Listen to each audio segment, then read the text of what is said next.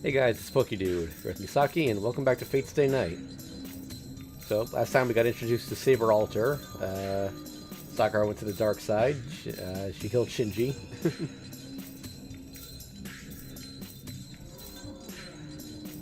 And now we're gonna see what happens next.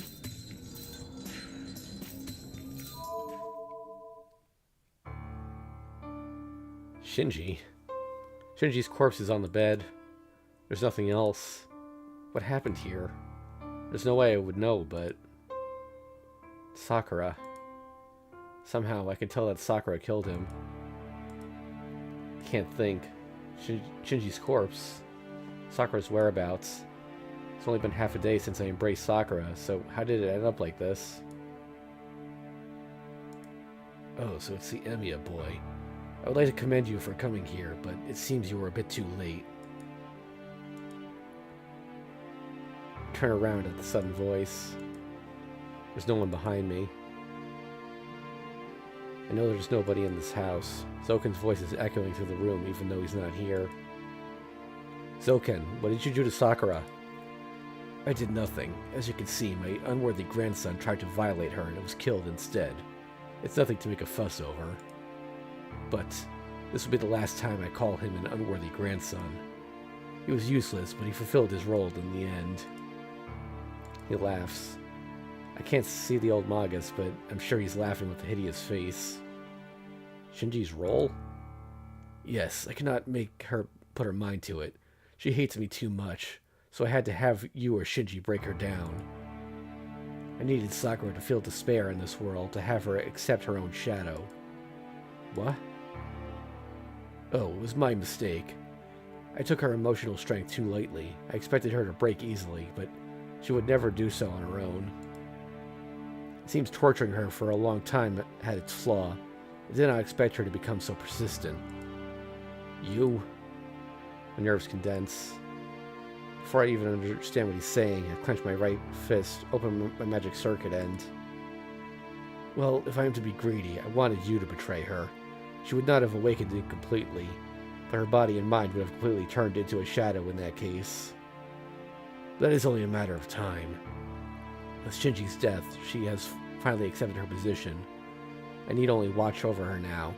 She will follow her instincts to feed on people and destroy herself from overeating. My work comes after the... I punch the wall. With all my might, I lash out at the darkness where the voice is coming from. I unconsciously fill my hand with magical energy, which is transmitted into the wall and sweeps the darkness from the room. My, how frightening.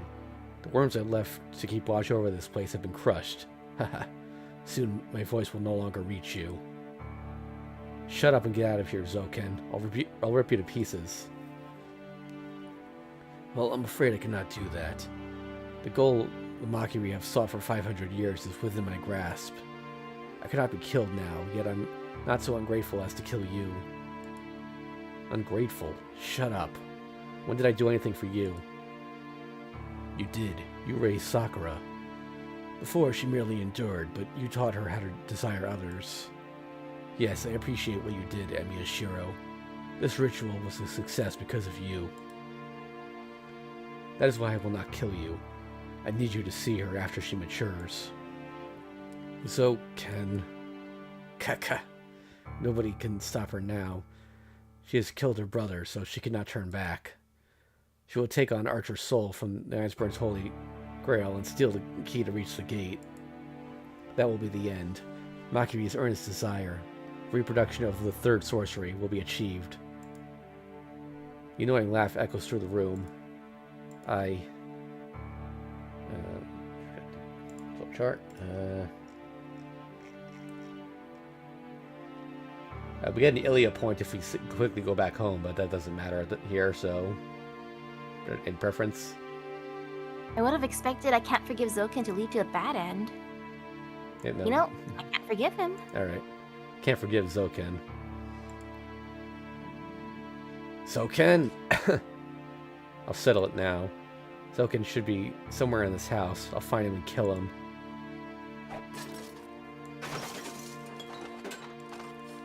Damn, where are you, you old bastard? I can't find him anywhere in the house. His presence is fading by the second. Oh my, you must be blinded by your anger. I thought you would be smarter. Even his laughing voice is fading away. Ha, ha, ha. Soken's not here. He wasn't in this house to begin with. He's a worm user. The only ones here are his worms. Are you satisfied now? Then go home, Emiya Shiro. Sakura will soon swallow Ilya's veil. If you do not hurry, you will not be there for the birth of the monster you raised. You old bastard! I kicked the ground hard enough to rip my legs off. Giving in to my anger wasted too much time. It'll take 20 minutes to get to my house, even if I run at full speed. Will I make it? I have to head back to my house before Sakura finds Ilya. Should have brought his bike. Yeah. Oh, interlude.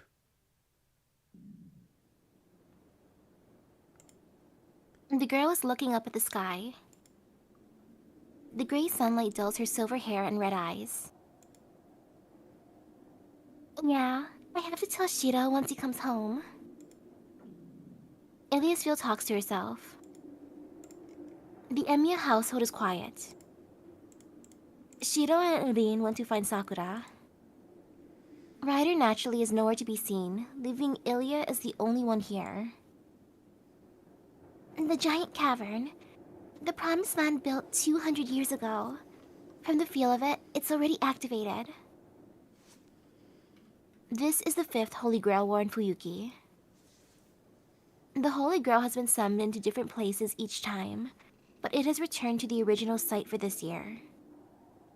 It's only natural. They use one of the gates located at the 4 compass points, and move on to the next when one fails. The first was the Rito Temple. The second was the Tosaka household. The third was the church on top of the hill. The fourth was the burn field.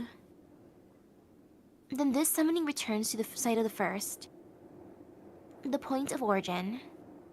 The false utopia that sets the rules of the Holy Grail War. A Holy Grail filled with the souls of heroic spirits. Using it to open the gate is the very miracle they aimed for. But I didn't expect its contents to come out before the gate had been been opened. Ilya murmurs in disbelief. This is far away from the Einsburn's dearest wish. They have failed. The disaster that would be born is a far cry from what they wished for. I can just leave it be. My role is to open it. Nobody told me anything about closing it. And she couldn't possibly close it even if she tried. Mato Sakura excels her in ability as the Holy Grail. Einsburn's Holy Grail cannot do anything to the gate opened by Makiri's Holy Grail. Mato Zoken thinks he opened the same gate, but in reality, he opened a completely different one. The only ones aware of this are the Holy Grails, the girl, and Mato Sakura. Will Shiro make it? I could run away with him if he does. She looks up at the sky. The girl is wavering. She doesn't know whether to choose the role imposed on her or the desire born from within her. But Shiro, it makes no difference to the fact that I'm going to die. The result is the same. Regardless of whether she goes to the gate as a Holy Grail or runs away, she will die. Which is her true self? She asks the gray sky for an answer. That's why she doesn't notice. The person who came through the door with an "I'm home." Did she slip through the boundary field, or did it not consider her a trespasser?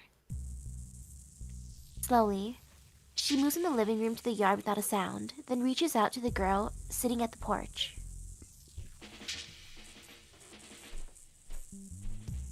I'm late, Sakura. Where were you? Ne-san. The trespasser, Mato Sakura, stops her hand. She looks away from Ilya and to Tosaka-rin, who has been waiting for her in the yard. Get away from Ilya. I'll shoot you down if you get any closer to her. Everyone here knows it's no empty threat.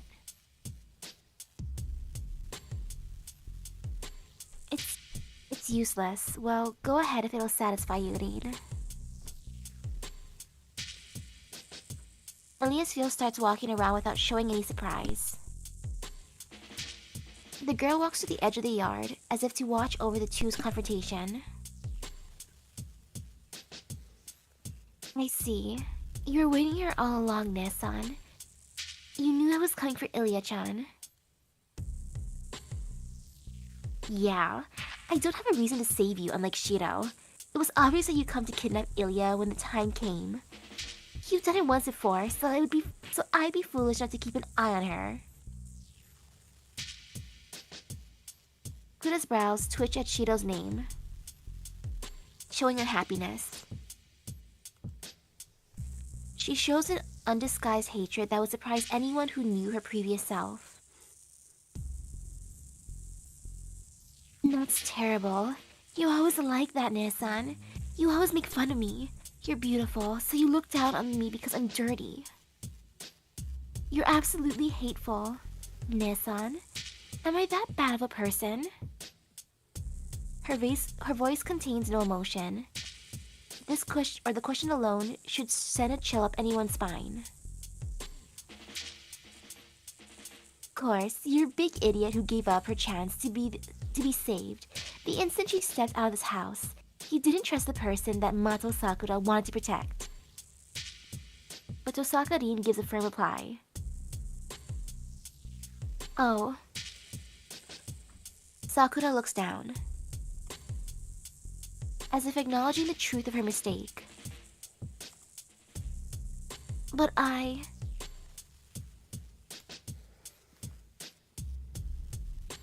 So you thought it was for the best. We told you not to go outside. If you have any objections, you should come and talk with us first. But you went without saying anything. You went alone and made the same mistake you always made. Unbelievable. People take advantage of you because you can't do something as simple as that.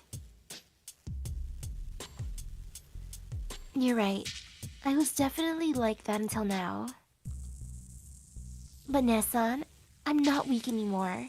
You're the one who can stay in the house now. I'll protect Senpai. Her cold stare, the emitting ominous shadow.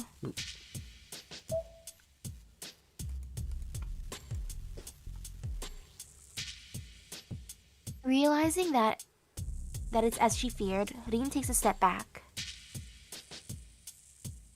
Not knowing that her hesitation is the last trigger that drives Mato Sakura. Wrong, Ne-san. Curling your back like that makes it look like you're scared of me.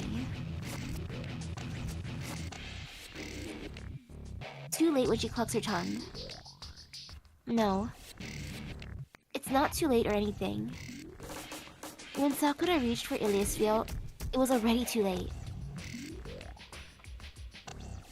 I see. So you don't intend to stay quietly in your room anymore? Look at all those marks. Yeah. No. I don't need to listen to what you say anymore. Because I'm stronger. The shadow dances. Many shades of darkness emerge from the ground below Sakura and engulf the yard. And from the shadow, Sakura, you! Emerges a swordsman who is contaminated in black. Saber, capture the Holy Grail. If she tries to resist, go as rough as you like. Black Saber obeys without a word. There's no doubt about it. What that shadow is. Tosaka-rin bites her lip, seeing what kind of fate awaits a servant swallowed by the mud. At that instant,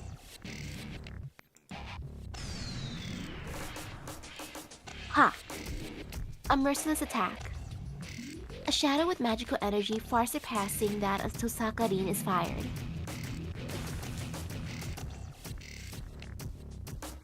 She rolls as she lands. The fire shadow is on the same level as the black shadow.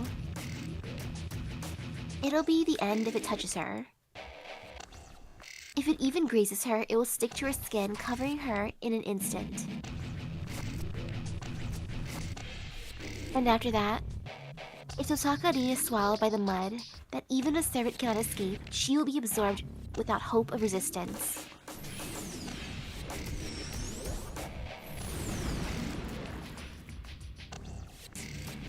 Damn! The black tentacles whip towards her in rapid succession. Rin realizes that the attacks are not from the black shadow, but from the magic Sakura possesses. That magic of Mato is to bind others. But Sakura is originally from the Tosaka family, a shadow user with an origin of the imaginary element, the imaginary number. Mato Sakura is able to embody the black shadow to that degree because she has both of those attributes. She's easily cornered. Their magical energy capacities are too unevenly matched. Sakura's magical energy is infinite.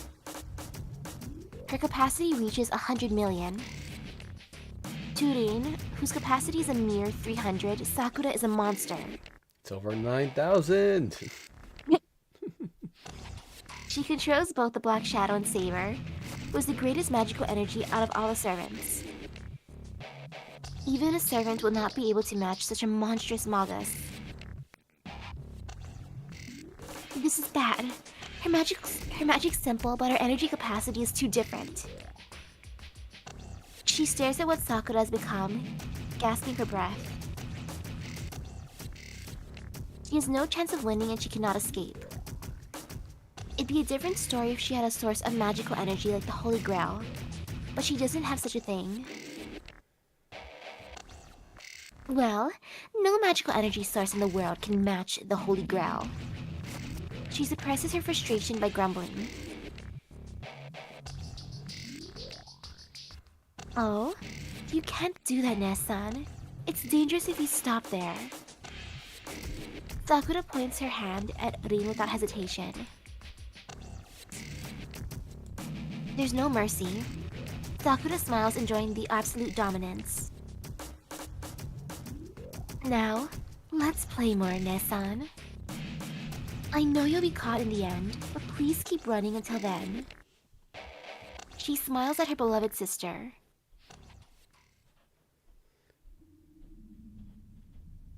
The result is as obvious as she says. Rin cannot get away from the shadow. Sakura can quickly cover the whole house with the shadow if she wishes. As Sakura slowly expands the extent of the shadow, Rin is defeated without being able to do anything.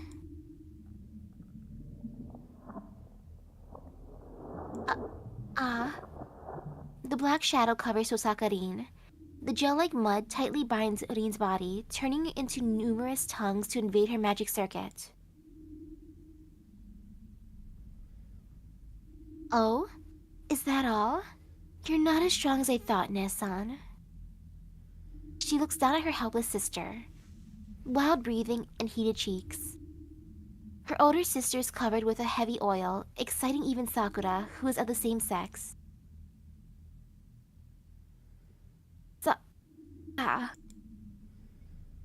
Her face is left uncovered, perhaps because Sakura wants to enjoy her pain. You... Rin swallows her contempt and glares back at Sakura. But that's only for a few seconds.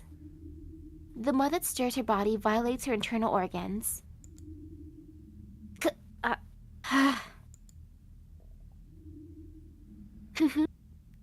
Then I'll be having you now. I was looking forward to this. This will be the first time I've eaten magical energy from a Magus. The gel-like shadow tightens around Tosaka Rin. The meal doesn't even last a second.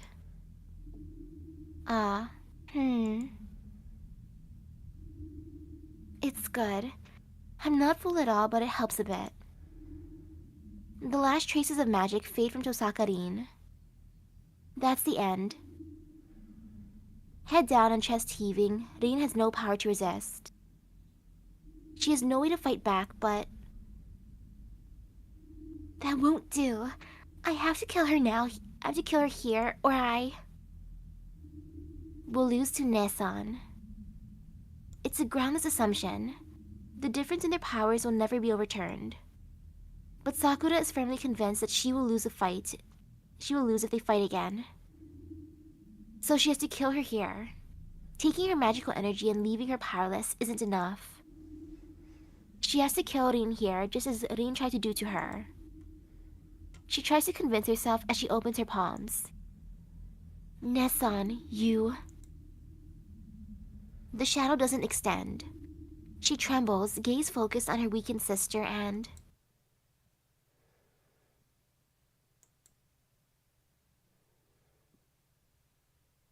Oh, wait. I'm assuming that's yeah. Emiya? Yeah. Sakura. The person she least wants to see catches up to her. Interlude out. Welcome home, Emiya. You should have brought your bike. Damn, what's going on? It's obvious that something is going on in the yard.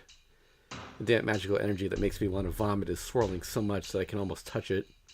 I would feel the abnormality even if I weren't a magus.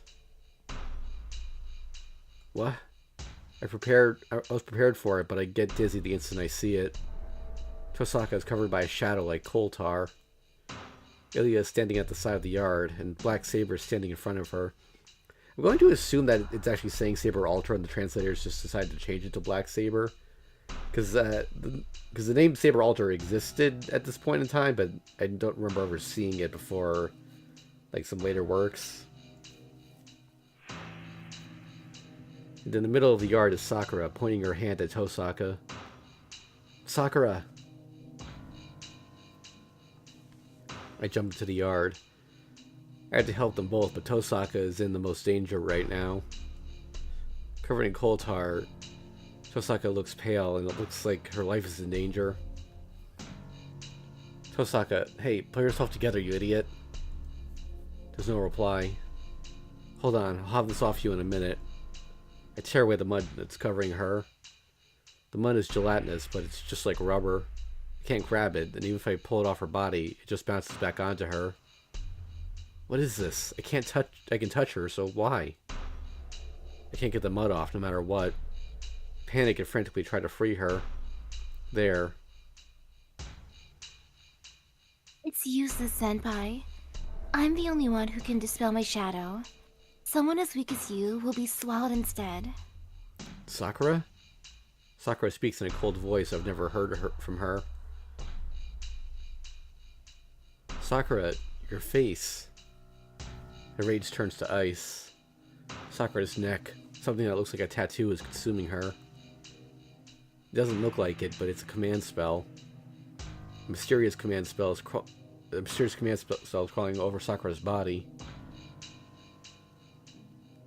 I'm surprised. You came here in a hurry, Senpai.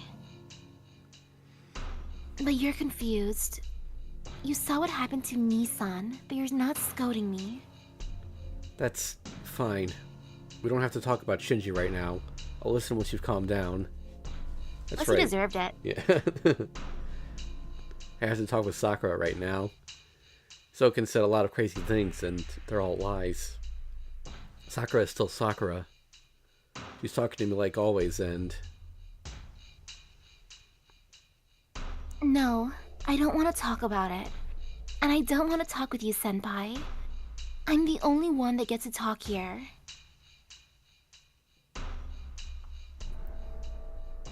Senpai? I'm the only one that gets to talk here. No one can scold me now. Be it Senpai, Nesan, Nisan, or anyone in town. A chill runs down my back. No, this isn't just a chill. It's an intensely cold thorn. As if a knife were slashed from my brain down to my waist. Senpai, why are you protecting Nesan? The vision whites out for a second. A shadow is standing behind Sakura. Ah. The chill runs throughout my body, paralyzing me with fear. That's Sakura. Even when I heard the shadow of Sakura, I could bear it. But Now that I've seen it, I know. My left arm melted when it merely touched it. The thing that went around town killing people like a machine is Sakura. Sakura. My throat goes dry. My eyeballs convulse. My vision wavers as if space itself is twisted. Every cell in me screams a warning, trying to defrost my frozen body. But it doesn't melt. Sakura's presence isn't human, but something different. It's not her vast magical energy that got to me. There's only one reason why my body's frozen. Sakura is being hostile towards me. Yes, you were always like that. You said you protect me, but then you watch over everyone but me. But it's fine. I wanted you because you're that kind of person. My vision distorts. The words from Sakura I don't know cause my mind to break apart. It tells me it's not her. She's not Sakura. Something I should think about fills my brain. Shouldn't think about fills my brain. My presence here is painful for you, right, Senpai? I know how much of a burden I am to you. You'll continue to suffer as long as you're with me. So I had to get away from you. The shadow dances around. The ground is like a stage for a shadow picture. But I can't. You're the only happiness I have. And you can't get away from me because you can't betray yourself anymore. Yes, that's why I'll kill you. Then you'll be with me forever. And most of all, you won't have to suffer anymore, right? The shadow stretches. It surges forth like a wave, trying to swallow me along with Tosaka. I react by instinct, pushing Tosaka away. The black tide sweeps over me. I don't even think about avoiding it myself. I was frightened. I thought Sakura wasn't Sakura for an instant. That knowledge wouldn't let me move my body. I know this. This is the darkness I was showered with before. I'll go insane. I couldn't even bear it for a second back then.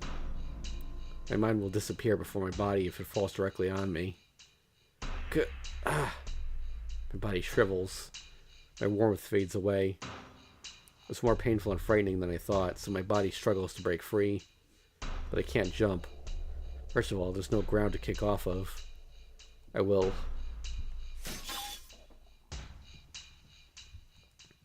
I realize I'm back in the yard. My vision is filled with purple hair. Ryder, you... This is your order, Sakura. You told me to protect Miyashiro no matter the circumstances. Ryder. It's Ryder that saved me from the black wave. Please do not move. You will faint if you try to stand up in your state. No, I can't even stand up. I'm on my knees, just breathing is enough effort to render me unconscious. I see. You're going to oppose me, Ryder. Then I'll take you in as well. I don't need any more servants since I've absorbed something that wasn't in the plan. But I'll specially make you just like Saber. The shadow stands up. Maybe she's serious because Ryder is opposing her. The shadow coming from Sakura covers the whole yard. The whole place is dyed black. Ryder doesn't show signs of running away, but stares at the creeping shadow like a criminal awaiting execution.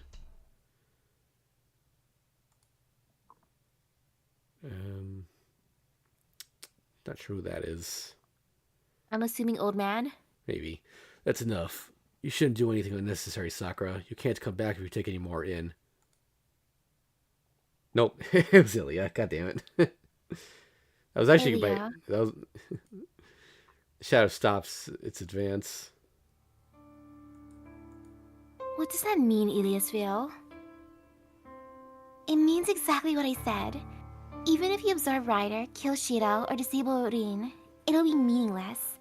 You're wasting your time, so why don't you stop throwing a tantrum? What's she up to? Ilia walks over to Sakura.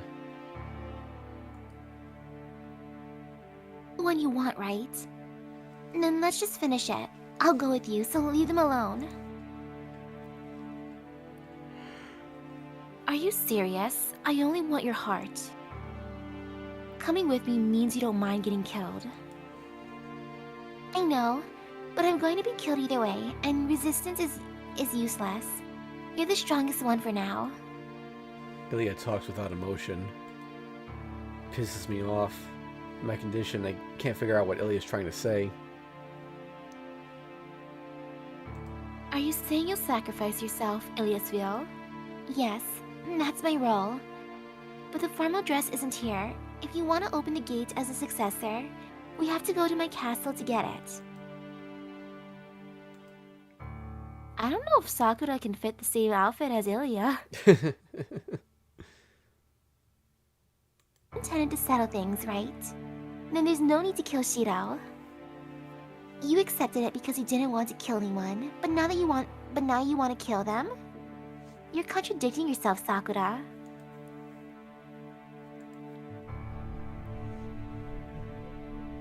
The shadow retreats. Not only the shadow in the yard, but the mud on Tosaka fades away as though it never existed. Alright, it'll save me the trouble of finding it myself.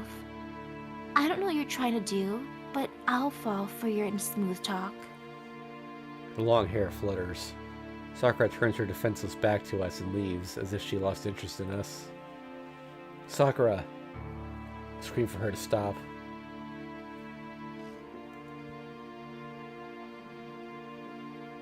Please, never show yourself again. Should you stand in my way, I'll have to kill you. Sakura leaves. I can't follow after her or even call out. That's right, your role's already over. Dealing with the aftermath is my duty. I'll take Sakura so you can rest now, Shiro. I can't save Ilia either. Goodbye. It was fun, Oni-chan. And I hear a sad farewell. Everything melts away with that. My body stops trembling against the shadow. My guilt over thinking that Sakura was someone else disappears. I'm pissed. I was trembling miserably, unable to even take Sakura's hand. Not only that, I made Ilia, the one who called me Oni-chan, make a face like that. Idiot. I run. My whole body feels like lead and my brain churns with cold nausea, but I follow after them. Do not pursue them. I will kill you if you take another step. A black servant blocks my way. She points her sword at me, overwhelming us without saying a word. Please get out of my way, Saber. I can't let those two leave like that. That is my line. I cannot allow you to follow after them. And even if I do withdraw, what can you do? This is your final warning. Sakura will obtain the Holy Grail one way or another. That is the only way for her to be released. Even if the result is her death, Mato Sakura will be saved. If you wish to save her, then withdraw. Should you follow us in spite of that, I will take your head. Black Saber disappears. Sakura and Ilia are gone. They vanished as if faded into the shadow. The spirit that kept me going until now dissipates. My body drops to the ground like a puppet with its strings cut. I can't stay conscious. As my vision fades, the image of Sakura drowning in the shadow sticks in my mind, as if to impeach me.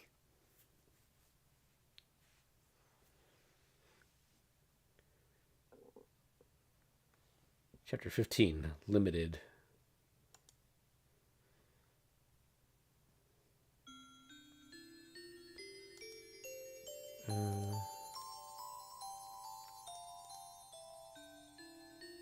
Okay, I'm not sure who's speaking, but it's narration, so if you want to do it. Decision. The outcomes of the battle was decided, or more accurately, it was decided over a long time ago. The end has been determined ever since you lost Saber.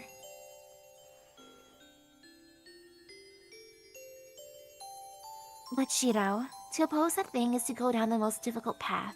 Please keep that in mind. That was said by the girl No. who. Oh wait, no. Never. That was said by the girl who fought with you as your sword until the very end. The night you parted with her, you promised to keep fighting by yourself, stop the shadow, and end the war.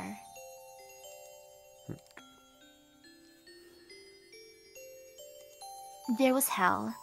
There has to be a meaning to why you survived that hell. There has to be a meaning to why you must keep living. It's not that you miraculously survived while everyone else died. It's merely that one person was saved by the sacrifice of everyone else. You hated that. To break through reality, all you could do was become a superhero that could save anyone. I think this might actually be himself talking to himself in the second person, so. I don't know what those tears were. He destroyed the Holy Grail, denied his battle because it was wrong, and frantically searched for any survivors. No matter what his intentions were, his tears saved you, and they were able to start walking on a new path with him. But you were left alone on the path. The man who led the way died, leaving the dream to you. Yeah, I'm relieved. Emiya Kiritsuko swallowed the sins for which he couldn't atone and left this world. He couldn't save anyone, so he wanted you to be able to save someone. If you were to deny everything you've done, the crime will judge you. I know what it means, and I have to atone for using all my life. I killed the me that I believed in for 10 years. The me that was killed will feed on me. And this is the embodiment of that crime. The Saint's shield is useless. Archer's arm will eat away at me, forcing me to atone for my sins. It will bring an end far worse than death. Then cut it off. That's right. It's only one arm. Now that you survived, you won't die even if you cut it off. So why?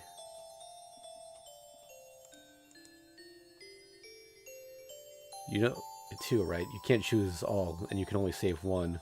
Oh. Girl that longed for her father, but lived seeking revenge. She almost cried, but smiled and swallowed her words so that we could live together. Saying we can't do such a thing. We can't live long together. So... Bye. It was fun, Oni-chan.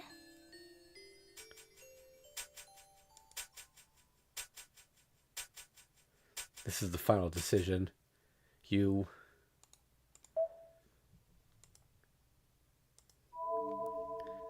Yeah, it's over. We lost. I lose the will and desire to get back up. I close my eyes as if falling asleep. There's nothing ahead of me. My Holy Grail War ends here. Or rather, it never really began. Bad end. That was the most abrupt one yet. Just takes a nap.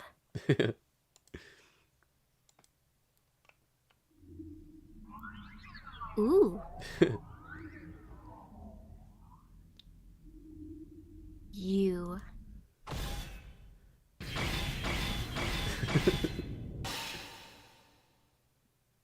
Third.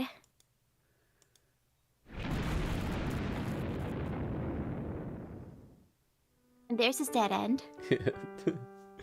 Rejected. Quickly, go back to the previous choice and redo it. I never raised you to be such a coward. That's right. Quickly, come rescue me. Exactly. The main story's reaching its final stage. Non-stop development awaits you. There are only 4 more Tiger Dojos. If you came this far, run to the end. Run to the ending without dying. Osu, you're exactly right. I feel a bit lonely, but you won't make it ahead unless you're that determined. Yes. Well said, pupa number 1. Well, I wish you luck. That was the quickest Tiger Dojo too. Yeah.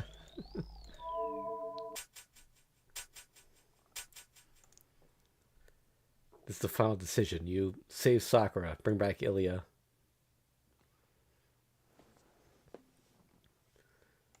Of course. What about the match is decided? I can't back out now. Wait, when did they get to the church? Well, he passed out, so I guess he was taking... Ryder took him there or something? That's the spirit. It seems there's no need for hospitalization. Kotomine? That is my line. You and Rin were abandoned at the door. I wanted to leave you two, since you made a rather ugly pair as abandoned children go. But you were also dead on your feet. Had I done nothing, there would have been 2 dead bodies in front of my church. A church cannot afford that image, so I had no choice but to treat you. I figure out the situation I'm in. This is the chapel. There's nothing wrong with my body. The energy that was swallowed by Sakura's shadow has recovered. I lost consciousness back in my yard. It must be the same for Tosaka. Ryder probably carried us here. Ryder has no means of healing wounded people. Kotomine was probably the only one she knew that could heal us. How long has it been? The time is... It is 3 in the morning. You have been sleeping for about 12 hours since you were carried here. 12 hours? That's half a day. I get up from the chair I was lying on. I can't lie around like this. Kotomine, where's Tosaka? She was there too, right? Where is she? I have Rin resting at her place. You only had your energy taken away, but she had her magical energy taken away. It would normally take 7 days to recover, but the land of Tosaka is good for her. If all goes well, she should regain consciousness by tomorrow afternoon. I see. So her life's not in danger? No, the soil of that land is special. It is a ley line that is said to have been home to vampires. Rin is her family's heir, so she will be back on to her impudent self if I keep her buried for a day. I think I heard something I'm not used to hearing, but I decided not to ask about it. Let's hope he doesn't literally mean bury. I see. Thanks for the care. I leave the church. I know what I have to do. Follow Sakura. Bring back Ilya. Bring back Sakura. Protect the one I love. So what if this outcome is already determined?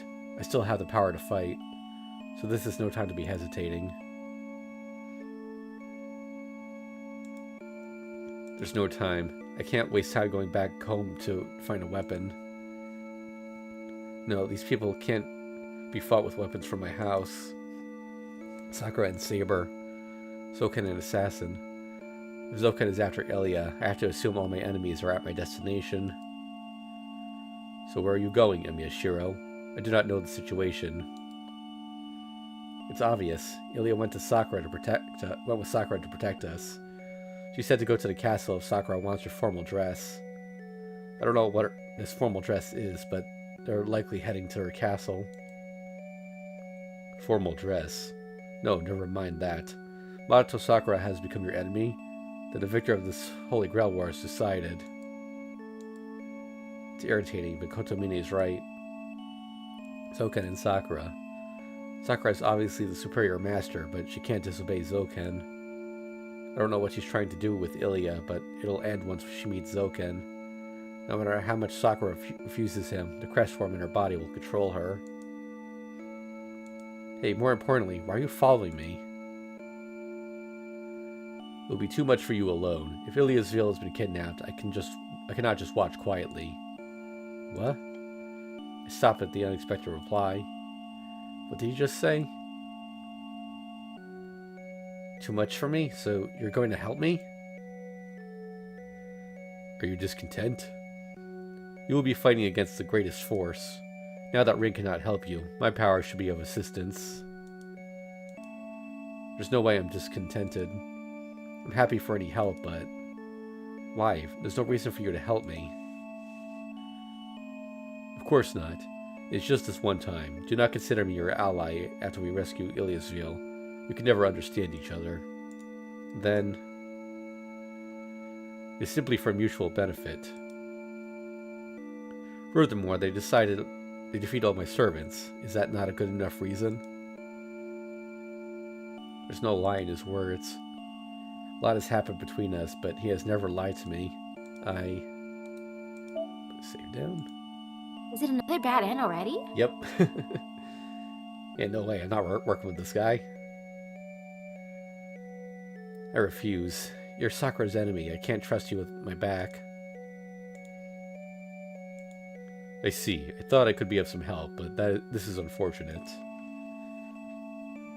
The priest stops. I have no time to waste. I have to follow after Sakura as quickly as possible.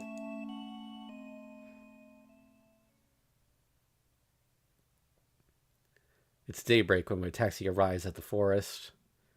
A student taking a taxi at 3 in the morning is suspicious enough, so wanting to be dropped off in the outskirts must have been too much. After 12 tries, I finally found a taxi that dropped me off at the forest. It's already morning by the time I finally get there. Okay, after like 2 or 3, I think I would have just tried to start walking. Or Bring out the bike. Yep, or that bike.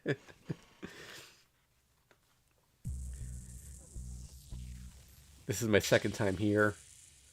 Using my memory, I head to the castle. I couldn't reach it last time I was here. It's because I met Ilya, who was running from the shadow on the way. I checked my left arm. I lost my arm at that time.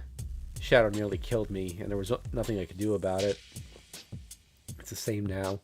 I have no way to match the shadow even if I encounter it, and they also have Saber. It'll be the end once I encounter them. Time to get Ilya back. A surprise attack will be the only way. I'll rescue Ilya without Sakura noticing. Then, what should I do after that?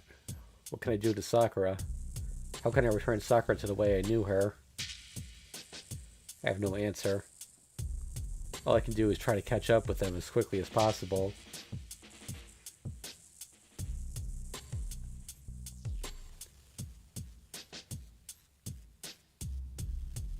I emerge in a familiar place. It's been 2 hours since I entered the forest. The sun should already be up, but the trees are still shrouded in morning mist. This is where I stopped last time. If the scene Ilya showed me is right, the Einsberg Castle should be near here. A bit more, and I'll reach the enemy base.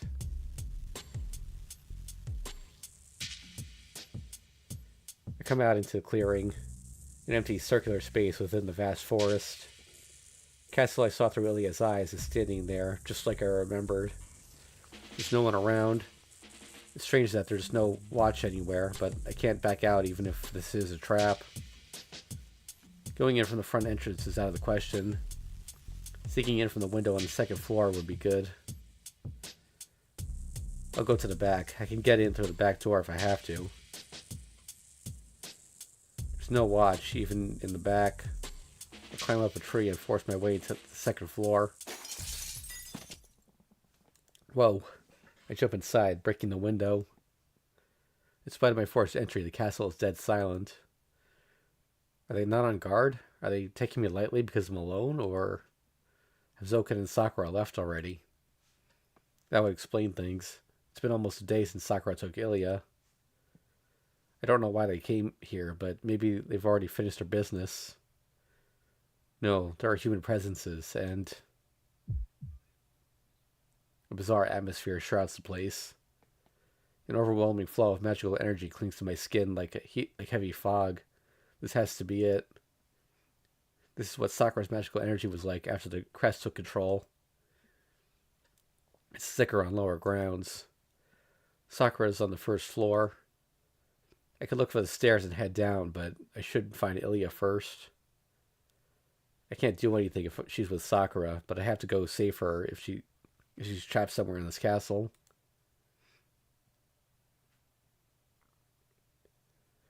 All the doors are unlocked. From the second floor to the third floor, from the third to the fourth. I check every room for Ilya. In the very back of the fourth floor, I come across a storeroom that's unlike any of the others. You hear, Ilya? A cloud and a whisper. It must be storage because the room is littered with junk, obstructing my view. If Ilya isn't here, she must be with Sakura on the first floor. Who is it? I turn around at the sound of footsteps. Standing at the door is a familiar woman in a white dress. She's Ilya's servant, Sella. I'm surprised he could tell them apart. Yeah. Please go home, Emiya-sama. My lady does not wish to see you. Hold on, you mean Ilya? Please call her Ilyasville-sama. You do not have the right to address her in that manner. I'm overawed by her icy cold voice. That is all of her message. Make haste if you value your life. You will die if you stay here, Emiya-sama. Sella bows and leaves. Wait, Sella. Maybe it was unexpected that I called her name as she stops and looks at me. Yes? I cannot tell you where my lady is, nor where your friend is. My only duty is to give you this message. Sella talks without emotion. I freeze at the sight. It's not her attitude that bothers me. She's like her. I don't know why I'm thinking this, but Ilya and Sella are alike. Their faces, demeanor, build, and ages are different, but it feels like they're sisters. I will be leaving if you have no business. Please do not let my lady's consideration go to waste. Oh, no, Sella, I came to save Ilya, so I have no intention of bothering you. You're Ilya's servant, right? Then you should know that we have to get Ilya out of this castle. How rude. But as you say, she needs to be freed as quickly as possible. Right? Then tell me where she is. I cannot do that. Furthermore, there is no longer any use in telling you. Sella quietly backs away. Wait,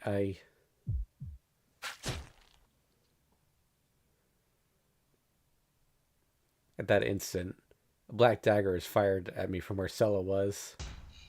Ah, my legs give way. Pain racks my body and I retreat to the window. In front of me, there's a white skull glowing in the dark. Ha! I grope blindly for the window. But what good will it do even if I find it? This is the fourth floor and a dagger has pierced my chest. I'm losing blood and I should lose a third of my blood within the next minute. You were a fool to come here alone. I'm not like that Magus. I shall quickly free you from the pain. Gah. I twist my body. I don't care if it's the fourth floor. I run to escape the death that stands before me. But my carotid artery is cut when my hands are on the windowsill. The skull grows hazy. Sleep. Salvation will not be given to you, but it should be better than being eaten by that monster. My vision blurs. On the verge of death, I feel regret. Even though I couldn't waste any time, coming here by myself was reckless. Dead end.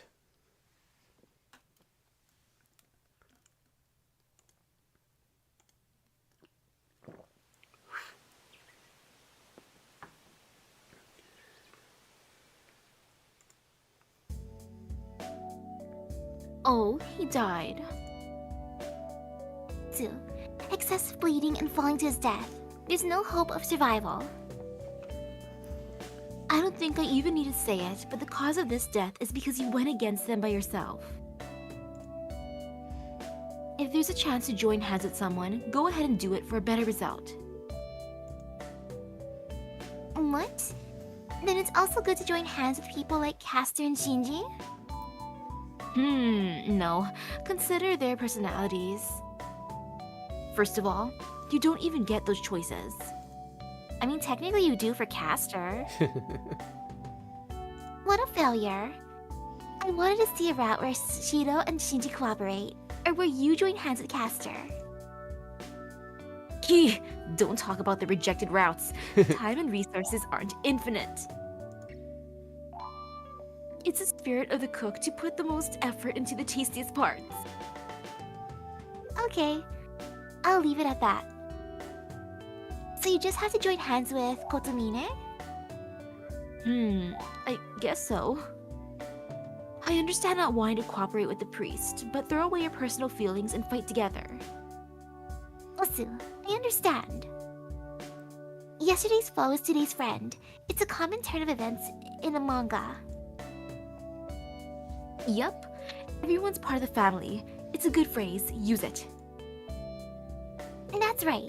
Take full advantage of him and throw him away once you're done. Hey there, don't talk too honestly.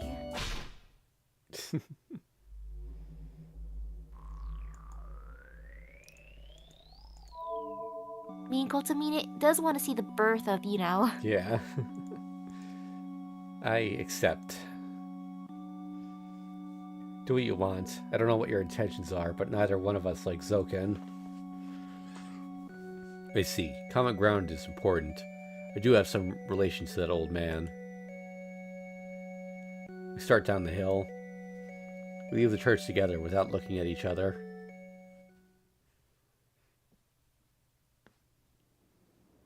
Dawn is nearly broken when we reach the forest.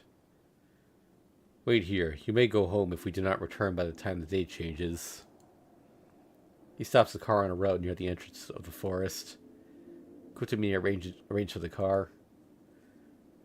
So how are you going to help me? Our method of transportation to start with.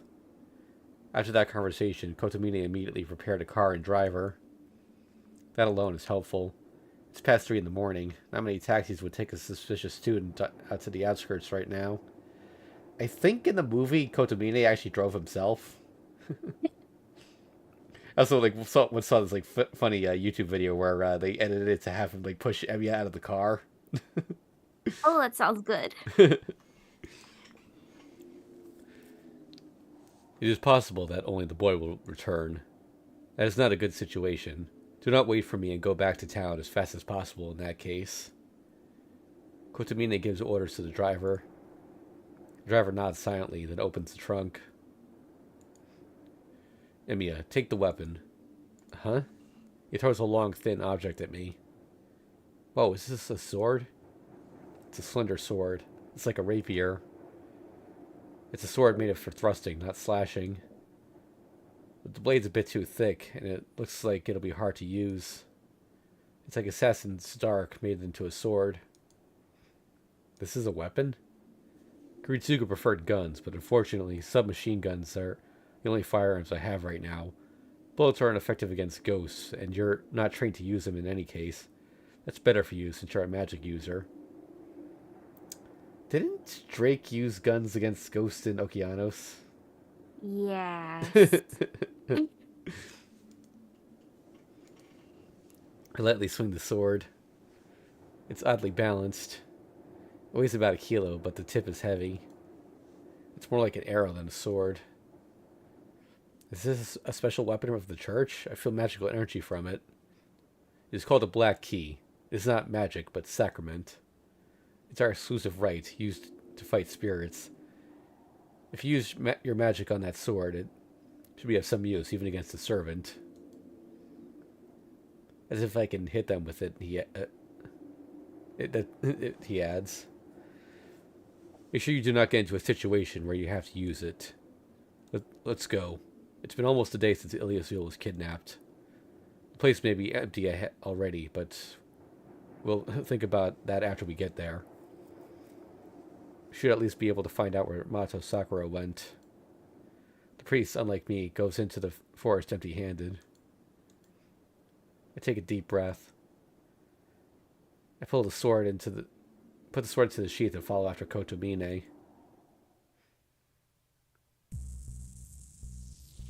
I take the lead.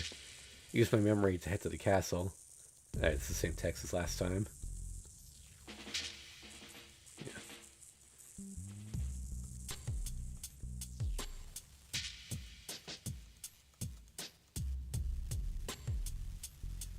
Hold on. Do not tell me you intend to bring Mato Sakura back. But of course I intend to. I want to save her. Don't even try. We cannot match Mato Sakura. No, that shadow. It will swallow us without giving us a chance to talk. You should know that better than me. It was just like when I confronted her in the yard. But still, let's let it go this time. We'll have our chance if we can put Iliasville under your care. If you wish to speak with Mato Sakura, that can come after we prepare something that can match her. A force that can match Sakura, who has an overwhelming amount of magical energy. If anyone could prepare such a thing, it'll be Tosaka. I'll have to project the gem sword we were planning to use against Zoken and the Black Shadow.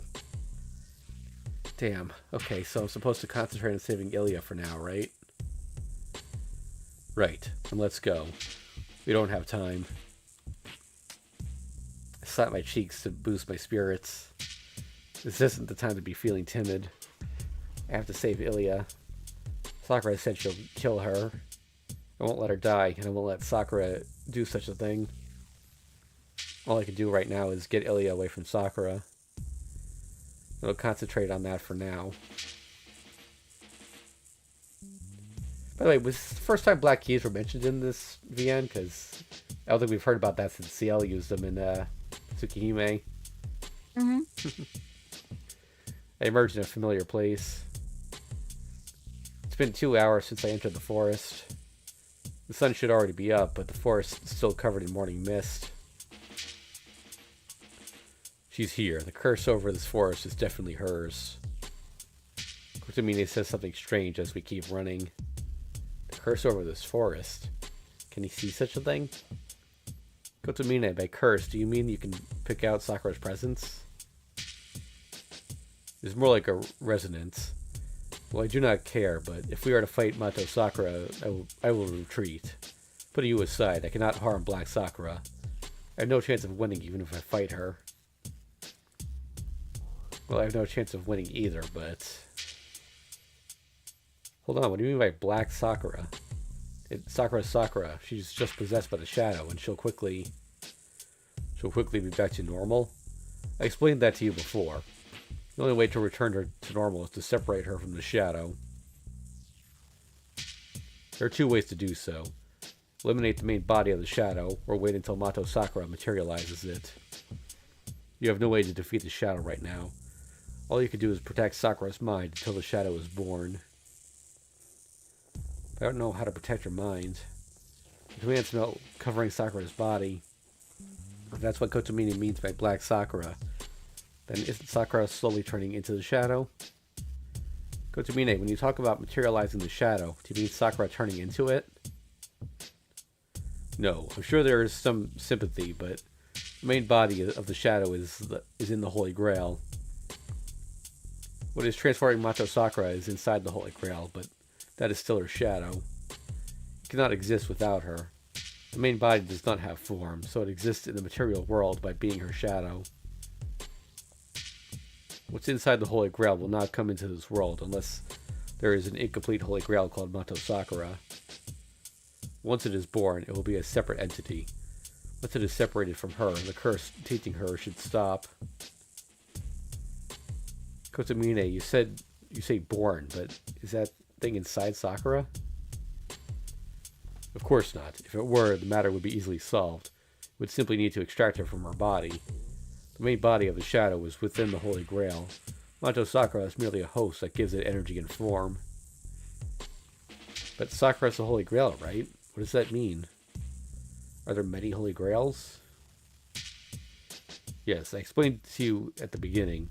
This land has a Holy Grail, and they summon the Holy Grail into the Holy Grail that people prepared. The main Holy Grail, the magic circle in the brain that governs the rules of the ritual called the Holy Grail War. That is the Holy Grail on this land that Ainsburn, Tosaka, and Makiri prepared. The Holy Grail on this land.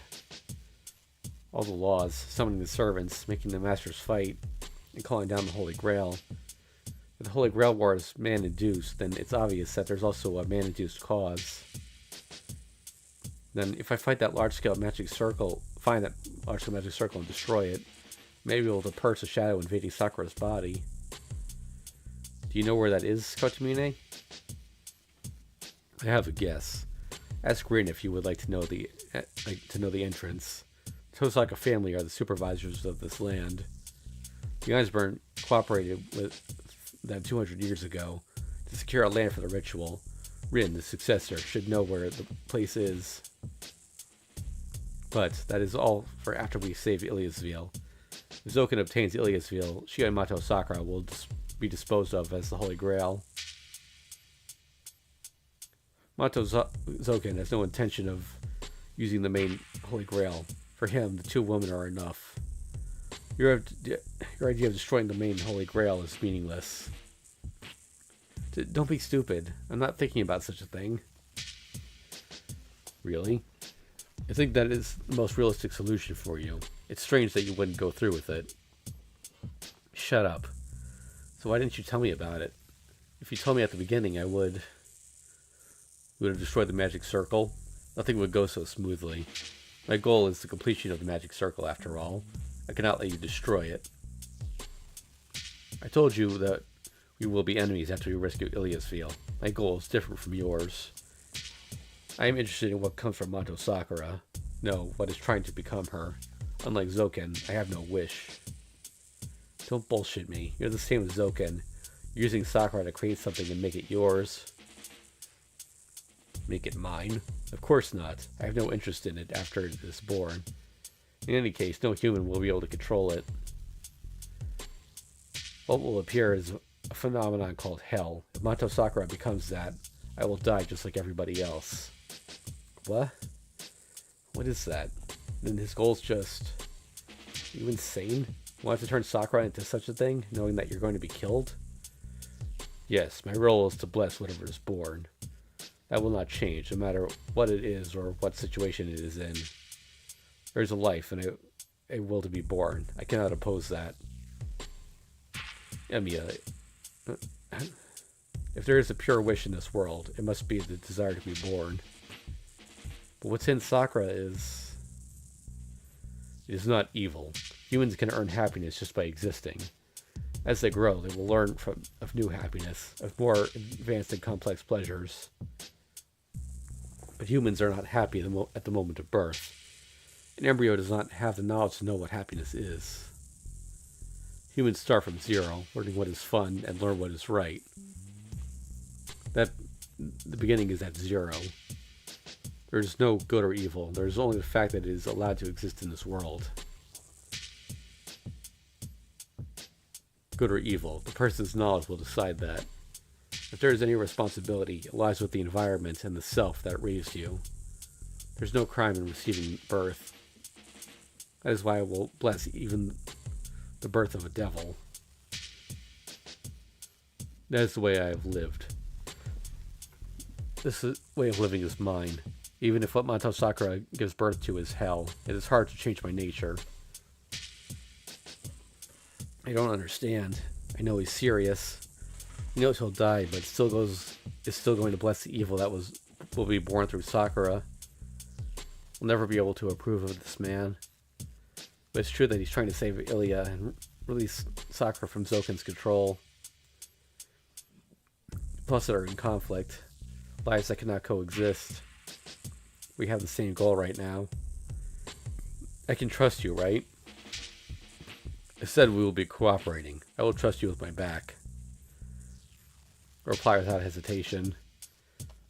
That's all that's there right now. I have an ally that's better than anyone. I just have to think about rescuing Ilia and getting out of this forest safely.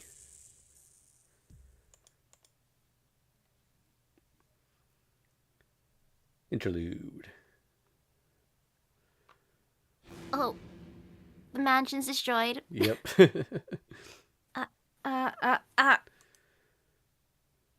The space is filled with black fire. The luxurious rooms are burned away by meaningless gasping. The blazing fire is like a heat haze. The formerly shapeless shadow breaks through every wall and floor in concert with the host's pain.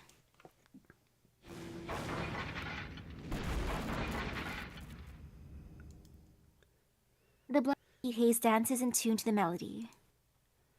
Each time the figure at its center curls up, claws at her throat, and gasps in agony, the old castle's beauty is disfigured further. But this is nothing to grieve over. This desolate winter castle has been forgotten by everyone. Nobody has lived here or seen it, so it makes no difference even if it's destroyed.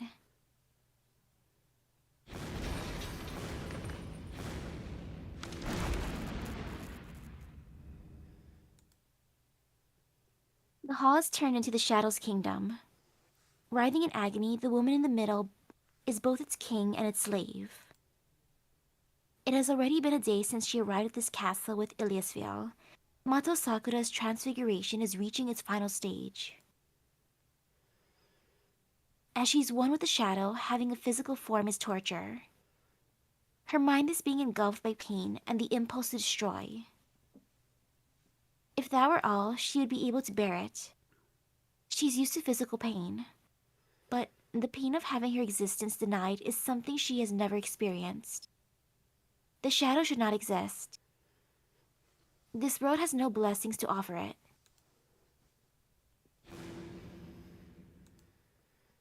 She tears at her throat.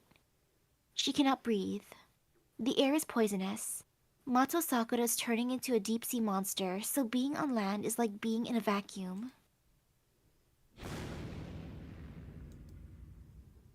That's why she dances around like mad. Her sanity broken, she takes out her anger on everything she sees.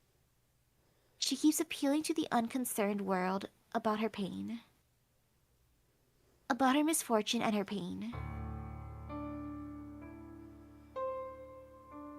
Well, it is about time. She remained Mato Sakura for longer than I expected, and she will turn into a vessel with one more push. Two shadows watch at the spectacle. An old magus, Mato Zoken, and his servant Assassin. One more push. I'm tired of hearing those words. The match is over. I'm the only servant you need. Have her taken the remaining two. I know, but she does not try to kill the servants that she has absorbed. I do not know if it is to her shallow wit or cowardice. Saber and Berserker are still trapped within her. She should kill them, but she keeps them alive.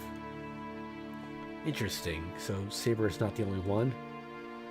No, it is probably to keep me in check, but how thoughtless of her.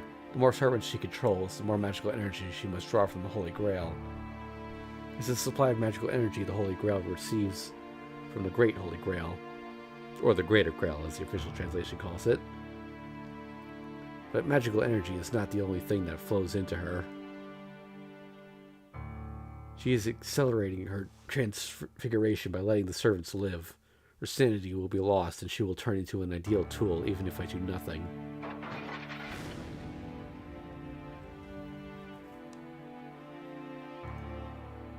The old magus laughs, watching the girl suffering. There's affection in his eyes. He loves her. What he originally considered a mere experiment grew beyond his expectation to grant him his dearest wish, immortality. It would be strange not to love her. To the old magus, Mato Sakura looks like a beautiful bride. No matter how much she fights, she will be his in the end. It doesn't matter if she obtains power, controls many servants, and retains her sanity. Their hierarchy was set 11 years ago. The old magus can kill Mato Sakura merely by closing his eyes and opening them again. But the White Skull is different. He's a symbol of ill omen, the wind that brings death, so he's sensitive to those of his kind. Magus makes light of the matter, but... Will everything turn out well? The situation will not change even if the girl loses her sanity. She reacts to people with hostility. In that regard, she's already acting the way she will once her mind is lost. Mato Zoken is conceited. Even if she goes mad, she will not obey his command. Magus, and there's a way to control her, yes? Your defense instincts are excessive. Your voice will not reach her if she loses her sanity. You can no longer tell ally from enemy. If that happens, you cannot approach merely by hiding your hostility. She is the kind that will eliminate her enemies by foreseeing the result called her death. Oh, I see. That is promising. It makes it even better as a container. The old Magus laughs. Falling silent, the masked figure stares at the crumbling hall. He cannot approve of the Magus' plan. He says his goal is immortality, but his method seems distorted. No, he's a rotting human from the start. It's natural that he's crazy, but the old man's procedure seems inconsistent. Haha, did you hear that, assassin? She's begging me for help now. Good, good. It feels like we're 11 years in the past. The pressure of being denied by the world itself must surely be painful, Sakura. But endure it. Your body can endure it. Remember all the days of pain and solitude over the last 11 years. For what did you bear the thousands of tortures? What did you give your body to the tens of thousands of worms for? That's right. Pain of that degree is nothing to you. That's how I raised you. That is how I trained you. It seems the old Magus can hear the girl's voice. Assassin can only hear groans, but she must literally be begging for her life, begging for help. Yes, I will help you. You are my masterpiece. I shall see it through. But I can only save your body. Your mind did not follow me through the 11 years of training. You escaped the pain by accepting it. So you should not be able to bear that resentment.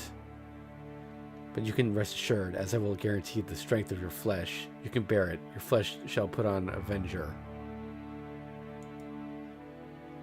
The old Magus continues to laugh. Assassin looks at him emotionlessly and steps back. Where are you going, assassin?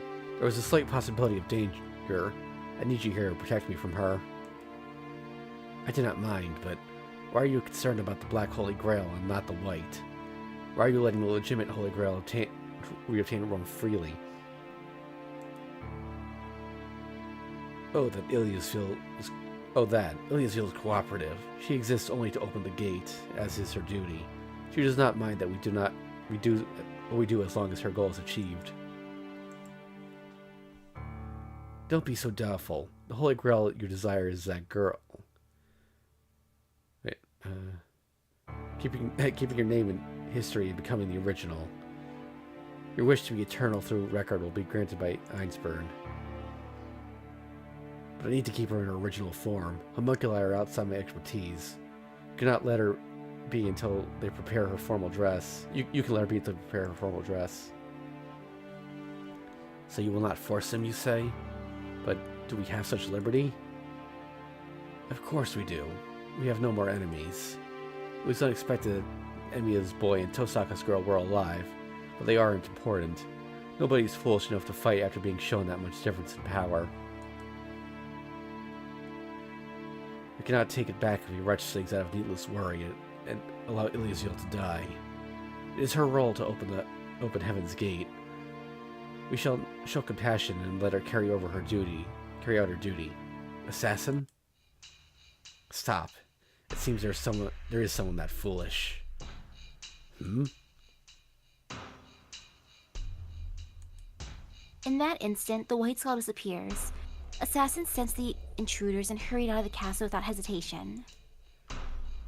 The enemies are already running outside. They have slipped through the unwary Magus' guard and are about to exit the castle gate. Oh, so you're determined to die, boy? But he hasn't been careless. Iliasville cannot run away. Einsburn's long-standing desire is in her core. The white girl will help him even if he doesn't force her. It's foolish to run away with such a girl. Even if they escape the forest with her, she will come to the land of the Holy Grail, the land of the origin. I have left her alone, but it cannot be helped now. It is your turn, Sakura. You cannot be saved without Iliasville. If you'd like to be free from that pain, go trample upon them without mercy. I'll laugh. The presence of the old Magus recedes. A shadow is cowering in the hall. The shadow that shrouds the entire hall has become a black swamp from which two dark figures emerge. The girl no longer feels agony. It's not that she's accustomed to the poison now. It's merely that. I see. So you came, Senpai. Pleasure has surpassed her dark pain. So the priest with them. How stupid of him. He came to be eaten. She raises a finger. To the direction of the castle gate, the direction of the trespassers have gone, where they are running even now. Go. You can kill anyone but Senpai. Kill anyone else, no matter who they may be. Oh shit. Black Giant is released. The unleashed hound roars and disappears with a sudden gust. Uh-oh. But then, he won't be able to tell who that is, though, Berserker. She smiles. Slowly, she leaves the kingdom of rubble with the black swordsman. Interlude out. We emerge into a clearing, an empty circular space within the vast forest. The castle I saw through Ilya's eyes are standing there, just like I remembered. There's no one around. It's strange that there's no watch anywhere, but I just can't back out even if this is a trap. Kotomine, can we get up to the second floor from that tree? Even if they don't know we're here, it'd be suicidal to go in from the front door. It might be useless, but I have to do everything I can. Right, if we wish to sneak in, we should use an unused waterway, but they aren't the sort to fall for such time-consuming methods. They will notice our intrusion once we enter the castle. I would like to go directly to where Iliasville is held captive and escape immediately, but... The priest looks up at the castle, pondering. He narrows his eyes as if trying to look through the wall, staring at each window in turn. What a surprise. It seems they really do think lightly of us, Emiya. Happy voice. What? I'd never heard that tone from him before, so I doubt my ears for a second. What, Kotomine? Did you find something? I did. Let me ask, do you have experience in mountain climbing, Emiya Shiro? Don't tell me. I mean free climbing, of course. It is vertical, but there is no overhang, and there are enough holds. We can maintain a secure footing. It'll be easy to climb this way without tools. Compared to a wall of ice, this is like walking down the street. Wait. Kotomine puts his hands on the wall before I can stop him. What? He presses himself against the wall and climbs up. He's going slow, but I see how stable he is. What are you doing? What are you doing? If you not find the points, copy me. You should not be so weak that 4 stories are too much for you. Oh, and leave the black key. We can pick it up on the way out. The priest continues to climb as he speaks. He's serious. I throw down the sword and get on the wall. He must have picked an easy section to climb. The rocks are pretty rough, so I can manage to get a hold of them. You don't just use your strength to climb up. Knowing if the next hold is safe, knowing if the small hold can support your weight, knowing if there's another hold after you move. Vertical climb is like a puzzle of improvisation. Even if the goal is a meter away, you have to go back down and try a new route if you can't find the next hold. Route to the destination. The technique of thinking 2 or 3 steps ahead only comes with experience. That's experience I lack, so I have to copy exactly what Kotomine does. I'll instantly fall if I miss the target by a few centimeters, or grip the handle with the wrong force. I can't believe it. You let an amateur do something like this? crumble as I climb up. Well, it's ridiculous, but it's not totally reckless. Normally, one climbs like this near the top of a mountain. Wall isn't the only thing a climber fights against. Just as the deep sea is a sanctuary that humans cannot violate, that places are also a sacred place. There's not enough oxygen above the altitude of 6,000 meters, and untrained people cannot stay there for more than a few hours. Nausea, dizziness, brain edema from lack of oxygen, and finally death. This is a hell that gets worse the higher you go. It's only 4 stories, dude. Calm down. An intense cold, your bare skin would freeze, and even a slight scratch would turn to necrosis. Climbing is done in such extreme environments. Compared to that, merely climbing a wall is hardly impossible. But still, it's still hard. I can only use the tips of my fingers. I have to put my weight there and support my body using a small foothold. I can't keep up with him unless I've trained every inch of my body. Hold on, she moved. I thought it was above, but it's actually below us. Emiya, go down to the 3rd floor window and go inside. Hey, are you crazy? I'm not a spider. I can't do such a thing. Kotomine, there's a window. How can I go inside? I don't care. Break through it. You fraud. If it was going to be like this, it would have been so much easier if we just gone inside using that tree. I jump into the castle, break the window, and jump in using the same motion. I grab the wall with both hands, swing my body at the window, and kick my way in. Ha! I roll across the expensive-looking carpet. My body was falling when I swung my legs. If I kicked out a bit later, I would have hit the wall and landed back first on the ground. Damn, I'd die if I fell on my head from the 3rd floor. It's dangerous to kick into a window and roll while scattering glass shards, but it's no worse than expected.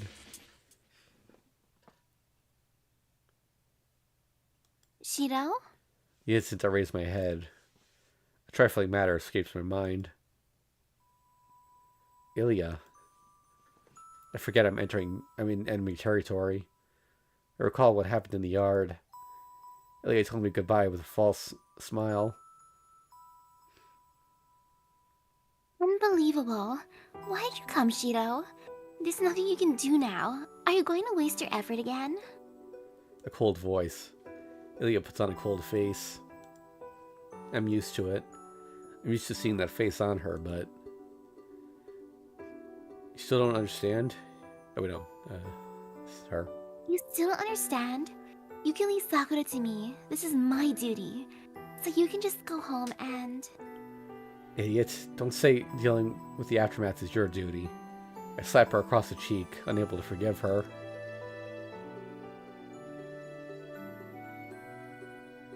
Dare you? It's not like a gentleman to slap a lady's cheek. I won't forgive you if you do such a thing to me. It's me that won't forgive you, you idiot. I'll be punching you if you were a guy, you bad girl. I yelled back at her. I'm happy to be able to see her, but I'm really angry.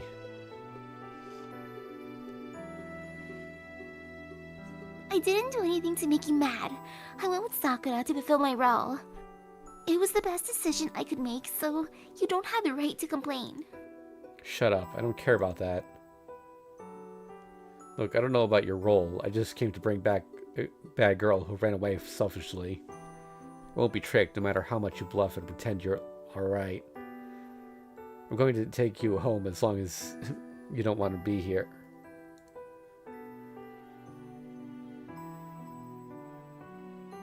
Who's thing? I'm not hating it. This body is made to be a holy grail. I don't like becoming the key for them, but if I can use this power, the holy grail, Sakura will. That's called a bluff, you idiot. Look, I don't care about the Holy Grail. Ilya is Ilya. If you want to stay as yourself, just ignore all of this.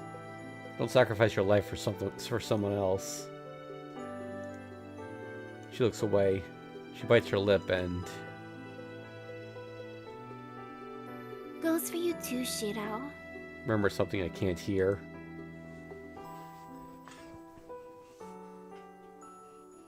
Fine. Let's say I don't like the whole thing. What about it? We can't beat Sakura nor run away from her. It's impossible to get out of the castle. That's why Zoken's letting me roam freely.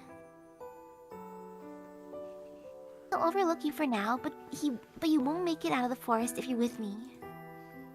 Her red eyes reject me, telling me to go back. This may come as a shock to you, but this choice does not matter. Dang, let's just... I guess we have to bring Ilya back. I feel like that's the right decision. Yeah. I'm still taking you home. I'm not going back by myself. I don't even need to think about it. There's no alternative in my mind. Ilya just stares back at me in surprise. I take her hand. Let's go, Ilya. We'll go home before they find us. I pull her small, light body and start to walk. I'm stunned. Anything I say to you is useless. Ilya starts to walk without resisting. Really? There's no way this will turn out well. She happily closes her hand over mine. What are you waiting for? Then, Kotomine jumps into the window I broke. Eh? Ilya puts her hand from mine and pulls her hand from mine and stands on guard. Oh wait, Ilya, he's on our side. We're cooperating just this once. We made a quick team. What? No way! You're working with this guy, Shiro. You can't. We can talk later. Let's go outside before they catch up to us. Yeah? He moves in an instant. Kotomine grabs Ilya's arm and jumps out the window without any hesitation. What? Ilya! I dash to the window. Kotomine has already landed. Ilya is in his arms. At once, she shakes off his grip and slaps his face. She hit him so hard that I can hear it from up here. How'd she reach it? This isn't the time to be amazed. So he wants me to jump? There's no time to hesitate. I can manage this height if I land properly.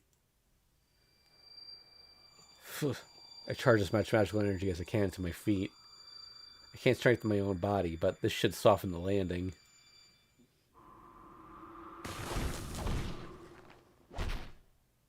Or not. Oh. I jump down 20 meters and roll the instant I hit the ground. It's only the third floor, but the third floor of a castle is very high up. In a normal house, it'd be somewhere around the 8th story. That hurts. I thought my brain would pop out. Damn, my feet are so numb that I can't even stand. But I'm lucky that it's grassy here. If it were asphalt, I would have broken my legs, and then I'd never be able to escape. I'm surprised. You're tough, Shiro. Indeed, it is amazing that you jumped from that height without using any magic. Are you suicidal? You stare at me. Wow. Setting Ilya aside for a moment, Kotomine's comments makes me forget about the pain. Shut up, I had to do it because you jumped. I don't want to do that ever again. You normally break your leg, and I almost fainted right when I started to jump. But you have no injuries. You have no right to complain. But it certainly is a surprise. Why did you even consider jumping from that height? Even a magus would not think about jumping from that height without using a spell. Well, I was left behind since Kotomine jumped with Ilya. I thought it'd look bad if I didn't do that too. It's not Shiro's fault. Archer's influencing his mind as well as his body. That's why his body's so tough. He thought he could handle that drop the way Archer could. What does that mean, Ilya? I see. That is reliable. Please demonstrate that strong attitude during battles. Here's your sword. He throws me the sword I left here. Whoa. You can run, right? Our lives depend on it now. Kotomine turns to the castle gate, telling me there's no time to talk. And in challenge to him. An odd sound shakes the winter castle. I thought so. You kept him in this world, eh, Sakura? That roar was definitely a signal fire for the hunt, telling us that the most fearsome hound has been unleashed. It's like a death sentence placed upon a fleeting prisoner by an honorable yet ruthless sword. Berserker. My mind shifts into full alert. Berserker. I hear the name that embodies danger, and every last ounce of composure is squeezed from my body. Kotomine. We'll retreat. We can do nothing even if we fight him. We will be killed once he catches up to us. Kotomine leads the way to the castle gate. Don't look back, Ilya. Forget about him. Berserker isn't like before. I take Ilya's hand and start running. I can't be holding back now. If that mad warrior is after us, the only way for us to survive is to run with all our might for the whole 3 hours to the forest edge. It's hard to breathe. The darkness I can't ignore no matter what is overtaking us. I run through the forest. I still don't see anything behind us. All I hear is the sound of raging wind. The pursuer is not a hound, but a huge monster. As he cannot slip in between trees like us, he instead follows by knocking aside whatever blocks his path. Feels like we're being chased by one of those heavy drills used for digging tunnels. It's like there's a black wall bearing down to engulf us. No, I can't run that fast. Oh wait, that might have been Ilya, but slow down to Ilya's pace. This is bad. The enemy's speed and ours are about the same. They'll catch up to us in a minute if I try to run while carrying Ilya.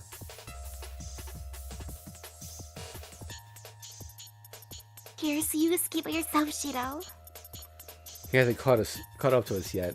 Got on my back. One little girl's weight is nothing. Is it? That's not true. If you do that, he'll be on us in no time for sure. What should I do? Should I carry Ilya and run, or will I fight that monster? I can't even match Assassin. Fight one-on-one against the strongest servant with this borrowed sword?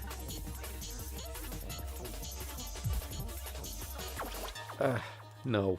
Stop. Please don't make me. There's nobody in the world that can beat that monster. I'll die if I stop. He'll definitely kill me. The moment I face him, my body will be sliced in half, my torso crushed by the strength like a machine, all while I'm still conscious, and there's no need for that. I will carry Ilya's seal. What? What? We both turn around. I don't even have time to be surprised. Kotomine walks over to us, picks up Ilya, and starts running.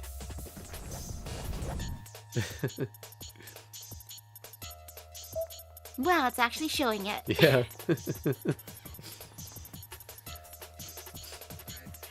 He's fast. Kotomine has a good build. With his height, he should be able to easily carry Ilya and run. But we're in a forest. Even though the ground is uneven, trees are scattered everywhere, and his arms are full, he's not slowing down. Kotomine. I run full speed after him. We're at equal speed now. Kotomine is carrying Ilya while running without any shackles. In a forest where we might trip at any moment, we run at a pace of 100 meters per 7 seconds. My heart's beating rapidly. This isn't normal. I'm running too quickly. It's not possible for a human to run almost 50 kilometers per hour through this terrain. My left arm throbs. Feels like my left arm expanded beneath the cloth. This is probably what Ilya was talking about. Archer's battle experience isn't the only thing flowing into me. His physical abilities are flowing into me now. An overdose of strength-enhancing drugs. Poison seeps into my body, letting me demonstrate abilities beyond my limits. That's fine. Even if this may be contamination too great for a Geiger counter to measure, I appreciate it for now. The Kotomine is different. I don't sense any usage of magic or a leak of magical energy. It's unbelievable, but he's running with Ilya in his arms without any magical assistance. Hey, are you really human? Not as much as you, but have you noticed? We can get away if we maintain the speed. Seems you cannot see through his eyes. You can't see? That's the only reason I could think of. He is faster. The trees in the forest are like pebbles beneath his feet. But he has yet to catch up to us, which must mean something is wrong with him. Kotomine plainly talks. I don't know why he's talking about this with such disinterest, but we can manage to get away, so it all depends. We can manage to get away, so it all depends on our cardio. No, it seems things will not be that easy. Voice filled with hostility. Before I'm able to tell what he means. Assassin. The left arm writhes.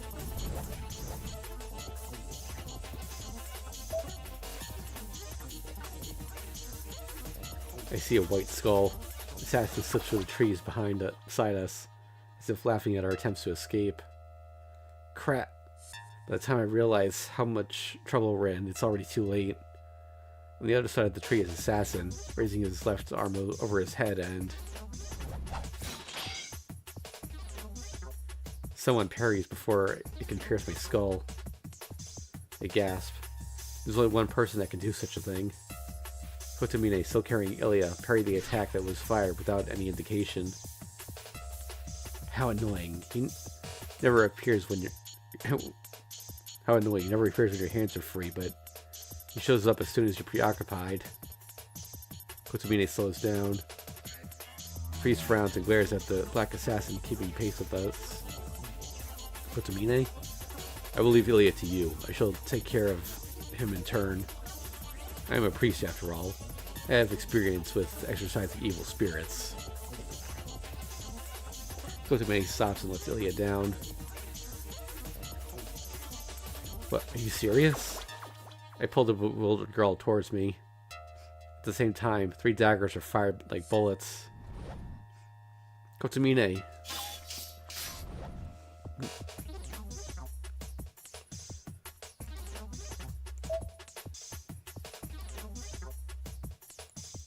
From? What was that? Where'd he get those from? Are they like in his pocket? That's why he has that big coat. You know, CL did the same thing. True. It's short, but too direct. The course of the attack is too easy to read for an assassin. I doubt my eyes. Assassin fired 3 sword flashes. The priest easily knocked them all aside.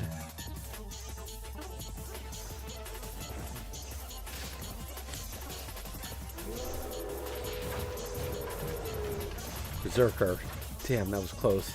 He'll catch up to us if we slow down here. This is no time to be indecisive. I have to go ahead with Ilya. It's fine, right? I'm going, Kotomine. That's why I'm telling you. You do not need to worry about me. I hold Ilya in my arms.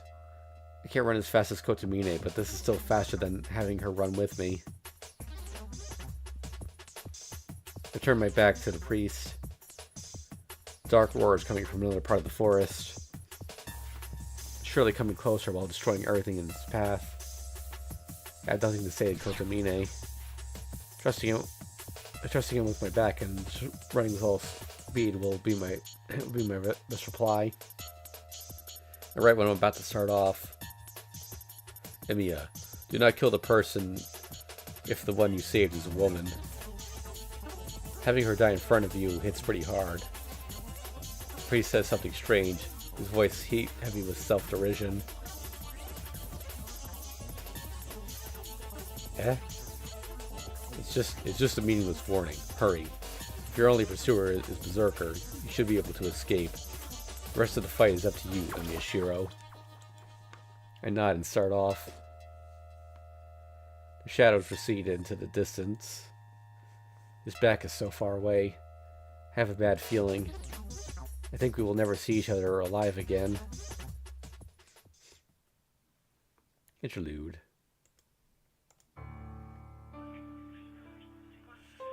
It's a bit abrupt, but driving away evil spirits is not a priest's duty.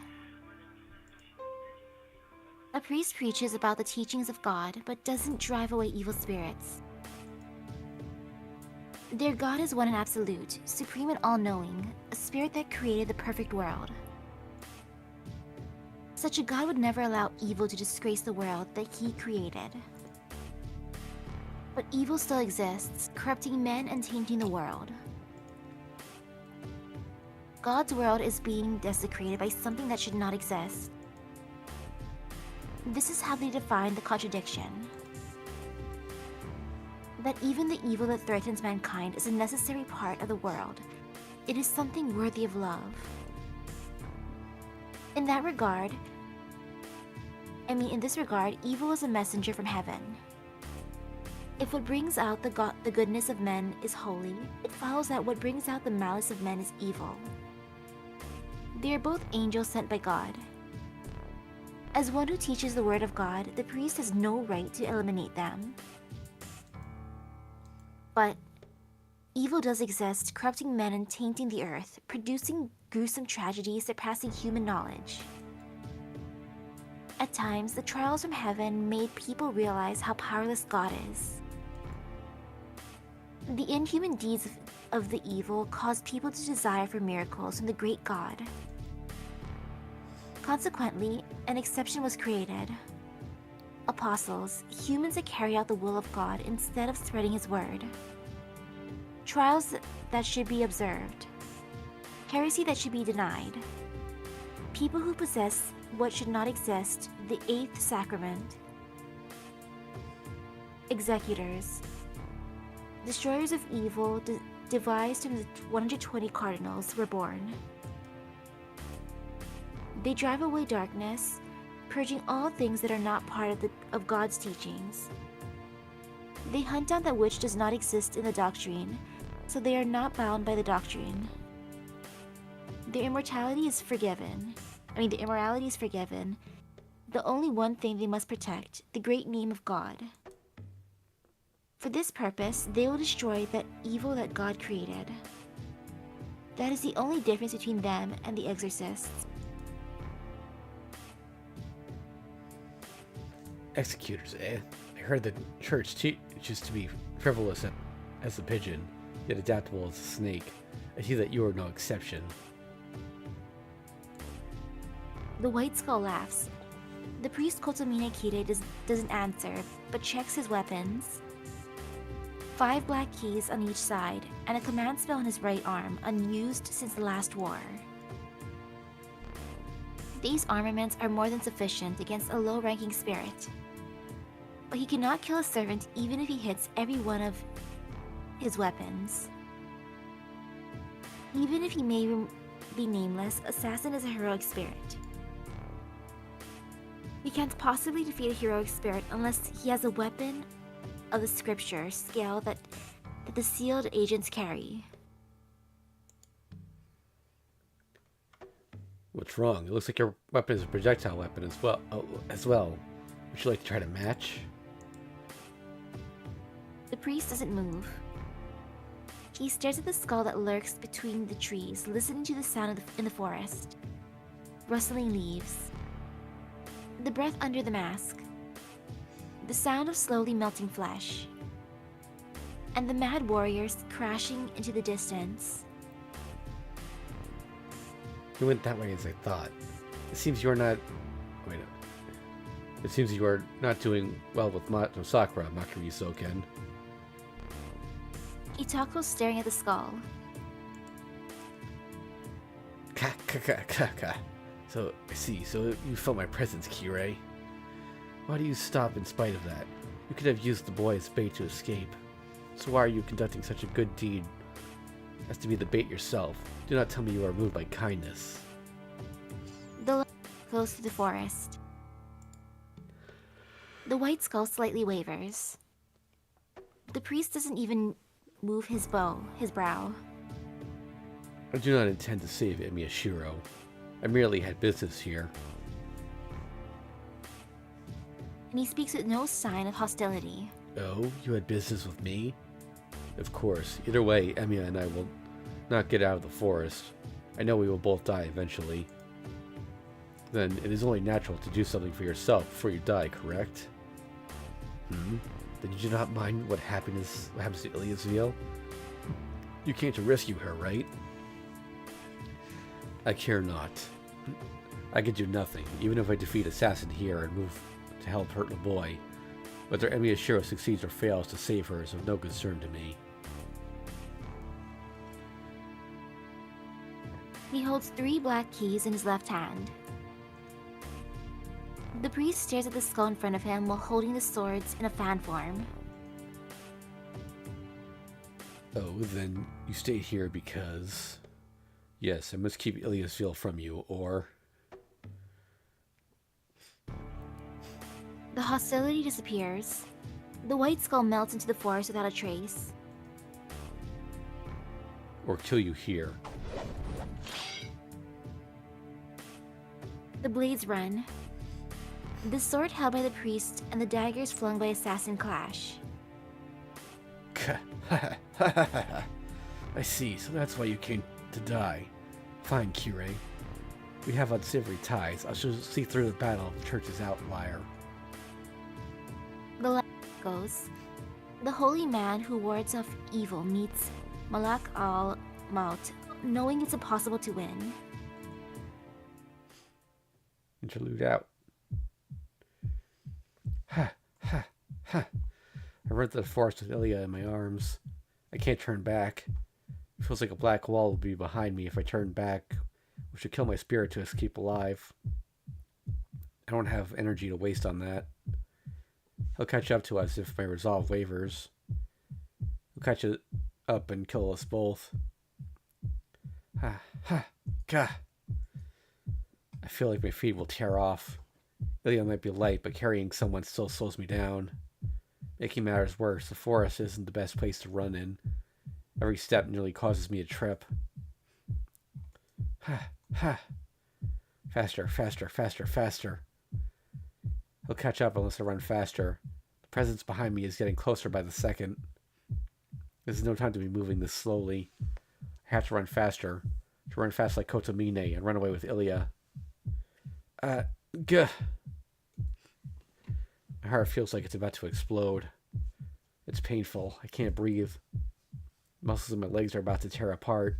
My bones are screaming to break. It's painful. How long have I run for? I'm running frantically through the forest with Ilya in my arms. I've covered 5 kilometers already. And again, I'm so short of breath that I can't think. So it might have been twice that. I ran full speed without slowing down.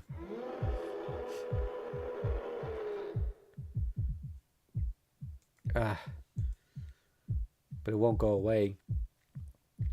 I'm running full speed. My heart and muscles are about to stop. And yet the presence behind me is getting larger. Ilya is heavy. Oxygen is heavy. My legs are heavy. Death is heavy. Metal is heavy. I'll die if it catches up to me. I'm burdened with the fear of being killed in a single blow. I mentally kick myself before I can falter. Run. Just don't think and keep running. So what if my legs are about to rip off? What's the point of worrying? Think about that when it actually happens. For now, I just have to get out of the forest as quickly as possible. Fill my chest with gasoline. Turn the key and ignite the engine that's stalling with fear. Keep the gear at the top. Remove the brakes. Run, run, run. Run to shake the uneasiness from my back. Run to ignore the fear behind me. Run so I won't think negative thoughts. Shut up. Don't yell in my ear. My eardrums are about to burst just because of my breathing. I can't spare the effort to listen to your loud voice.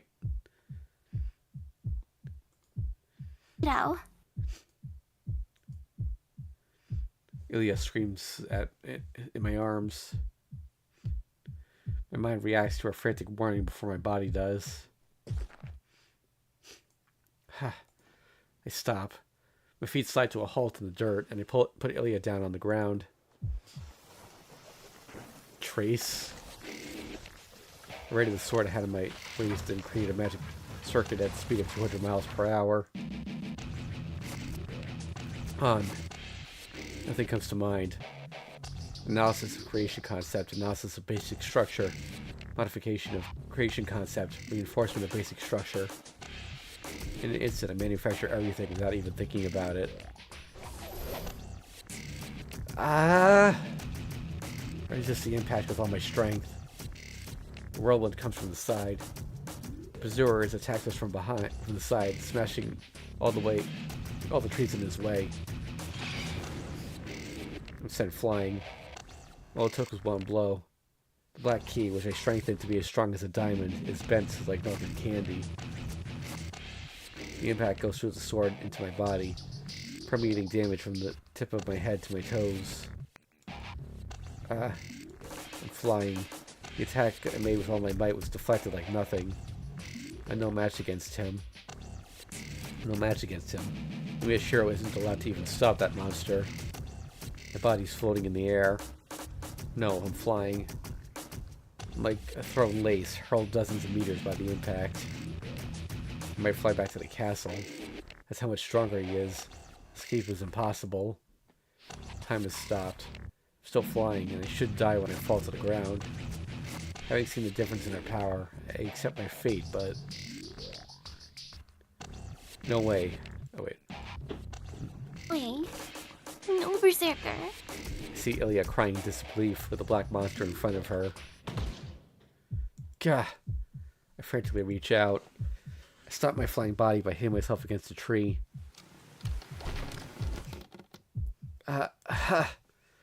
Feels like I've been hit in the back with a hammer. My heart, already pushed to the point of bursting, expands still further. It cries in pain as though there's a crack running through it. I can only draw a single breath. I need oxygen, but it feels like I'll explode if I take another. But my body moves. The single breath gives me the strength to run. I use all of my magic circuit to move my muscles and...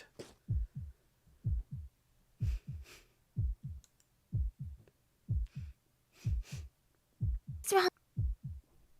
It's me. Can't you tell? In trance, Ilya doesn't move. She just calls out in a weak voice, trying to deny the unrecognizable figure before her.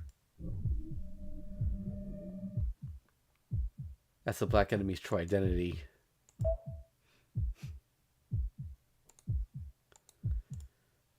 Kotomine said his eyes can't see. He's right, but he's not accurate. The servant has no eyes, no nose or mouth. His glowing red eyes are there to emit hostility.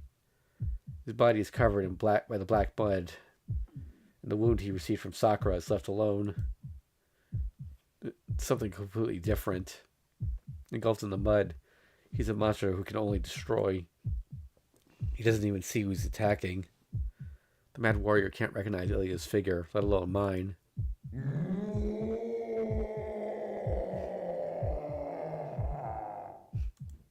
He raises his axe sword against the living thing in front of him. Interlude.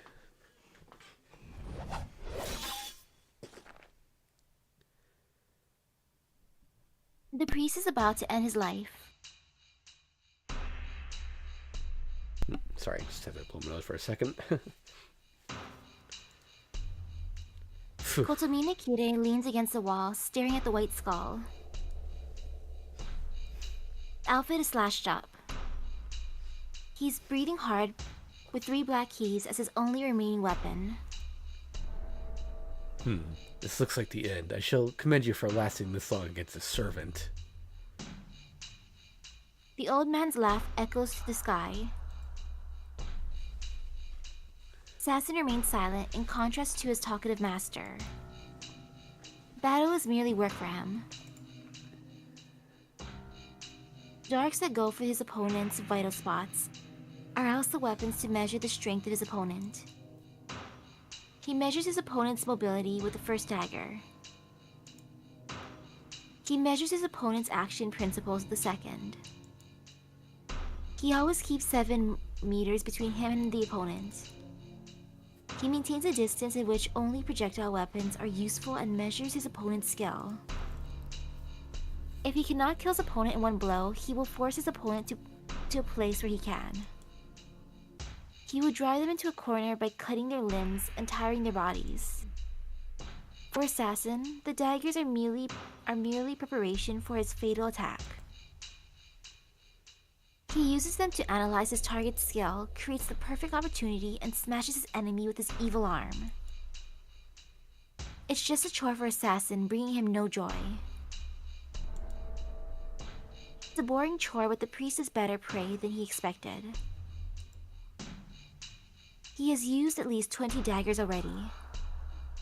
Although he uses them to determine his opponent's skill, each one is still meant to kill. The priest has blocked them and reached this ruin. He dismissed the priest as a mere human, but his powers are admirable. But this is it. His energy drained, the priest leans against the wall and stares at Assassin. He has 3 hidden black keys left. The 7 he threw were all dodged. And this is the end. Show him some grace, Assassin. The skull wavers. Assassin fires the daggers without motion, aiming for the temple, pancreas, and diaphragm. The priest challenges the lightning flashes with his black keys. There's a term called fatal attack. A move that will kill, a move that will determine victory. This is it. The 3 daggers are faint. Kotomina Kire will die the instant he deflects them. Die. The wing flaps. The cursed arm, the one-winged spear, is developed. It's an unavoidable attack. Assassin knows the priest's capabilities. He knows his prey is tired and wounded. That is why this will kill.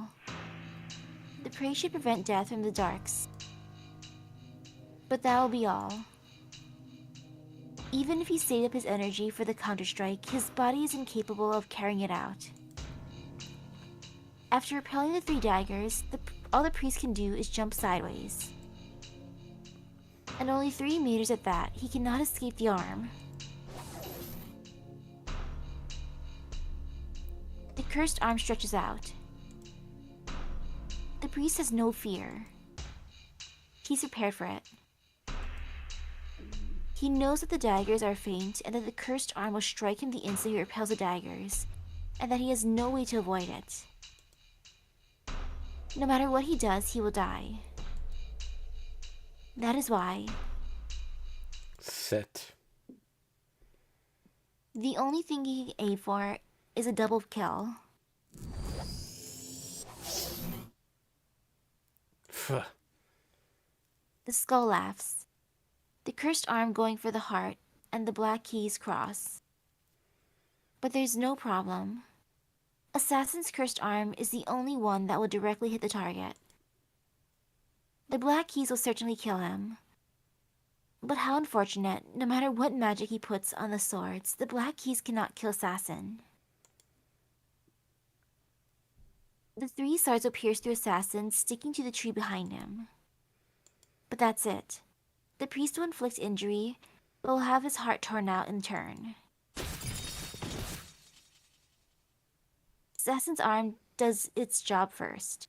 His noble phantasm, Zabania, sticks to the priest's chest and creates a fake heart. But he feels no solid response. The man's heart gives no reaction, as if it's empty. What? That instant, the impact hits him. The 3 black keys hurl Assassin backwards, nailing him to a tree. What? There are 2 surprises. One is that the black keys have sealed his movement, and the other is Impossible. Why are you not dead, Kirei? The priest's black outfit flutters through the air. He jumps. The inhuman action is like a cannon firing. Amassing his strength and releasing it, he covers 10 meters in an instant. Up to the trees above. He instantly seizes the head of Mato Zoken, the one who has been observing the battle. What are you doing, assassin? It does not need to be said. His bodyguard is sewn to the tree by the black keys. To assassin, this is only a scratch. But the holy nails make it impossible to save the old man. I will kill. I will let live. I will harm and heal. None will escape me.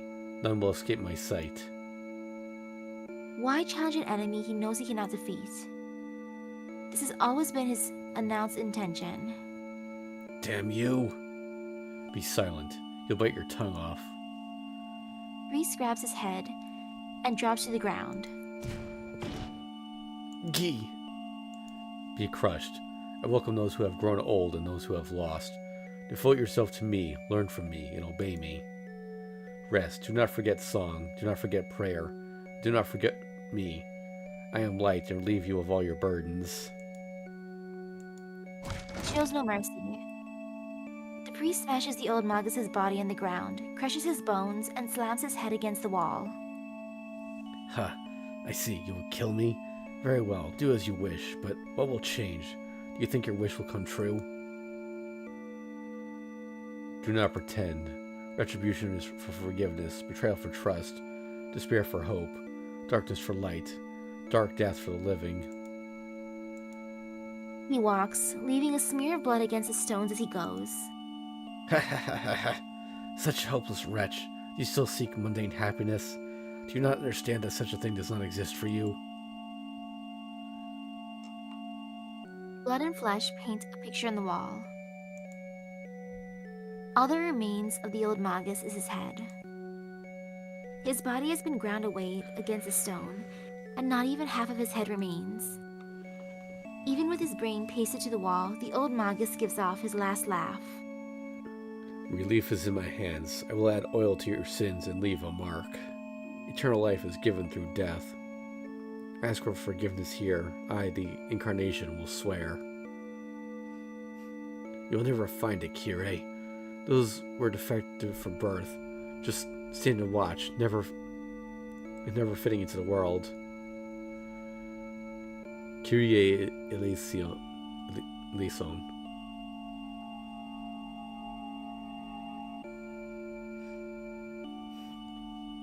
The laughter is cut off. The shape that can't be seen by human eyes withers away. Baptismal chant. Within the systematic basis of their magic, the teachings of God are considered the greatest weapon against spirits. The key of providence that eliminates wandering souls. It sublimates the wish of the 500-year-old Magus with great mercy. Interlude out. Time is stalled. No, I don't want this berserker. Ilia pleads to the giant. But she doesn't even try to figure out who is talking before he swings his sword. Ilia! I run. I was flung about 10 meters. This distance is nothing. I'll definitely make it if I run. One breath, the blood, drugs, and propellant running around my body are like a jet stream. And the igniting thought is like an electrical charge. I step in. My body feels light. Time seems to stand still. I'll make it. I'll definitely make it, but even if I do, I couldn't do anything with the black key. I couldn't match him. So I search, retrieve, and create it. What can beat him? What can match him? It's clear. It can be nothing less than the sword he carries. I block it. Projection succeeds as a matter of course. Ah. crack. A crack runs through the axe sword I projected. At the same time... Ah! I'm hit with feedback that's almost strong enough to kill me, punishing me for using something forbidden.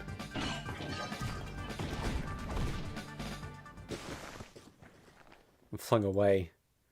My axe sword shatters beneath his second attack, and my body slides across the ground like trash. Fading. My consciousness is fading. I can't think. I can't think even if I gather up everything. My left arm revolts. But my blood overflows. The strength is still in my left arm, but my intelligence is half lost. I feel like a chill. I feel a chill as so I'll never return. The ominous feeling will turn out to be true, and I'll start losing what I value the most. I'm enveloped by a rushing wind. I'm enveloped by intense light. I lost it. I lost it. I lost it amidst the agony. Can't find it, even though I search. My mind turns into a grain of sand within the desert. Lost to everyone. Drying up, drying up, drying up, drying up.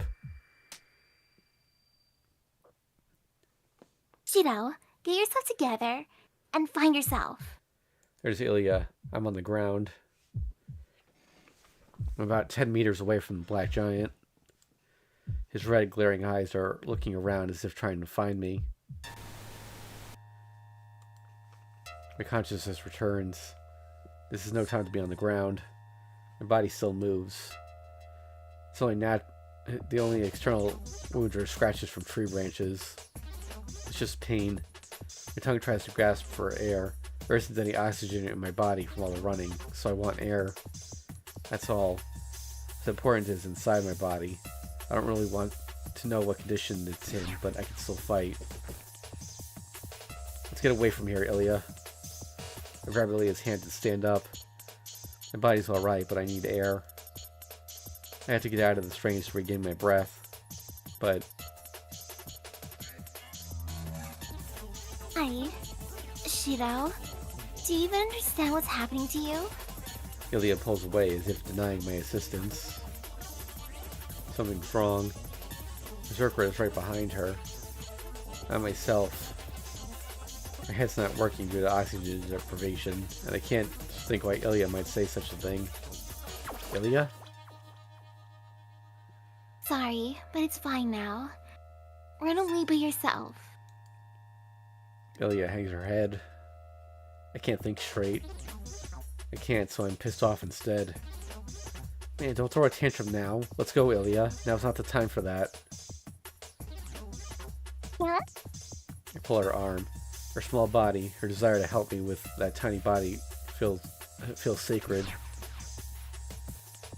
Hey, what are you doing, Shiro? I said you've done enough. You can still make it alone, so run. She hits my head. I ignore her. Shut up. I wouldn't be here if I could do that. And pull her close.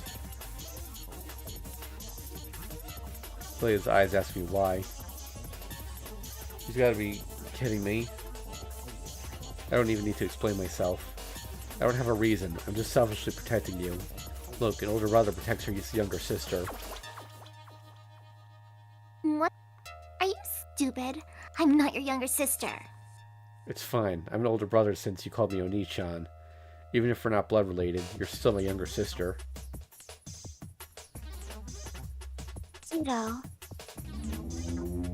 Black Giant turns out onto us. And that's when she says, I'm actually your older sister. Yeah. Run, he's coming. I can think later. For now, I have to get away from him as fast as possible. It's a bit strange. I'm pulling Ilya and running at a speed far beyond Shiro's capabilities.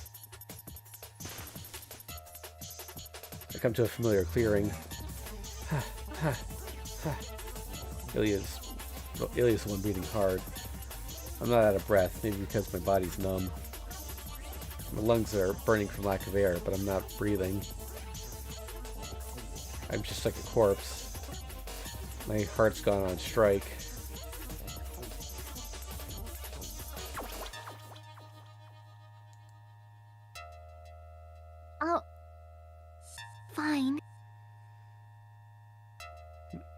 Ilya's fingers are unnaturally hot. She's never had the energy necessary to run. Her design doesn't account for ordinary human exercise. I have a headache. Knowledge I never knew floats into my mind. Thoughts are useless. I have to get away for now. The mad senseless giant is close to on our heels. I somehow widen the gap between us, but I can't hope for that speed again. My legs are shaking, and I calmly analyze that I can only run for about 10 more meters. Ilya can't keep this up either. There's nothing here for us to hide behind, even if we wanted to. Well, hiding wouldn't accomplish much since he can't see anything. Perfect. But we're fortunate. There's a crater. It's a scar on the earth made by Saber's noble phantasm. This way, Ilya. I take Ilya's hand to jump into the crater. The trench easily holds 2 people. Leaning against the dirt. Raising my head for air, I see the sky. A small cutout patch of sky, as if I'm looking out from underground. I just focus on breathing. For a bit, I relax and rest my body. But it's only for an instant. The giant will not lose its prey. No matter where we run, he'll track us down and kill us. The suppressed voice from... Oh. The suppressed voice from the girl beside me.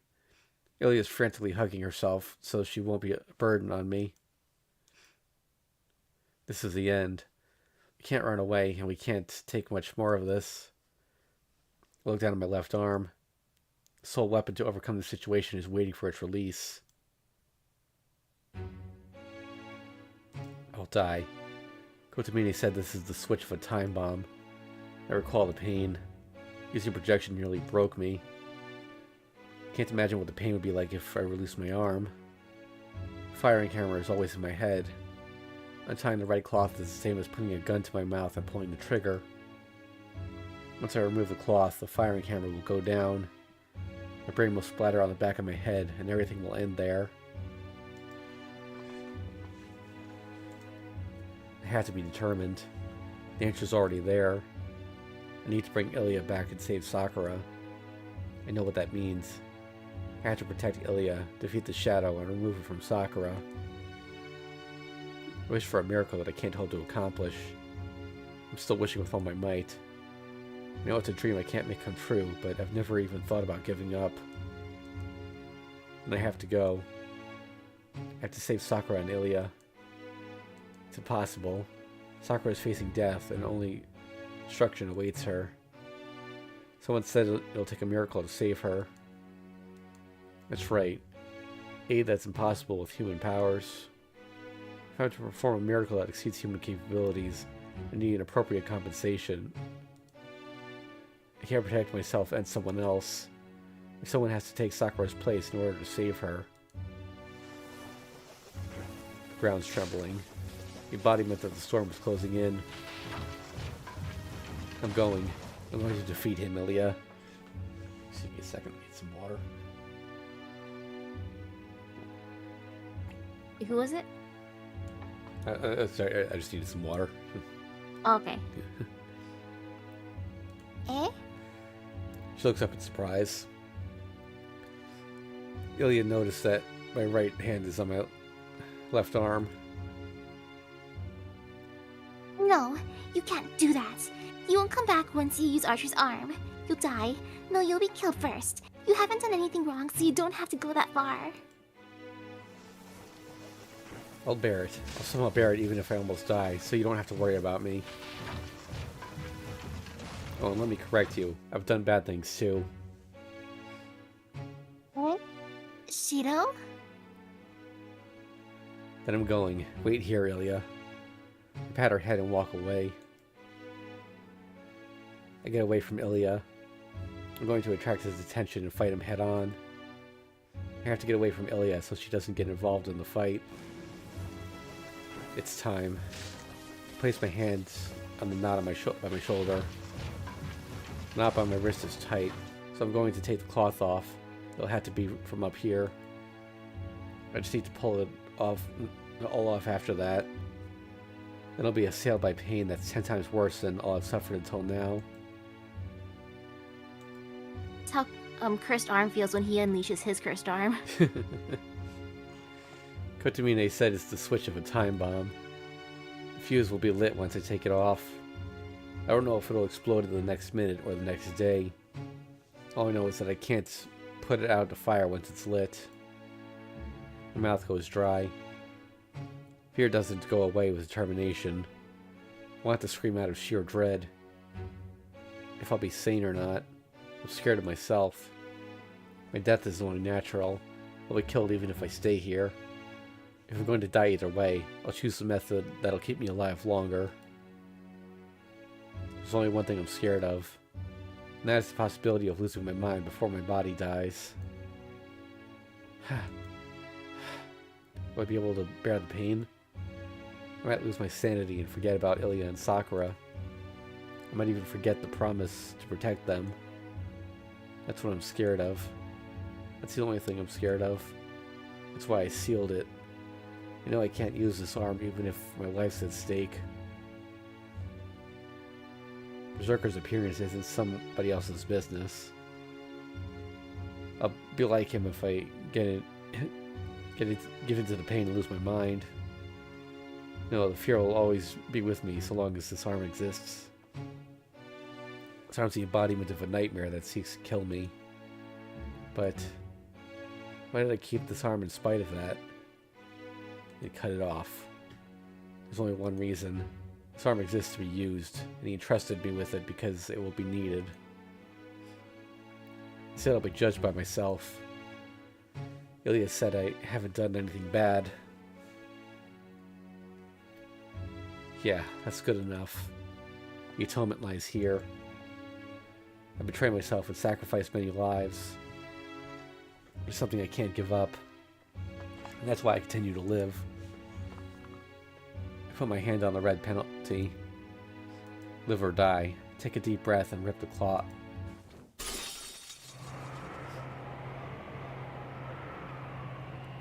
At that instant, the world crumbles apart.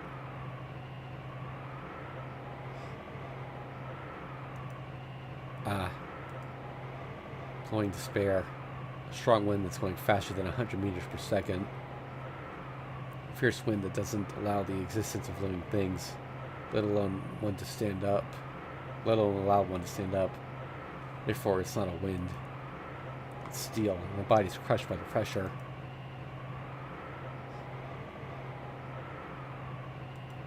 Gah. My eyeballs are squashed. My back sinks into the wall. I can't lift my hand or fingers. My blood flows backward. My mind is bleached white. There's no pain. Feeling pain and enduring it are too human-like to happen here.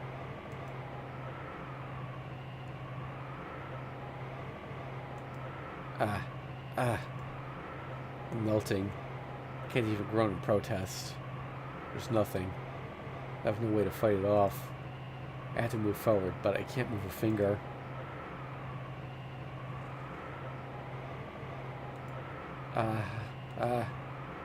I'm melting into whiteness. My body and mind impassively crumble apart. Go forward. Why am I here? Keep going forward. For what am I here? Go to the other side. Why am I fighting? Pass through the wind and move forward.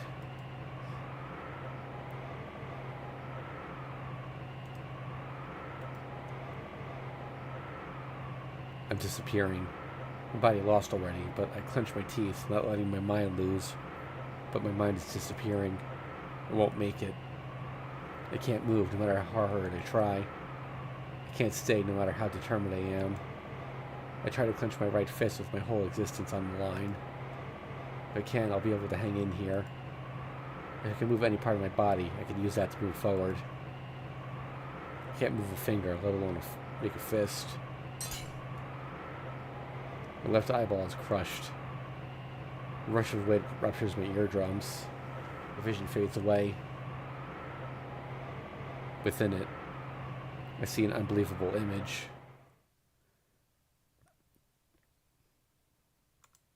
Ah. He's standing. He's standing in the wind. He's standing, walking to the other side. As if it's a matter of course. The wind of steel has no effect on him. He walks forward with red coating billowing behind him. With his red coat billowing behind him. Ah. Strength is back in my jaws. I grip my teeth. My right hand is already in a fist. Red Knight takes no notice of me. Set in a stern expression, his face is slightly turned away, showing no interest in me as the wind rushes to engulf me. For him, this result was expected. Enemy Shiro could not stand against this wind. He knew there's no future for the man who betrayed himself and wished for something out of his reach. He's right. The crimes I've accumulated will judge me, but he...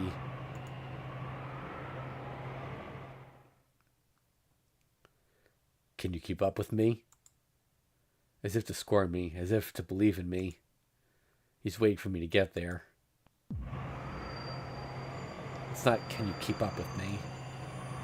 My vision fires up. Forces as much heat as I can into my body. My limbs cut through the wind like giant swords. You keep up with me. Past the red figure with all my might.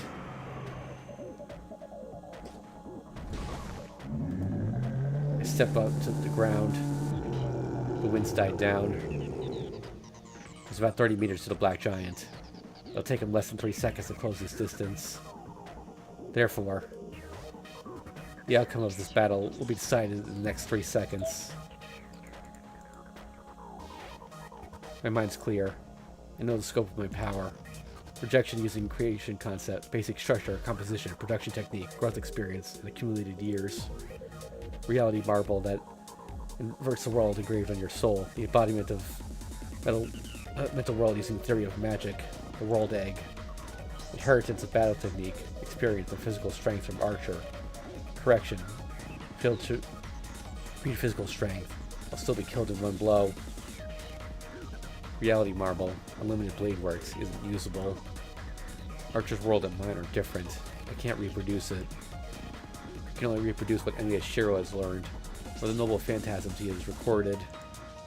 If I'm to use a noble phantasm from my left arm, I have to search within Unlimited Blade Works, the noble phantasm best suited for the situation, and reproduce it. Be warned, protection is a two-edged sword. If you use it once, it will. I hold my breath and put my magical energy into my left arm. I only ever need to understand the weapon I can use. I already know the precautions. I have to move forward. I have to go beyond that wind and defeat myself.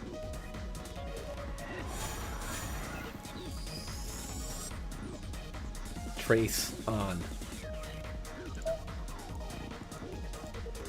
I stare at it. I see through his giant sword. Open my left hand and grasp the imaginary handle of the weapon that has yet to exist. An extraordinary weight. Enemy Shiro cannot handle this giant sword. But my left arm will definitely reproduce the strength of my enemy.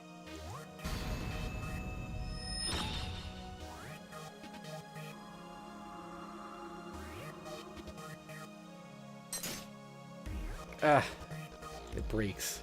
Part of my brain explodes. My bones break, not being able to withstand the overflowing magical energy. It's unsightly like apple skin.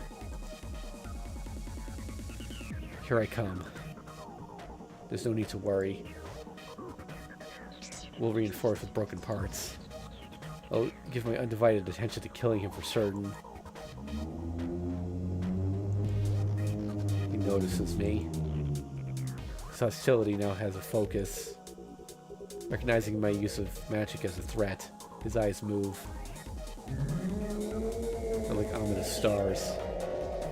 The giant gives a death cry and runs to kill his enemy. Mad warrior. The giant is insane, but still the same. He's still fighting his battle against Saber. He's blind and insane. His life has ended twice over, and his body is rotting, but he's still fighting to protect Ilya. 1 second. The running giant won't stop with one blow, and normal projection is useless against him. Tracing won't do the trick. I can't beat the giant unless I use projection past my limits. Therefore, trigger off. 9 in my head. Use all 27 magic circuits in my head and smash it in one blow. 2 seconds. Straight before me, his massive sword is upraised. Torrent and swirling vigor. He steps forward, and I confront him by also stepping forward. Upper arm, collarbone, windpipe, temple, diaphragm, rib, testicle, and thigh. I take aim at the 8 targets. Set. 9 lives blade works. I surpass the crashing speed of sound using Godspeed.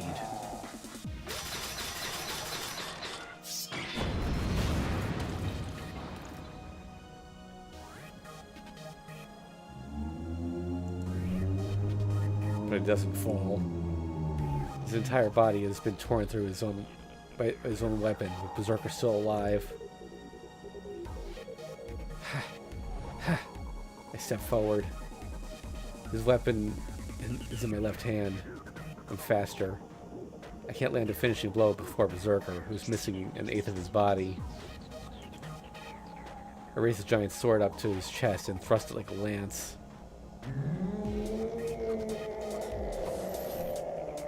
But I lost. I put all I had into it.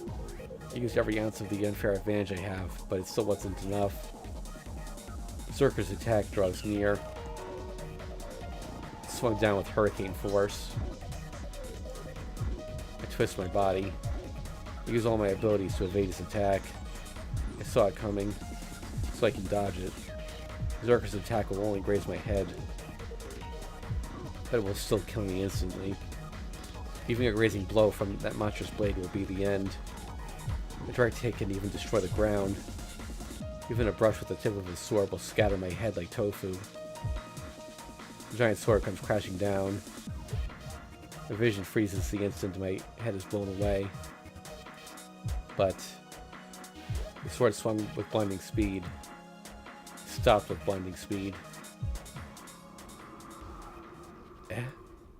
The death blow never comes. The black giant is looking forward. Not at me, who's under him. He's staring at the white girl who emerged from her cover. I pierce him. Without hesitation or mercy, I drive the giant sword into his heart. There's no counterattack. Berserker exhausts the last of his life force and crumbles to dust, for good this time. And at that moment, as his red eyes fade away, they remain focused on the girl, telling me to protect her.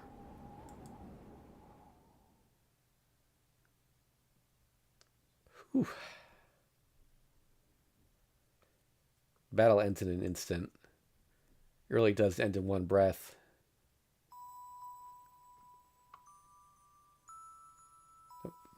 Narration now. Oh, whoops, he's on mute. Yeah, it's your turn. The boy with trembling lips said he was going. He surpassed his fatigue and fear, put his hand on the red restraint, and walked away from the girl. He went out to stop him. She hesitated for a second, wondering what she should say, or could say. She couldn't come up with anything, yet still followed after him. It wasn't even 10 seconds. That's how fast the fight was? Yep. But that slight hesitation determined the outcome. She emerges, following the boy. The battle has already ended. The giant who once protected her disappeared, his eyes fixed on her. Wind blows through the clearing as if signaling the conflict has ended.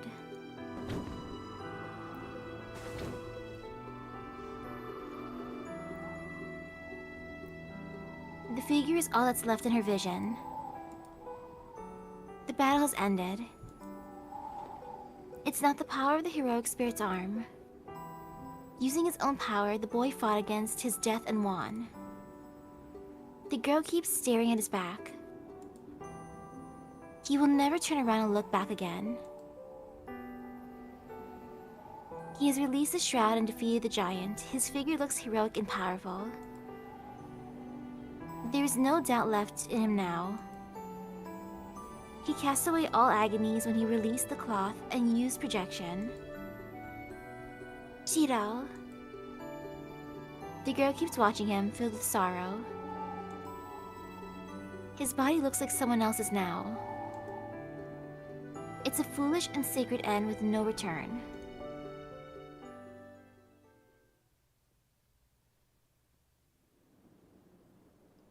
I resume breathing. My left arm burns and I ache all over.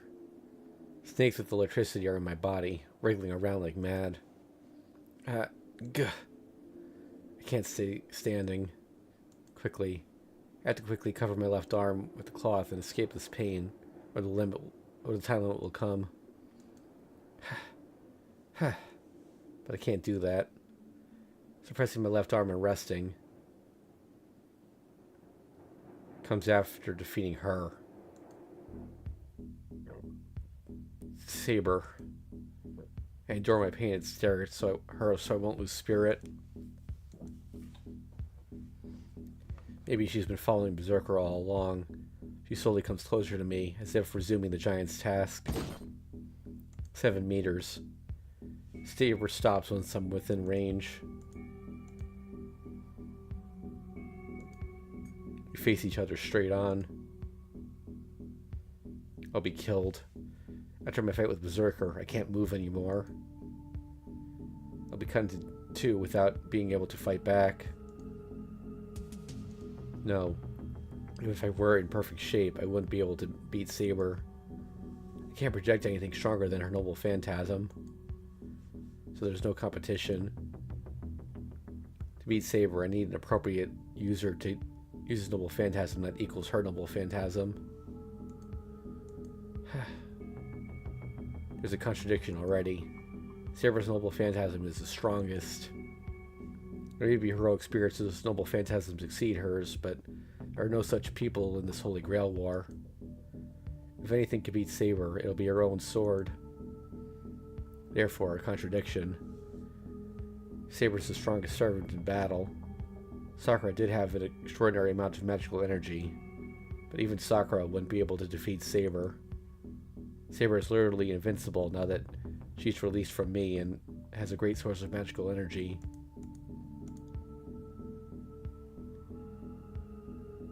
What a futile effort. I warned you that you cannot save Sakura, and this is the result? There's no emotion in her voice. That's the signal. She mercilessly comes to take my life. So what?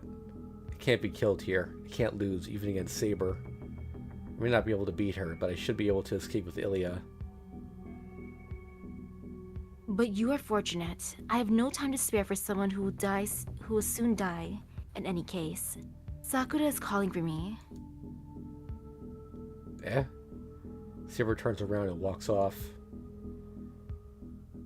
No, it is not merely luck.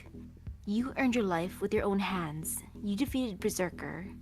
Your determination yielded this result. Saber leaves without turning around. I can't call out to her.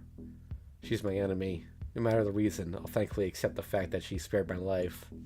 I'm covered in wounds, leaving me nothing to spare. I stifle my pain and turn my back to Saber. I have to leave the forest with Ilya. Saber is not my only enemy. Even if I do separate Sakura from the shadow, Zoken will get in our way.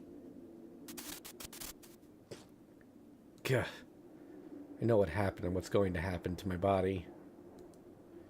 I can project 3 more times at most. No, even projecting once is dangerous if I don't want any physical defects. I can't fight Zoken, an assassin, in this condition.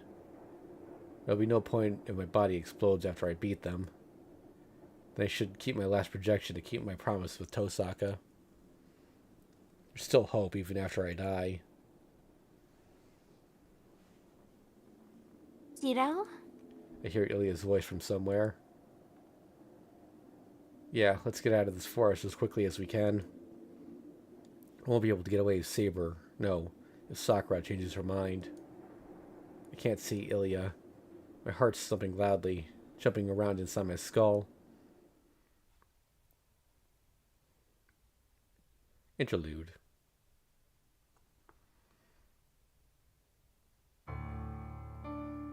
Purification by the Holy Word. The priest's exorcism disperses Mato Zokin's spiritual body.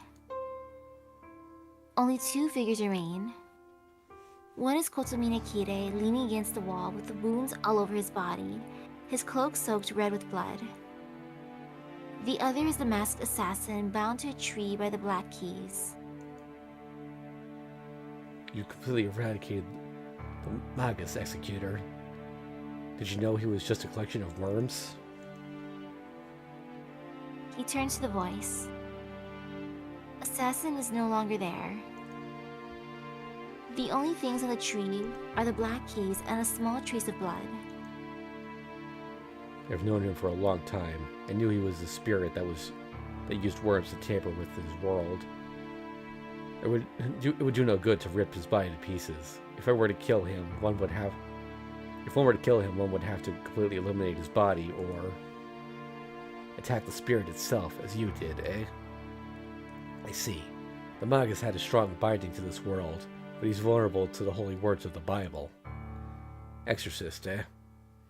One might say you were Mato Zoken's natural enemy. Doesn't answer, but checks on his wounded body. The bleeding has stopped. He's out of weapons, but he suffered no fatal wounds, and his strength should return once he rests for a few minutes.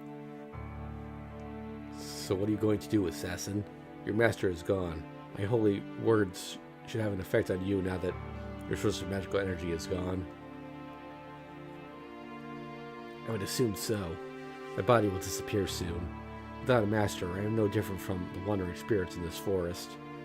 My body will degrade to that of a lowly spirit within a day, and I shall disappear from this world. Correct, I can harm servants without masters.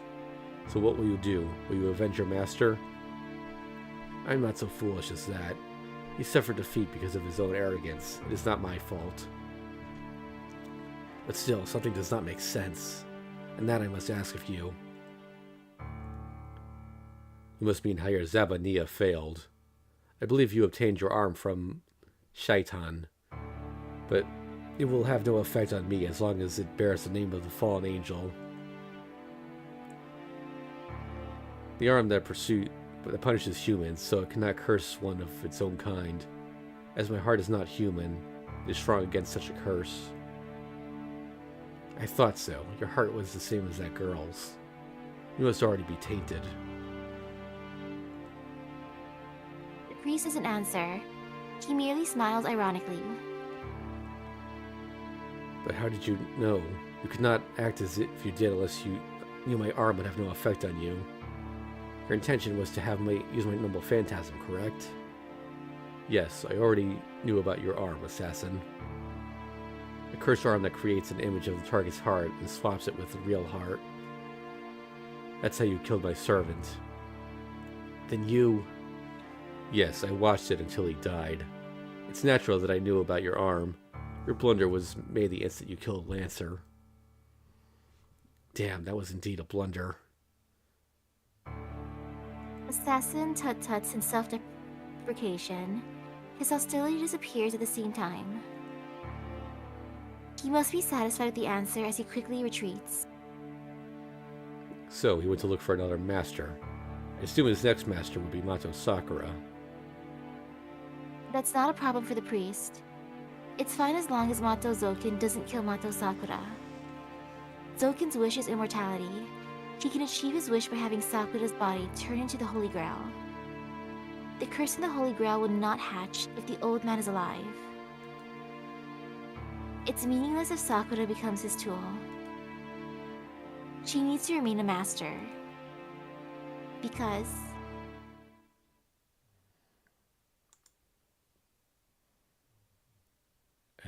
You will never find it. You were defective from birth. He gets dizzy. It must be because of the fatigue and the loss of blood. The priest leans against the wall and closes his eyes.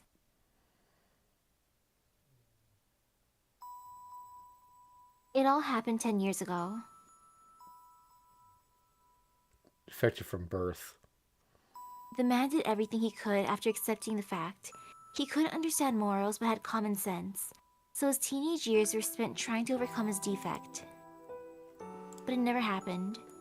The man's purgatories and sufferings were entirely useless.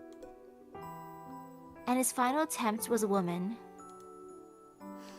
It's a simple story. Every human wishes to love one of the opposite sex, have a family, and die peacefully. Even if one may detest the peace, one can only dream about it. This man is no exception. He wished for such a thing even though he felt no fascination in it. He loved a woman, trying to earn ordinary happiness. The man chose a woman with no future.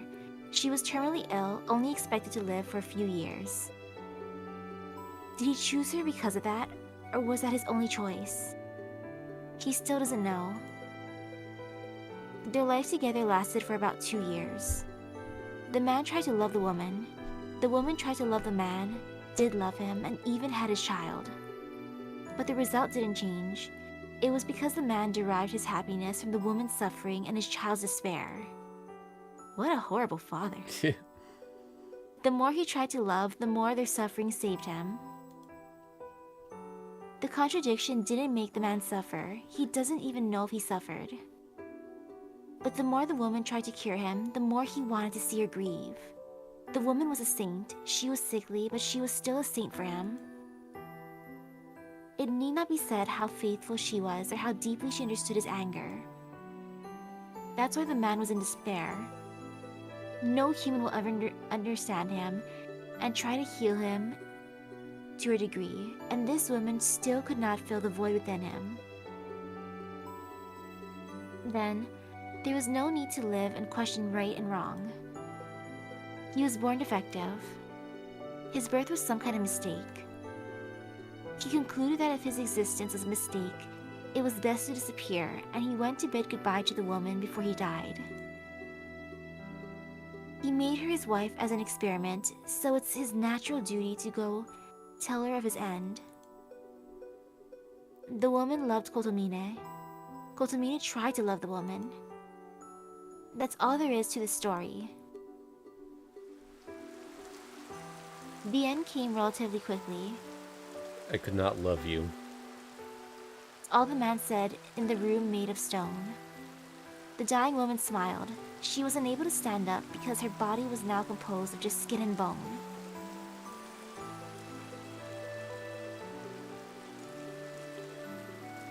No, I love you. With a smile, she took her own life. There was no way to stop her, and stopping her was meaningless. The woman had a fatal disease. She would eventually die. He knew that when he chose her. The woman, covered in blood, looks up at the man and smiled. See? You're crying. He wasn't crying, of course. It's just that the woman saw it that way. The woman used her death to prove to him that he could love, and that he deserved to live. The man silently left the room and broke away from the teachings of God.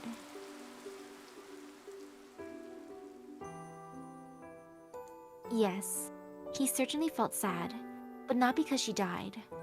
The man at the time thought, How terrible. If she was going to die, I wanted to kill her myself. he grieved over losing the chance to enjoy her death.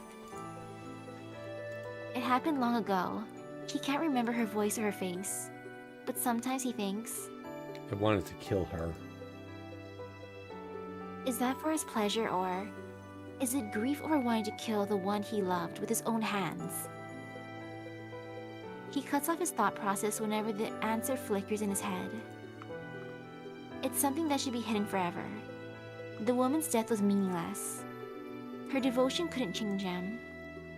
But the man didn't want to consider her death to be worthless. So he stopped searching for answers. It all happened long ago. The memory of the man who feeds on others' misfortunes. The man later meets his nemesis, Emiya Kiritsugu, a magus that casts away what the man might have wanted.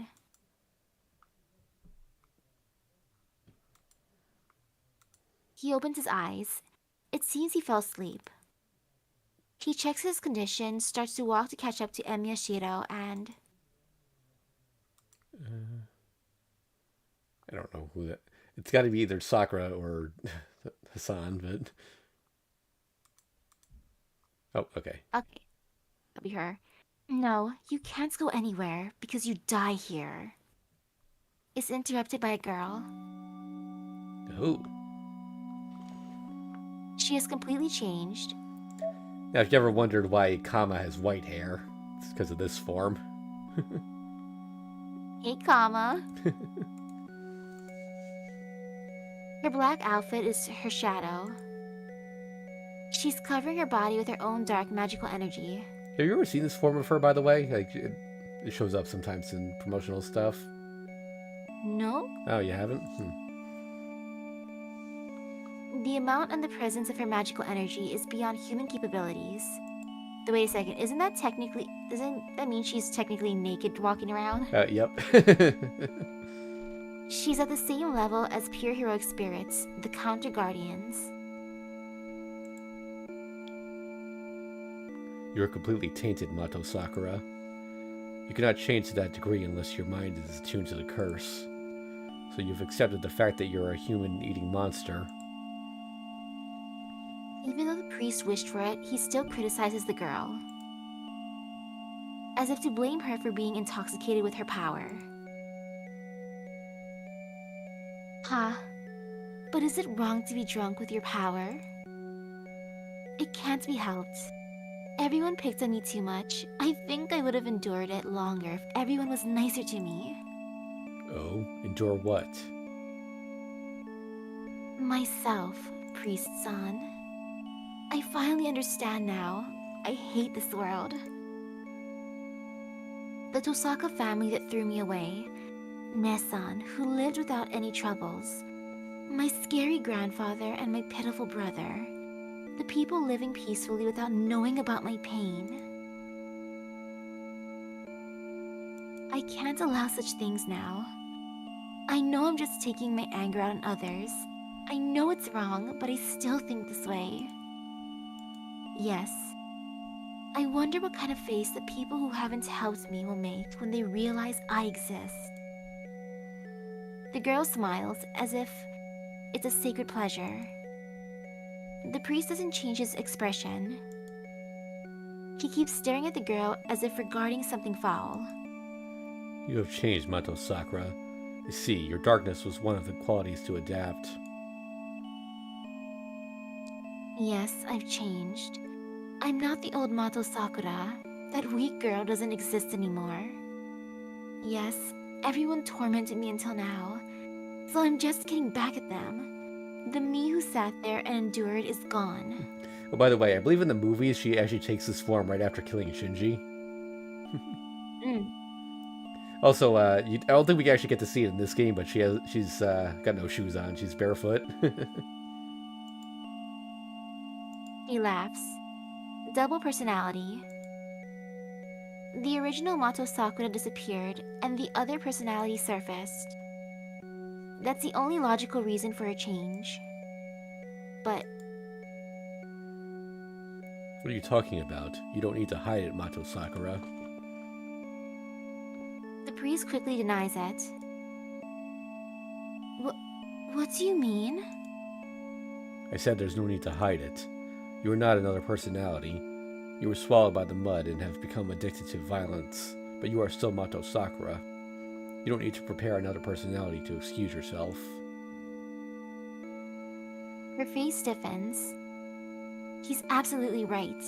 The girl grits her teeth and glares back at the priest. What are you saying? You're the one who made me like this. The girl's shadow reacts to her hateful voice. A blazing infringement. The shadow covers the ground in an instant. I won't deny it. I kept you alive so that... they say you will remain its master. You measured up to my expectations, and you are about to give birth to Avenger. You have easily accomplished that when I could not. It wasn't easy at all. You don't know how painful it was, how much pain I'm going through right now. I don't know, and there's no need to know, so I'm not so mad as to listen to a girl's complaint. I see. You're right. I don't want you to know. I won't let you feel compassion. I'm in a position where I can make anyone realize whatever I want. He smiles cruelly. The priest retreats without any hesitation. He quickly backs away like when he captured Matozoken. The priest retreats with one jump. She may have vast magical energy, but she's still inexperienced. She has no experience with battle, and she's unskilled as a magus. It's easy for him to retreat. How foolish. Do you think you can get away from me? She smiles. The priest falls to the ground at that instant.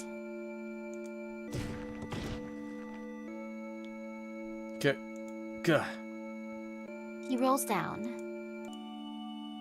He falls to the ground, coughing up blood. Gah.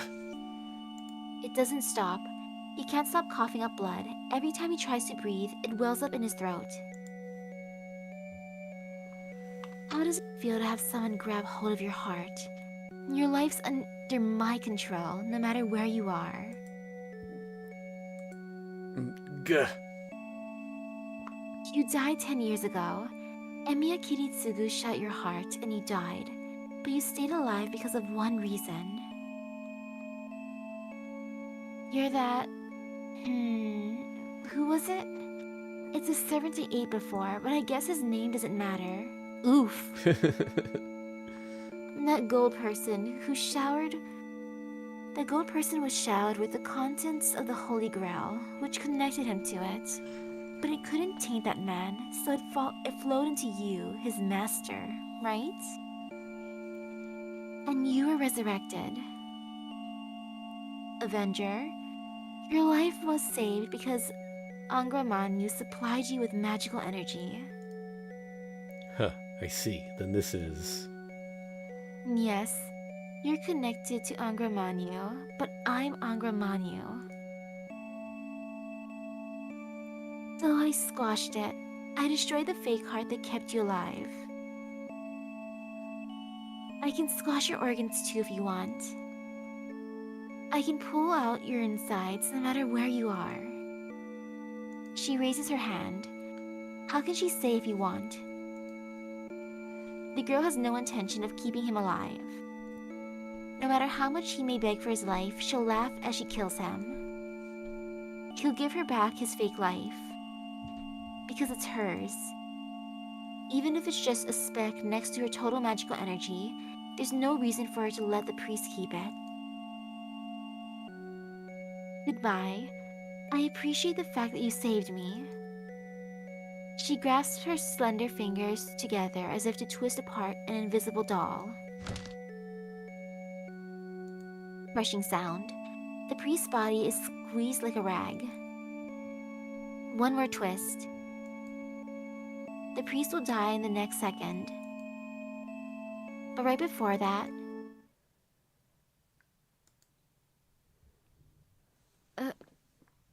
the girl doubles over in pain. She coughs up blood. She scratches the ground as if begging for help. It hurts. No, don't come in. The shadow expands. What happened? The shadow on her body expands, then slowly shrinks back to the original size. No way. Berserker lost? There's no other explanation. Berserker was defeated. He died, dissolved into pure magical energy, and was consumed by her, the Holy Grail.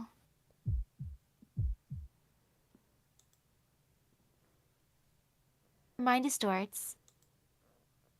The personality called Mato Sakura is pushed even further into a corner now. She cannot move any farther, but the Great Soul pushes her against the wall. Ah, she'll disappear. She'll disappear. Mato Sakura will disappear. Before that, she thinks of killing the priest, looks up, and is annoyed by her failure to follow through. Fine. He's going to die anyway. There's no one at the ruin. On the ground where Kotomine Kire lay is his blood-soaked outfit. Is he nude now? Interlude out.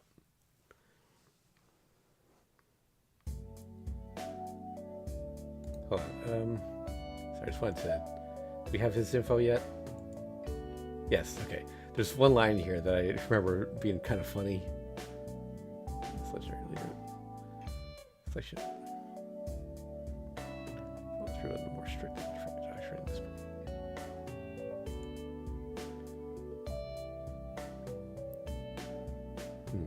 nickname these assassins for these drugs.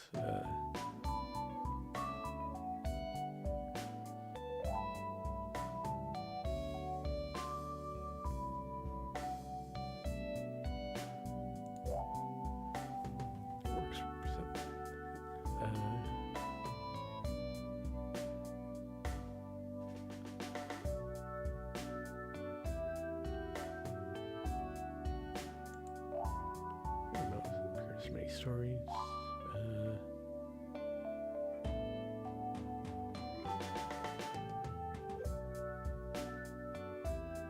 In the Holy Grail War in this game, every summoned servant assassin has been this old man of the mountain. I guess I misremembered that. The implication is that only Hasani Saba can be summoned as an assassin. Hmm? But I think that's like a restriction of this Holy Grail War specifically, of the Fuyuki summoning system, because every other Holy Grail War throughout the series has not Hassan.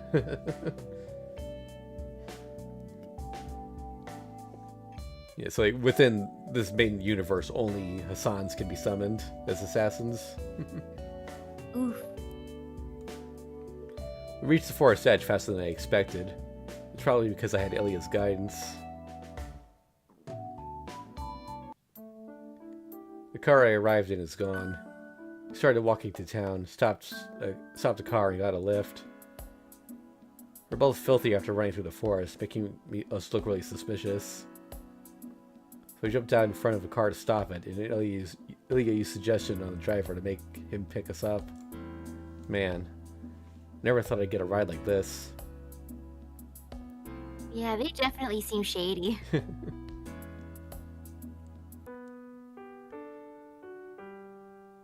Home, Shido. Let's go in. We're back at my place in an instant. The sun's setting. Seems I fell asleep on the way back.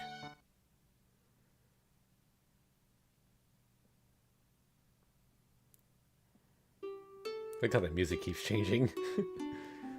The sun is set by the time I make it to the living room. It's past 7 o'clock already. Something's wrong. Time's passing by too fast. It was afternoon when I stepped into the house, so it's not possible for it to be night as soon as I stepped into the living room.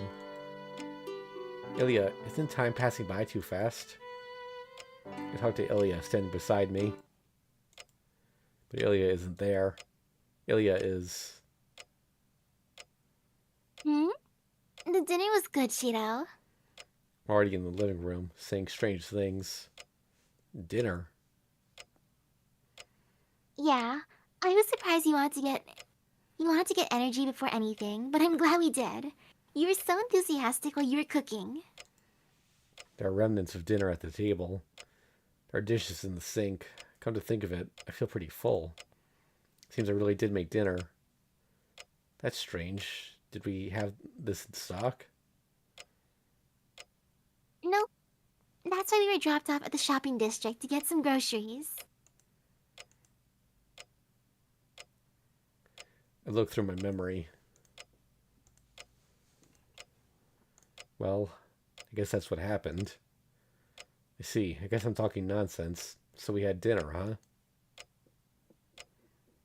Yeah, all that's left is to rest. Yeah, we have to rest. I'm gonna go change in my room. I need to talk, so please stay up. I'll be back right away. Ilya nods. I raise my hand in apology and leave the living room. And the next thing I know, I'm in my room. The instant I step out of the living room, I'm on the floor in my bedroom. Gah! Wake up because of the piercing pain. The sword's pierced in my chest. That's the first thing I imagine because my chest is hot and numb. It feels like my life is draining out from it. Gah! There's no sword, of course. It's just an illusion. The left side of my chest is simply rebelling against my left arm. But I finally realize my sense of time. The intermittent scenes are... See, it's not my sense of time that's odd. It's just that my mind is screwed up. It's not that I have no memory. I just can't record the events into my brain. I can't hold events in my mind unless I concentrate on them. It's natural that I can't remember anything that happened after I left the forest. I can't stay conscious unless I'm in pain, like now. This is bad. I frantically grasp at my fading consciousness. Unless I consciously focus my mind, Emi Ashira will disappear. Only pain or the utmost concentration can preserve my memories. In short, I have to maintain the level of concentration I had when I was trying to insert the magic circuit into my spine. I'm stumped. I can't keep this up forever, and I don't know how long it'll work. Wait, that means I shouldn't sleep. Once I fall asleep, I won't be able to wake up. Once I fall asleep, Emi Ashira will never return. Even if my body's unwounded, my mind will be scattered. I raise my body. I search through my desk. I need a small blade. Something I can hide in my right hand that'll dig into my flesh if I make a fist. I can't keep up the concentration I have during training. I have to clench my fist every time I relax so that the pain will keep me conscious. Oh, it's not a blade, but this might do. I find the crystal from that day. The pendant I found beside me after I was killed by Lancer.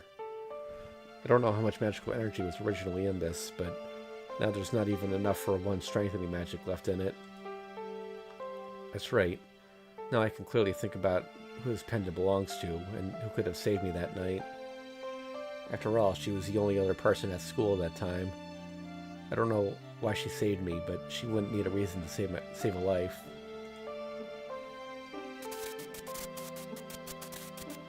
My consciousness starts to fade away.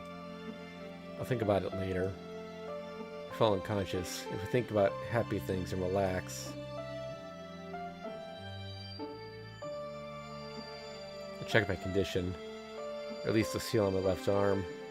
I put the shroud back on it, but it's only there to ease my mind. According to Kotomine, the switch would be tripped if I used Archer's arm. He said there's nothing I could do after that. But I can still move my body. The problem is my mind, but I can stay conscious as long as I stay awake. As for projection, I could probably project 3 more times using Archer's arm. I know I can manage it once. I'm scared about the second time. The third will be fatal. I think my body will self-destruct even if my mind's still alive. Close my eyes and strain my ears. I hear creaking sounds along with my heartbeat. The thing invading my body from Archer's arm. It gets harder to suppress his reality marble the more I use his blade works. Eventually, an infinite number of blades will be created inside my body instead of outside. I don't even want to imagine what will happen. 1,000 blades will pierce my body from within, killing me instantly. Don't kid me. I won't kill myself. I'm in a hopeless condition. I accept the whole situation. But I reject the facts as they stand. I won't die, and I won't self-destruct. Not waking up after I fall asleep is just a product of my frightened imagination. I'll be saved. I'll be saved once I do everything I need to. It's meaningless otherwise. I said I'll protect Sakura no matter what. So I can't just die selfishly. That's right, I have to contact Sakura, or Tosaka first. I don't have time. I'll go to her house. I'm worried about whether Kotomine's alright, but he's not my ally anymore now that we've saved Ilya. I can't ask for his help again, but I promise to... It's past 9 o'clock. I thought I came back right away, but it's been 2 hours already. Sorry to keep you waiting, Ilya. I'm going to Tosaka's house, so let's go together. Min's house? I don't mind, but why? Yeah, why? We have to meet up with Tosaka, and I'm worried about how she's doing. Kotomine said she'd heal by tonight, but I can't really trust him. If she's not doing well, I need to look after her. Okay, that's fine. But Shiro? Ilya points to the wall. Then... I'm glad to know you're worrying about me. As you can see, I'm alright. But if you were that worried about me, I wish you'd have come by my house before heading off to the forest. Tosaka, when did you get here? I was here about an hour ago. I heard from Ilya what happened at the forest. Tosaka's in a bad mood. No, she's angry. It seems she doesn't like the fact that I went to the forest without her. I can't help it. I thought I had to act quickly as possible, and Ilya was in serious danger. Right, Ilya? Hoping that Tosaka would have trolled a little bit and been like, I was here since dinner time. Did you forget? Well, I don't know if they're actually aware of his memory issue. Yeah, I wasn't locked up anywhere, but I could have been taken to the Great Holy Grail and had my heart taken out at any time. Zoken wanted to open the gate as soon as he took control of Sakura. I would be dead right now if Shiro and Kotomine had come a bit later.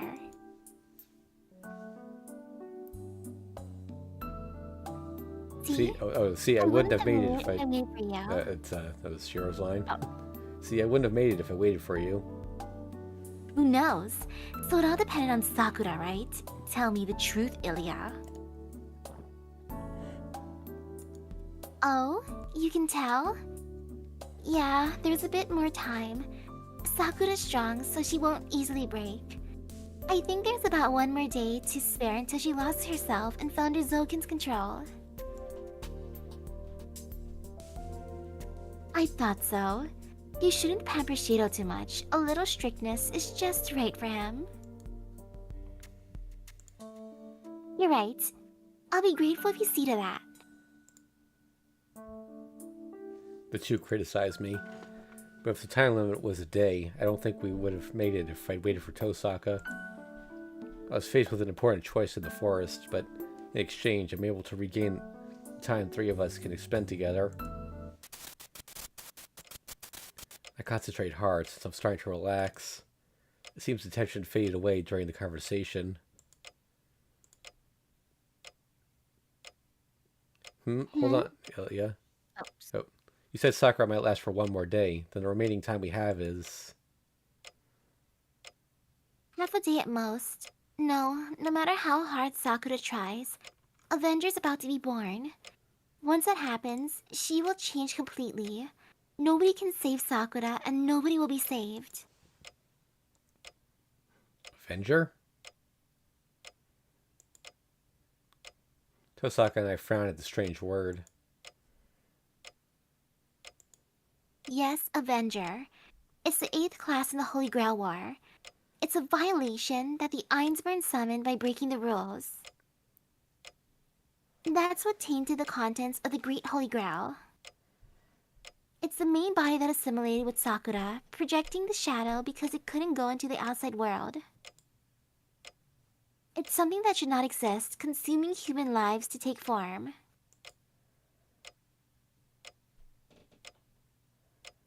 That's Avenger, the anti-hero that the Ainsburn Master summoned in the 3rd ritual.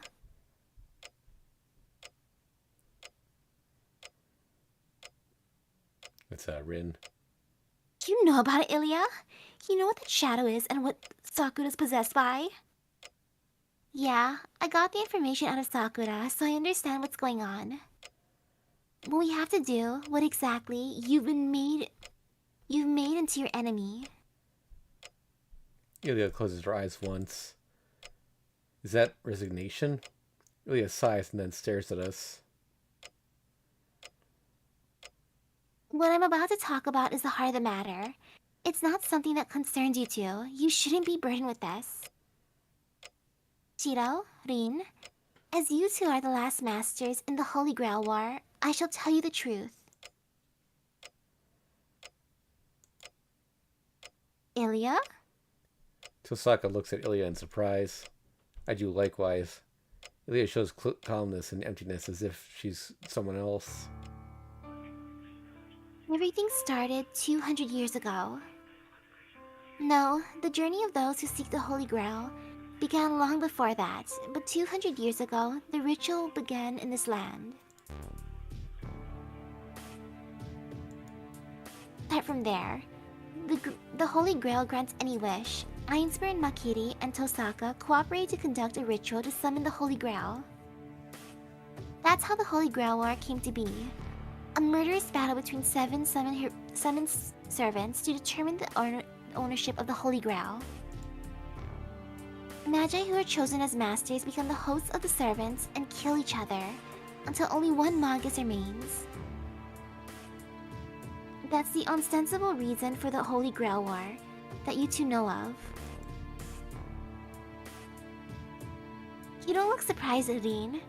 So you had some idea of it, huh? Somewhat. I knew all along that I was being used, but I didn't mind it too much. I'm reaping the benefits by using somebody else's system. We're both using each other. I'm not stupid enough to get angry over something so trivial. Really? Then I don't have to explain that the order is reversed? How about you, Shiro? Did you already know that the process of making the servants fight is unnecessary? Well, I did know. Servants are summoned by the Holy Grail. Heroic spirits are summoned to determine whether the summoner deserves the Holy Grail. Once summoned, they make a contract with the Master to stay in the world and obtain the Holy Grail. Then they go on to defeat the other Masters of the Servants. In and of itself, that's not a problem, but once I found out the defeated heroic spirits were absorbed into the Holy Grail, something felt off. Heroic spirits, servants, are only a factor in determining which master is suited for the Holy Grail. So why are they taken into the Holy Grail after their purpose has been served? So does that mean heroic spirits are needed for the Holy Grail War, and masters are just a tool to summon them? Right. In the ritual of the war, masters are more receptors to summon the servants. Are mere receptors. Once they've done that, they can die at any time. The heroic spirits are the only ones needed to complete the Holy Grail. Heroic spirits are pure souls, separate from the time axis. Though they are outside of this world's logic, they can still influence it.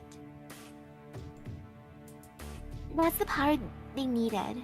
They tried to exit into the outer world by using that power. That's the real purpose of the Holy Grail in this land. The Holy Grail Wars were waged to create a phenomenon, a miracle, that is still out of human reach. That's the great ritual to attain immortality that's said to have been lost by the Ainsverns. Not a heroic spirit or holy spirit, but a soul of a mere human that's fated to disappear from this world. Bringing it about is an act of God. Then the name of this miracle is Heaven's Feel. It's the golden cup that's a third of the 5 existing sorceries. It's been a while, so I just want to remind everyone that sorcery in this game is a fan translation. In the official translation, it's true magic or capital M magic.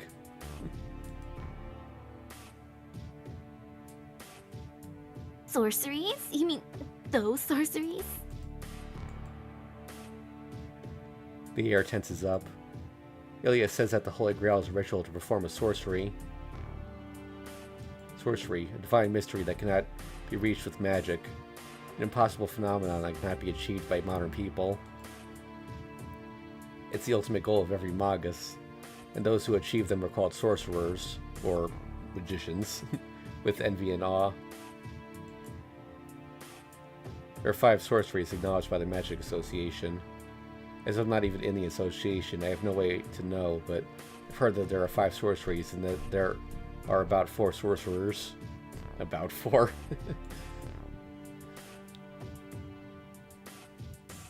Wait, so the third sorcery is the materialization of the soul? But servants are materialized souls too. No, the system does use a part of the third sorcery, but the heroic spirits are summoned.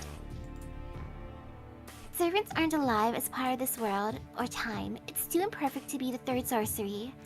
And heroic spirits can take form in this world without the help of sorcery, as long as they have a host. Feel is not a spell that duplicates a soul perceived in the past. Actually a spell to make an existence of a higher dimension that can take a spirit form and still influence the physical world. It takes a soul and elevates it to the next level of life. Next step? That's certainly serious, but... Even though the details are different, all sorceries are a way to reach the origin. What does it have to do with the Holy Grail? No.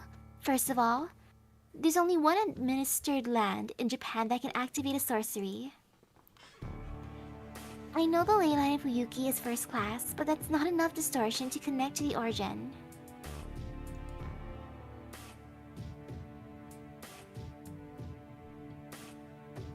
Is that Ilya still saying that, or the Tosaka at that point? I think that's Tosaka.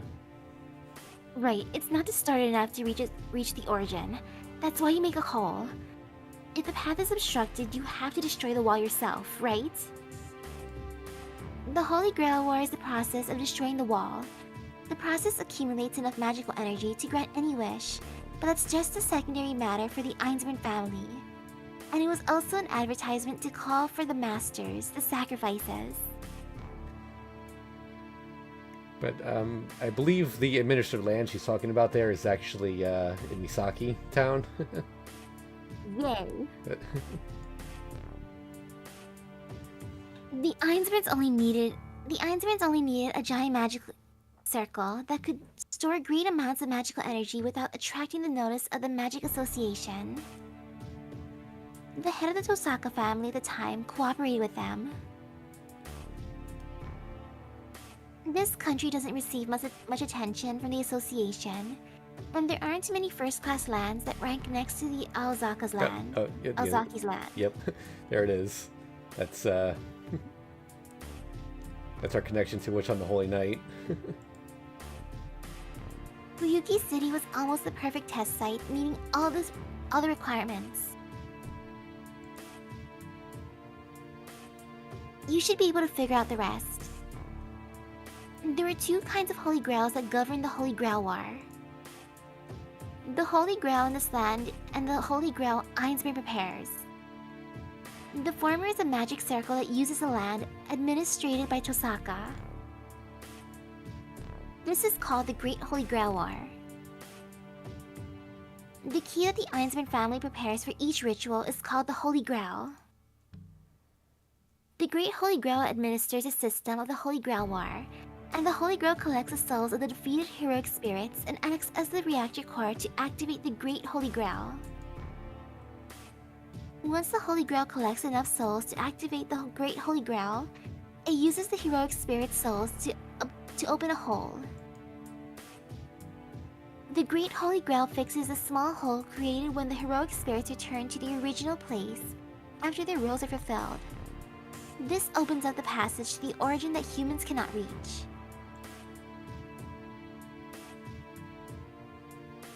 Of course, this is just the first step. Your wish isn't granted even if the hole's opened. The path to the origin is too far. But the one who obtains the Holy Grail gains access to unlimited magical energy. The other side has large quantities of unused mana, unlike anything seen on the side. For an ordinary Magus, it's not short of a miracle. I see. So the Great Holy Grail is the magic circle, which serves as the foundation, and the Holy Grail is the key to activate it. The Holy Grail Wars must occur on a 60-year cycle to accumulate enough mana to summon the heroic spirits. There's no way you can carry out such a summoning with one person's magical energy. The Great Holy Grail draws mana from the land slowly so as not to deplete it, and once it's full... Yes, it summons the heroic spirits as servants, but you need an incentive to summon the heroic spirits. They won't heed your call unless you give them what they want. Money for sequels. That's why the Holy Grail was prepared to reward them. Well, that's deception from the start. The Ainswords just wanted the souls of the heroic spirits. They didn't care about their rank, they just wanted strong souls. To hide that fact, they created the Holy Grail War as a cover. They deceived the servants and the masters and made them kill each other. Well, I guess it started from the second ritual. The first was conducted in a foolishly honest manner and failed right away because the three families fought for its exclusive right. So the rule was made starting with the second ritual. Outsiders were called and made to fight for the Holy Grail. Masters from outside the families were just an inconvenience after the servants had been summoned. So it's more efficient to have them killed in battle. It was convenient for the three families because they could legitimately kill their collaborators. Unbelievable. So the rule for the masters to kill each other exists because they couldn't decide who gets the ownership by talking and had to resort to violence? Yup, but choosing the last Magus standing proved to be an even better method than expected. It's just like you. There were servants and masters that found out that they were tricked, but it seems they didn't care. It's because you obtained the Holy Grail if you win. Tosaka's convinced. In short, the Holy Grail War is not a battle to obtain the Holy Grail, but a ritual to escape to the outside world. Attempts to reach the outside world. According to Hermeticism, there's a power that governs dimensional theory outside this world. It's called the Swirl of the Origin, or the Root, as it's called in the official translation. And it's a coordinates that's considered to be the beginning of all things. It's the start and end of all creation. It's the seed of God, recording everything and able to create anything. But I don't really care about that. My father would have understood what a big deal it is, but it doesn't concern me. What's possessing Sakura is much more important to me than how it all started. Ilya, I don't care about the real purpose of the war. It has nothing to do with us, just like you said. More importantly, tell us about the thing you mentioned earlier.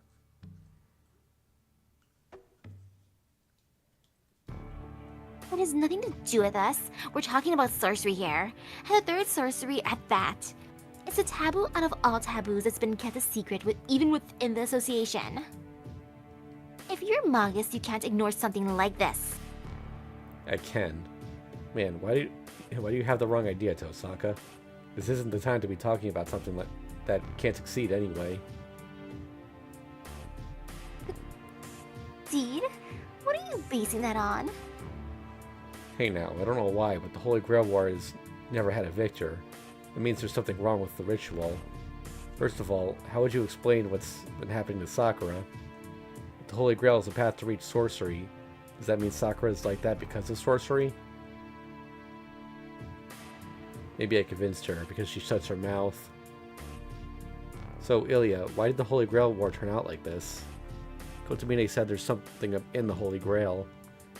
So, is this that Avenger thing? He's not in the Holy Grail, Sakura or Ilya, but in the magic circle you called the Great Holy Grail? Oh, Kotomine would know, wouldn't he? He's a magus tainted by Avenger, just like Sakura. He already knows what's inside the Holy Grail. Eh? Kotomine and Sakura are the same? That's right, this concerns you too. This is about what Zoken's trying to obtain, what's changing Sakura, what's hiding inside the Holy Grail, and what's changing the souls of the heroic spirits. Its class name is Avenger.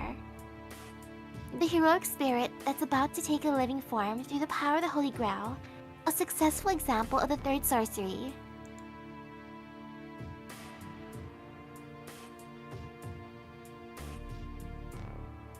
What? What was all that about sorceries not having to do with this? It does concern them. No, Avenger's materialization isn't sorcery carried out by the Holy Grail. From the start, it's a heroic spirit with that specific attribute. It can take form within the Holy Grail because it's Avenger. The Holy Grail merely summoned an Avenger that can use the third sorcery, so it doesn't mean that the Great Holy Grail used the third sorcery. So, in short, it's a monster that can materialize? It's someone who... It's someone who can embody the third sorcery even if the Great Holy Grail doesn't? Yes, I'll start during the third ritual. The first one was a failure. Einsman was defeated quickly in the second war. And in desperation, they summoned a spirit that specialized in killing. They used an old scripture, a foreign folklore they obtained, as a catalyst to summon the worst evil possible.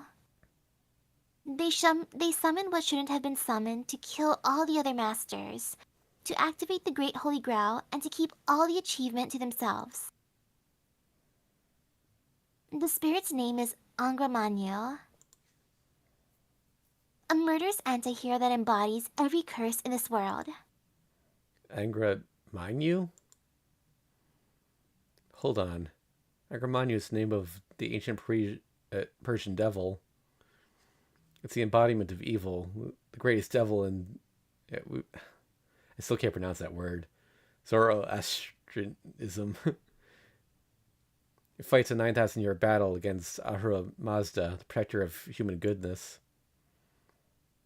Zoroastrianism is a story mainly about the battle between these two gods. It's a foreign religion to come up with the doctrine of duality. The first religion to come up with the doctrine of duality, the angels and the devil. But the story contains no hero named Angramanyu. First of all, how could someone crowned with the name of the King of Devils become a heroic spirit? That's not possible, Ilya. The Holy Grail can only call on heroic spirits. And you don't need the Holy Grail if you can reproduce phenomena on the divine spirit level. No, first of all, there can't be a heroic spirit with the name Angramanyu. Even if there was, it would be a nameless evil spirit that left no mark in history. Even if it was summoned, it still wouldn't be compatible with the Holy Grail. Ilya, what did the Ainsworth's master summon? Oh no, that's still her. I said Angramanyu, Rin. He was certainly nameless, and not a devil, but a hero with the name Angramanyu did exist. Yes, the story takes place a long time ago, insanely long ago, in a very small world. It was a hero that lived in a small nameless village that practiced Zoroastrianism. I don't know how the story of their doctrine was. I don't know what led them to that idea. But they lived cleanly and righteously in accordance with their precepts. People are supposed to value goodness, protect the light, and live virtuous lives. For these people segregated from the rest of the world, this supplication was absolute. It was probably the only source of human pride that they knew. Yes, the people in the village earnestly wished for everyone to live in peace, so everyone could be free from malice and live pure, upright lives. They renounced such human concerns as hunger, conflict, love, and hate, and were proud to be worthy of God's blessing. But it was impossible. People can't be free from malice just through clean, righteous living. From the moment we are born, there is evil in us. You must take certain measures if you want to separate evil from yourself. And those measures were taken. They came up with a way to save not just their small village, but the whole world. It's hard to make everyone do good, but you can prove everyone's goodness. You just need one person. If one person embodies all evils of the world, the rest of the people cannot be evil, no matter what. They seriously believed in such a simple, childlike theory. One young man was chosen as a sacrifice. They captured him, carved every cursed word onto his body, forced every sin imaginable upon him, and held him responsible for all evils in the world. That's all. A small world, but an ultimate evil was born in this one complete world. The people cursed, scorned, feared, yet adored this man. They believed they were pure and righteous since all the world's evil was within him. They seriously believed it'd save everyone in the world and create a devil. To demonstrate human goodness, they continuously tortured the man until he went insane. No, they would not allow him to die until he succumbed to old age. The name of the devil that corrupts men, he was given the name Angramanyo and was irrationally hated by everyone in the world. I don't know if he really did turn into a devil during the process, but everyone in his village believed him to be so, and they treated him accordingly. They hated and feared him, but he was the proof of their goodness. They revered him as a sign of their salvation. Oh, so is that why his noble phantasm's like that? Yeah. He was the object of everyone's hate, but he saved people. His existence pardoned everyone of their evil deeds. Though his method was unusual, he still saved people. He became a hero for the villagers. And a hero was born, hated by people, losing his self, someone who transformed into exactly what they wanted, a helpless sacrifice that came to represent all the world's evil. That's the anti-hero Angramanyo, an ordinary person without any special talent that was determined to be all evils of the world. The king of devils that approves of all 6 billion evils in Zoroastrianism. He's a curse made by the concept of ancient people. So the part about like carving curse words into him, the first time I ever saw Angramanyu was like during an eye catch in Carnival Phantasm, and like I just from that description I realized who he was immediately, even though they'd never said his name. Ilya finished her story with no sign of bitterness or contempt. Anti-hero. Kotomini introduced me to the term when the war started. But if Ilya's story is true, the guy who turned into Angramanyu was still burdened with all the sins. It's because that's his reason of existence. A heroic spirit who has 6 billion sins pushed onto him. If a guy like that is summoned, all that'll happen is a big massacre. It'll only be natural for him to hate people. First of all, everyone around him established him to be evil. Angramanyu. So the man is using Sakura to take revenge on the people. No, to carry out the role people pushed onto him. So I understand the story of Avenger, Angramanyu, but why is he in the Holy Grail? He's just an ordinary person, right? Even if he's given a devil's name and treated like one, he's still just a human. Then I wouldn't turn him into a monster capable of eating the entire town. Yes, Angramanyu is human. He was just an ordinary man, but was forced to become a heroic spirit. So there wasn't any problem originally. The Ainsburn family summoned Angramanyu in the Third War. But the summoned heroic spirit was weak. The anti-hero who was defeated in the early stage of the war, and the Holy Grail took him in. The Master of Ainsburn grieved how this ordinary human could be a devil that destroys the human world. Yes, the heroic spirit was merely human. A human that cursed the world.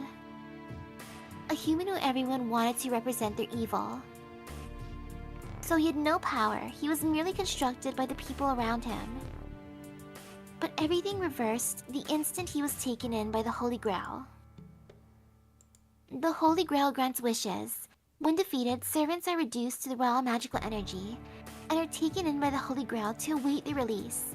They lose their individual personalities and stay in the Holy Grail as an omnipotent power. But Angramanyu was different. He was a heroic spirit that others wished for. He was intended to be evil, regardless of his personality. No way, could he? Yes, the Holy Grail grants every wish. He was a mere human, but wasn't treated as one. So was the embodiment of the people's wishes. So, the instant Angramanyu was taken in by the Holy Grail accepted his wish. An existence that should not be. The heroic spirit constructed from people's selfish wishes was finally given flesh within the wish-granting Holy Grail. 500 years under the Makiri and 1,000 under the Ainsburn are nothing. After all, he's an ideal human that has been wished for since the age of the gods, over 2,000 years ago. That's what the shadow is. I finally obtained form as a heroic spirit. Angramanyu used servants, colorless magical energy, to embody all evils of the world.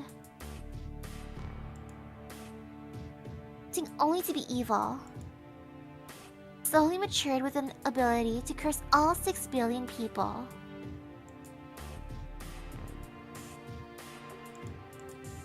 Then what? The contents of the Holy Grail have already been tainted by him? The wish the Holy Grail grants is already determined, and the Fourth War took place only to store up the magical energy needed to give him form? Yes, I don't know how much Kiritsugu knew about Angramanyu, but believing the shadow leaking from it to be dangerous, he destroyed the Holy Grail. And his course of action was right. No matter what the previous Angramanyu was, the Angramanyu that formed inside the Holy Grail is real. It will become the greatest evil in the world, a devil that will kill every human being alive. But thanks to Kiritsugu's resolve, Angramanyu was left unborn within the Great Holy Grail. Kotomina and Sakura received parts of it. Zoken must have known that a servant was about to be born in the Holy Grail. That's why he implanted a piece of it in Sakura, creating a link between her and that servant. He made Sakura a master so that she can control the servant once it emerges. No matter what Avenger is, it's still a servant. No servant, no matter how strong, can disobey his master. That's Zoken's plan. He wants to use Sakura to obtain Angramanyu. Hold on. Does that mean Sakura has a contract with the servant, Avenger? Are you serious? Even if Sakura controls Angramanyu that way, she can't resist the taint of the magical energy. He's already changed that much when Angramanyu is still inside the Holy Grail, so her personality will disappear completely once it comes out, and being a master won't matter.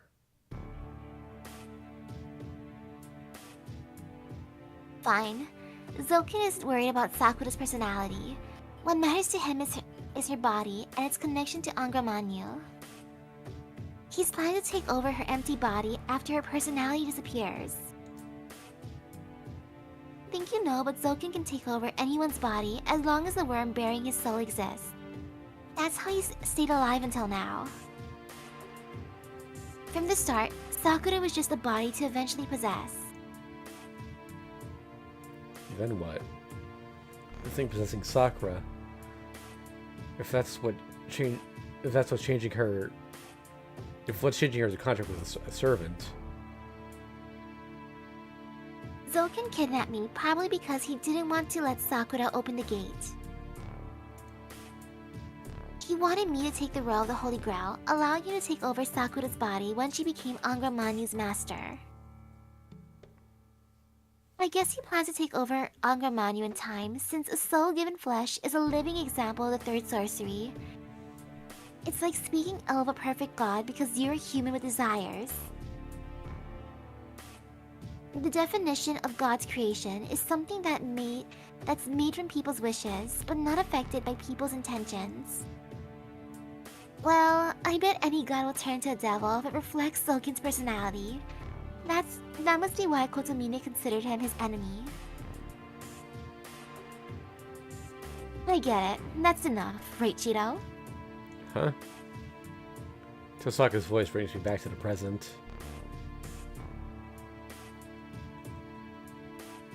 It's not huh. We know our enemy and we know Zoken's intention. Then we don't even need to talk about the rest. We don't even need to talk about the rest, huh? She's right. What's in the Holy Grail? Disaster from 10 years ago will be repeated if he comes out. No, that's an understatement. He'll kill countless people if we let him be. Yes, Sakura's creation will take many lives. I can't allow that. I have to stop it. I have to make whichever sacrifice I can to keep Sakura from being burdened with more deaths. Stop by remind you. I have to end the war before he emerges from the Holy Grail.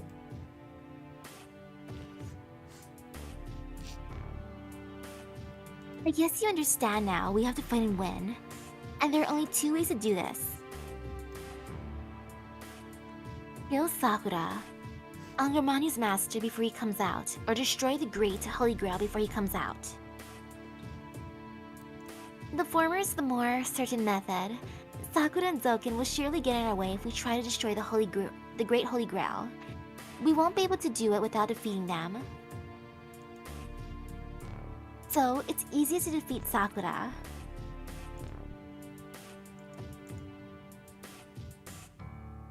Yeah, fight Sakura and separate her from Angra Mainyu. That's the easiest way, and the plan's easiest to understand. Oh? You have no problem with going after her? It's the only thing we can manage right now. If Angra Mainyu is what Ilya says it is, it's not something humans can match. We lose the instant it comes out. We have to take the quickest and surest route. More importantly, Tosaka, I don't mind fighting, but do you know where Sakura is? That's the problem. If Ilya's right, there's only one place the Great Holy Grail can be. Right, Ilya? Yes, you're right, Rin. Angra Mainyu is about to be born, so Zoken is at the Great Holy Grail.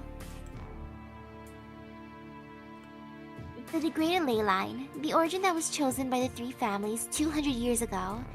Angra Mainyu is being conceived in the very large cavern underneath the Ryudo Temple.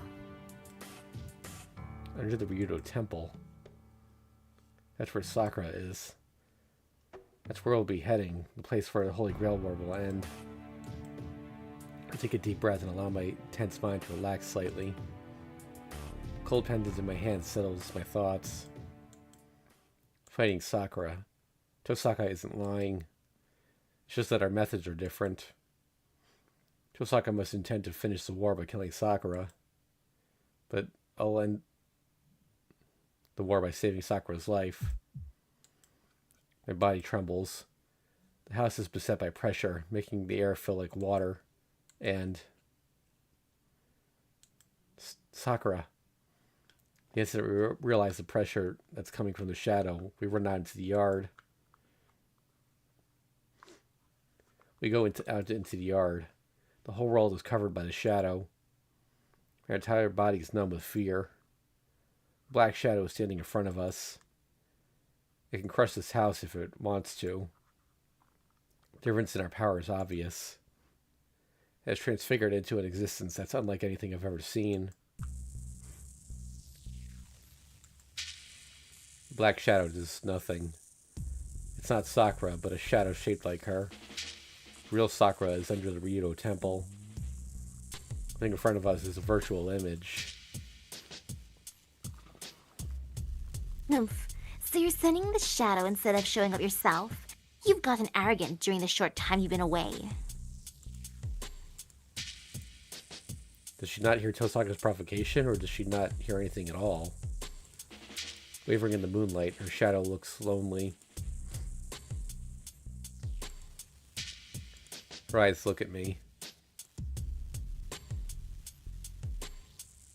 Senpai. Weak, as if she'll reply like always if I just reach out. But I don't. What I must do is determined.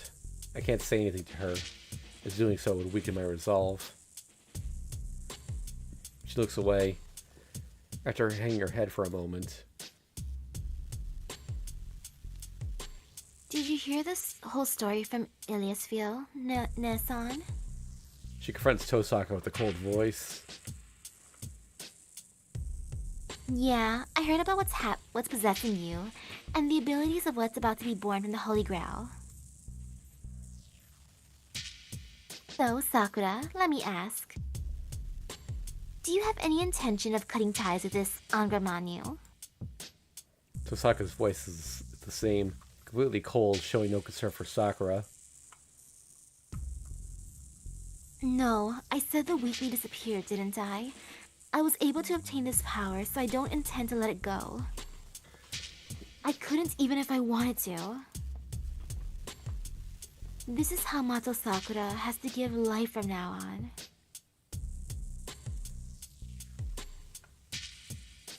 I see. Then one more thing. Complete is the servant you're boasting about. Ilias said it's coming out soon. But what do you have to say as the mother? Is it already born? Of course not. When that happens, this town will be consumed in a second. I can't allow that yet. Senpai's still here. So I won't allow him out as long as I still exist. Oh, so there's no reason for us to hurry, huh? So you're going to keep Angramanyu inside as long as Shiro's with me? That's good, Shiro. Sakura seems well enough.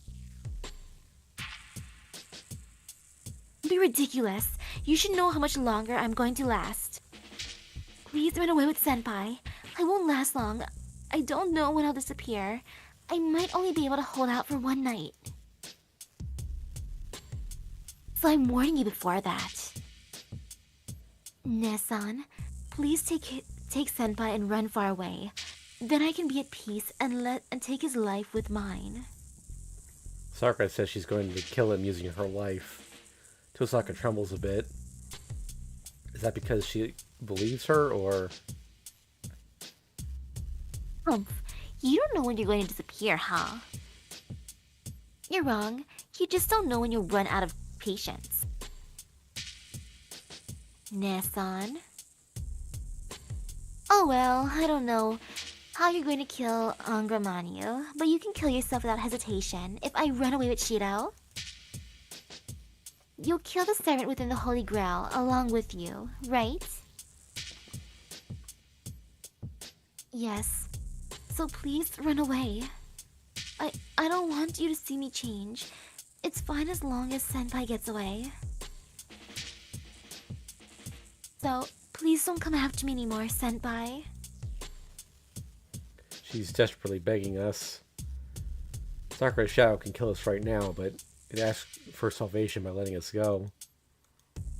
But I can't answer her wish. I can't leave Sakura and run away, nor can I let her kill herself along with Angramanyu. And... Go there. We'll go and kill you for sure. Tosaka breaks away from her sister.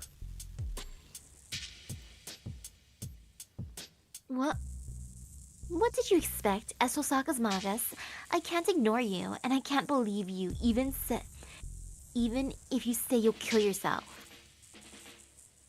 Don't you get it, Sakura? You're not making any sense. You want to kill, but you're telling me to run. Jeez, you're trying to act like a good girl because you're in front of Shiro. What? Oh, you can make a good face. That's what you should have done from the start. So, is that all? Then get lost. You don't have to hurry since we'll go see you right away. Look, Sakura, I'll kill you with my own hands. Tosaka declares with voice that even contains kindness. Shadow wavers, after freezing on the spot like a statue. Yes, I'll be waiting for you, Nessan. It smiles violently and disappears.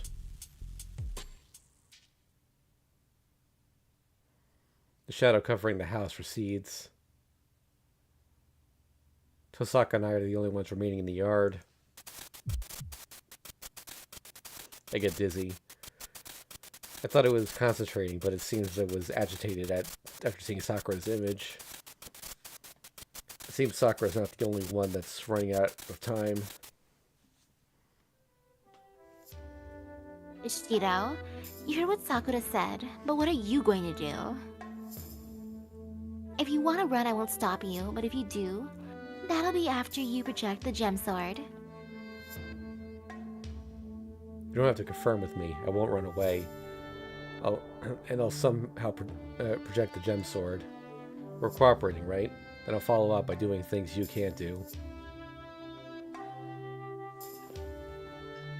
I see, that's good. But do you understand, Shiro? Coming with me means killing Sakura. The same goes for the gem sword. You're going to prepare a weapon that I will use to kill her. Yeah, the gem sword thing is contradictory, but Sakura's out of control, and projecting the sword is a promise we made. If projecting the sword means we can match Sakura's shadow, then it's something we definitely need to do. Oh, so... Yeah, I'm taking the opposite measure. I'm going to end this war by saving Sakura. I've decided to be Sakura's ally. Even if letting Sakura live means killing everyone else? We don't know that yet. There should be a way to save Sakura and not let there be any more victims. I don't know about that. Sakura's already killed many people. Is it justice for you to save such a person, Shiro? Her inquiry is decisive. A sin I can't talk myself out of. She puts it into words, and finally... That's right, I'll protect her even if she's not human. I'm going to protect her from everything, including the part of her that wants to kill me. That's all I want to do. That's what it means to be someone's ally, right? I'm able to tell her what I think. Jeez, you really can just come out and say it. I nod back, feeling no shame. I see. Well, I knew there was no point in arguing with you, but I didn't think it'd go this far. You beat me. Huh? Where are you going, Tosaka? I have to go prepare for the battle. Sakura gave us that warning because she really doesn't have time to spare, so I have to get ready quickly. That's true, but we're talking... We're done talking now. In short, you're going to save Sakura as long as you're still alive, right? Fine. Do as you want. I'm not going to say anything now. Go struggle with your heart's content. Where'd your nervousness go? Tosaka looks angry now. But don't get me wrong. This is in exchange for making the gem sword. I'll leave you in charge of Sakura as long as you're trying. I won't do anything until you can't move anymore.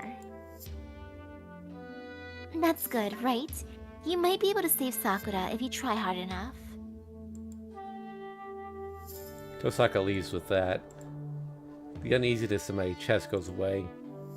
We're thinking oppositely, but Tosaka still wants to save Sakura. Then I can entrust her with Sakura. We both like her. And Tosaka should be able to save Sakura. It's 10 o'clock. Tosaka said we'll prepare for battle and go to the Ryudo Temple before the date changes. Well, I'm going to have you project the gem sword, but how do you feel? Can you project it while suppressing Archer's arm? Oh, I see. Leah hasn't told her how I took the shroud off. Well, yeah.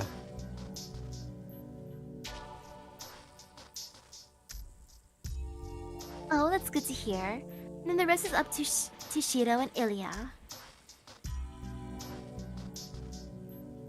The Azoth sword, which is as close as we're going to get to a gem sword. Shiro's projection, and Ilya's support. We may not be able to replicate it, but if all goes well, we should at least be able to reproduce half of its original ability. Tosaka hands me a dagger. The dagger is ritualistic equipment. Might be something she favors, as it looks well used. Not only that, even an amateur like me can feel how much magical energy is stored in this thing. Well, this is nothing compared to the shadow, but it's still 100 times more than my magical energy capacity. This is amazing. You had something like this up your sleeve? Of course it's amazing. I used all the jewels I had, which contained 10 years worth of magical energy. Tosaka sulks like she didn't want to use them. She seems generous, but maybe she's really stingy when it comes to money. Well, that aside.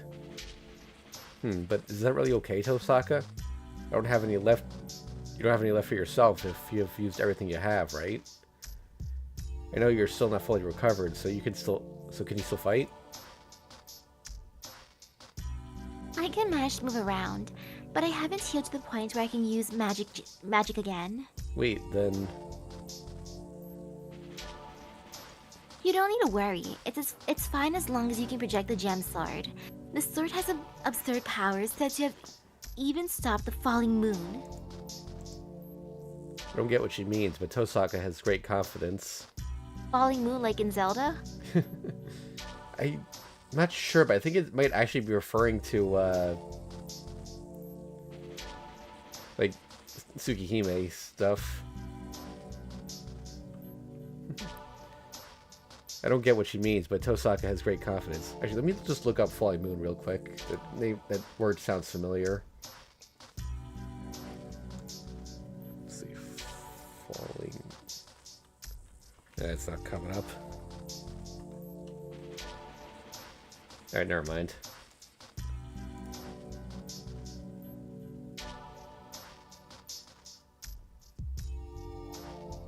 Let's start, Shiro.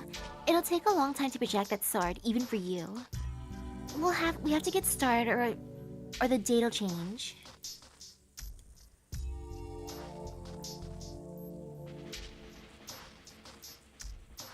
You're right, let's go back. Wait. Let's go back to your room. If we're not someplace where you can... I think that's Rin. You're right. Then let's go back to your room. If we're not someplace where you can relax, our chances are lower. Tosaka heads back to the living room. Oh, hold on. I'll do the projection in the shed. I want to be alone with Ilya while I do it, so can you wait in your room? Why? I have to be there in case something happens, right? There's no need. It's a bother if you're here. Shiro gets distracted easily, so he might fail if you fall and get his attention when it counts the most. Hey, that's rude, Ilya. Tosaka complains with a sour look. She's not arguing back, maybe because she can't deny the possibility that she'll screw up at a crucial moment.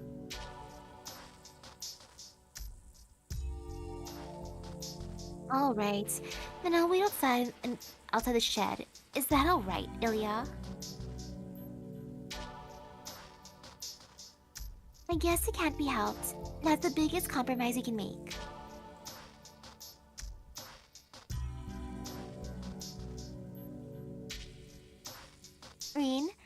won't tell until I tell you to. If you want us to reproduce the gem sword, I'll call for you if something's about to happen, so please stay outside until then, no matter what. You're being persistent. I said I understand. I won't come in even if I hear Shido scream. It doesn't really matter, but I wish she'd picked a better example. Well, let's go, Shido. Ilya goes into the shed. I decide to ask Tosaka something before I follow. Tosaka, can I have the sword? You're going to be projecting using that. The Azoth sword will go away once the gem sword is projected. Yeah, you can have the gem sword, so... That's his fine. Yeah, you can have the gem sword, so can I have this in return? See, this might break if I fail. I can't concentrate, thinking how you might get angry if I break this. He's fine. You can have the Azoth sword if that'll help you relax. Thanks, and I'm going to do my best.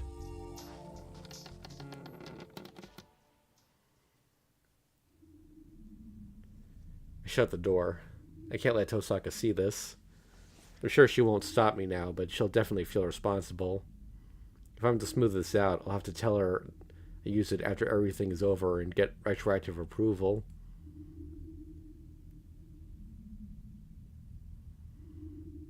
Are you ready, Shido? You've released Archer's arm already, so I don't need to explain the steps, right? I nod. Ilya tells me to sit down, and I do so. But Ilya, I can only project what I've seen or what Archer made. I have no information on the gem sword. I can't project it even if we have a blueprint and a dagger that's just like it.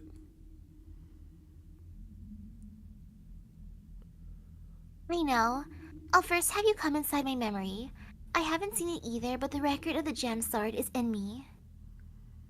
Tosaka's great master was there when the Great Holy Grail was made. I'm sure the sword was there at the time. Whoa, Ilya.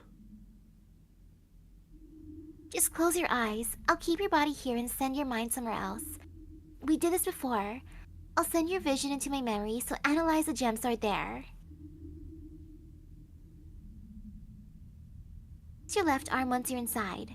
You'll be hit by the pressure of 2,000 years and the invasion from your arm at the same time. 100 years. Breathe yourself. Try to finish the projection as fast as you can.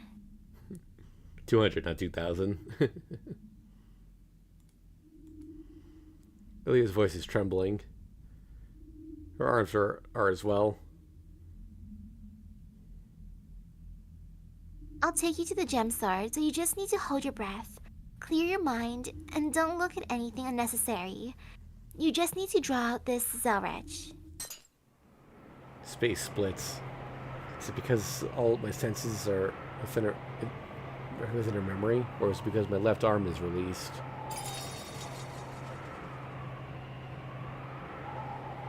There's no pain. The cognition of pain doesn't matter now. I'm swallowed by my injury. I'm falling into a swirling maelstrom of pain. I don't know where I am. I don't know who I am. I don't know what it means. It's a large circuit. Multi-layered crests are carved into a bare rock that's over 50 meters in radius. It's like a large observatory, rotating by itself in the desert of Arizona.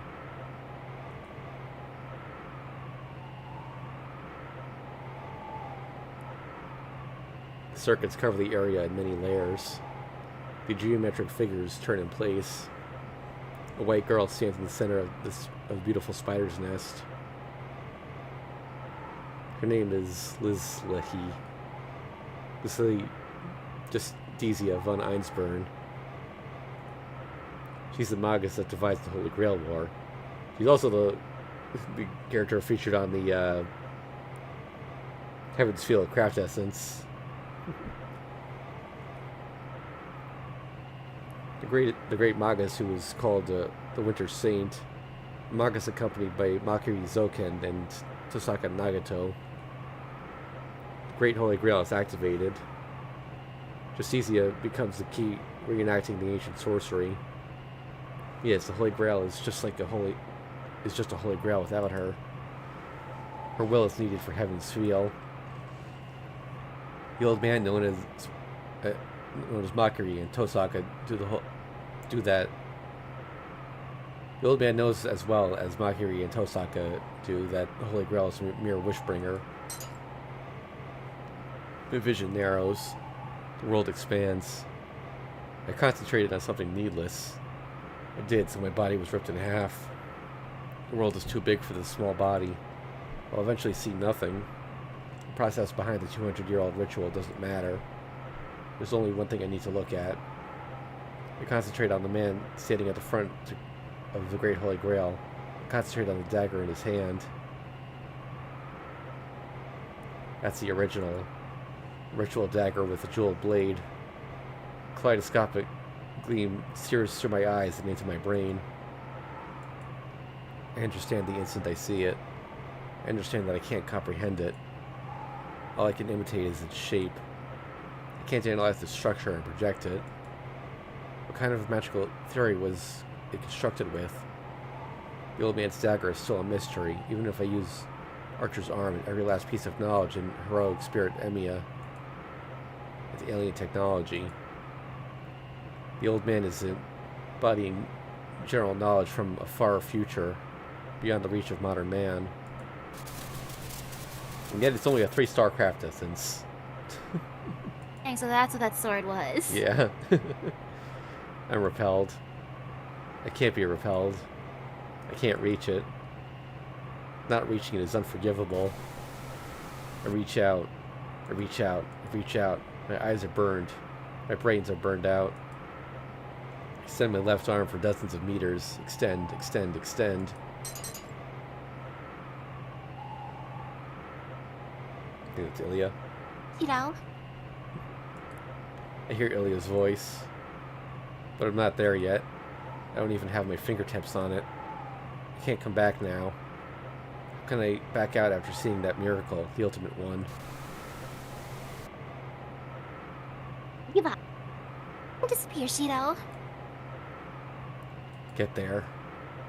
Get there. Get there. Get there. Ha. Ha. Shiro. Did I jump myself or was I pushed back by something? I'm flying and I land on my back. Ha. Yeah. My left arm. Pain. My tongue. My fingers. Trembling won't. What?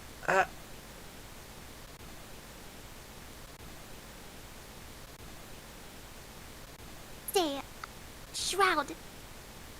Ha. G. A big knife stabs me from the side. It's so uncomfortable that I repel the one wielding it.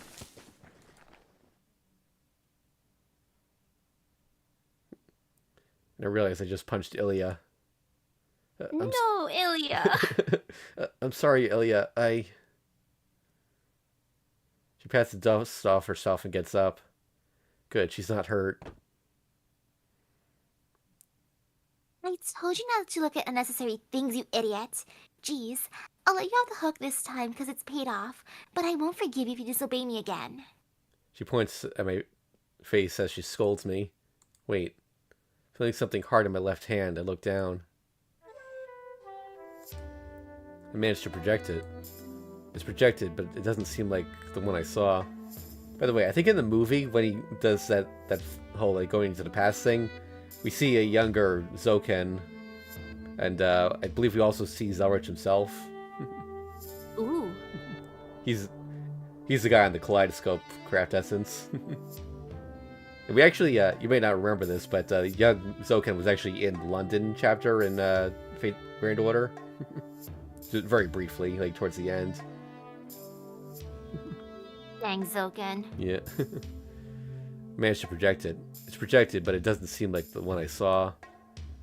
First of all, I don't feel any magical energy in this thing.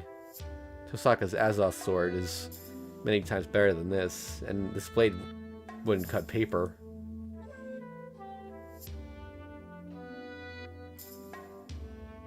Complain talking about, but thanks to your hard work, Shiro, your projection was perfect. You showed me a flawless blade works. I don't know. Is this any good? It looks pretty crappy. That's fine as is.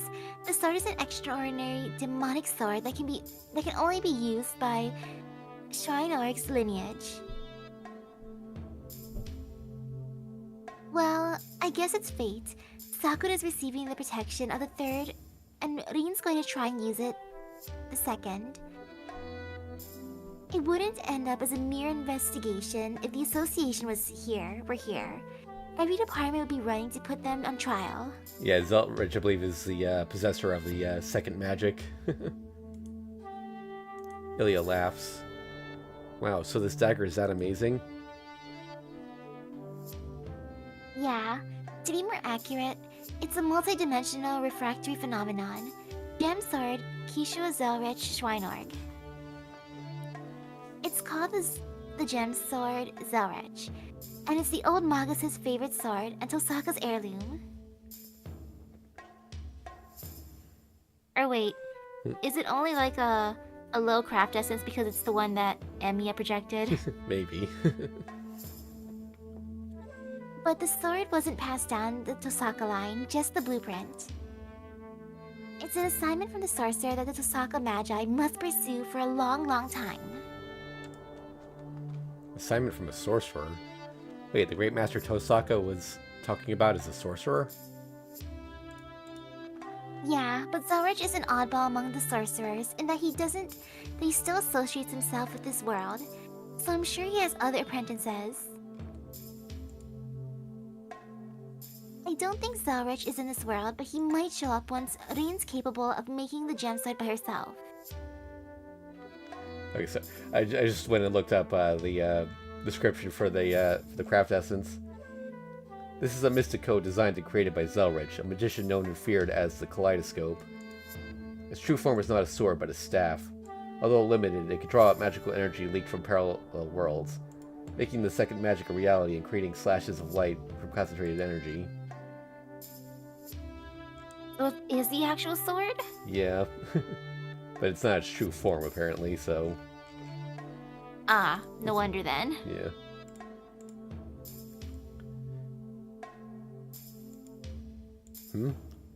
He's not in this world, but might appear all of a sudden? Is he just a wanderer that likes to travel? Whoa. I let my guard down. I get dizzy. I clench my right fist, feel the pendant digging into my torn flesh to keep my consciousness. I steady my breathing so Ilya doesn't notice. My limbs still feel like my limbs. Good. I thought I'd lose something if I used projection, but I'm not missing anything yet. My head's still working. The biggest proof is that I can check on my condition. I should be able to use one more projection. No, I have to use it. I have to save Sakura in a different way from Tosaka. Archer's arm will make it possible. So, means, in short, the sorcery parallel worlds, so his nickname? Kaleidoscope. Tosaka? I can't understand her. It's not that I can't hear her. She's just speaking in a language I don't understand. She's talking in some strange language and holding something dangerous in her left hand. Tosaka's holding a sword I've never seen before. Never seen before? That can't be. I projected, I think, that sword just now. My left hand is empty, so it must mean I handed it to Tosaka. Zero? Was the projection? I get a chill. My memory is vague. I can't recall anything. My understanding and the details don't match up. Gah! I clench my right hand. My eyes finally focus in exchange for dripping blood. Tosaka. I get up. My limbs are light compared to my disconnected head. They're so light that I think they may be empty inside. Tosaka. Ilya and I will go test it out, so you should rest. Wait, what's with your hand? Tosaka grabs me. Her speed is surprisingly slow, but... Eh? Why do you have this? My mind isn't working, and she has a hold of my hand before I know it. Tosaka's looking at the pendant in my palm with astonishment. I don't know why she's surprised, but I have this because... Shiro, why do you have this? And are you crazy holding it this tight? Why? I just have it as a charm. This is something I picked up. Why did I pick it up? It's something I shouldn't forget, but I can't remember.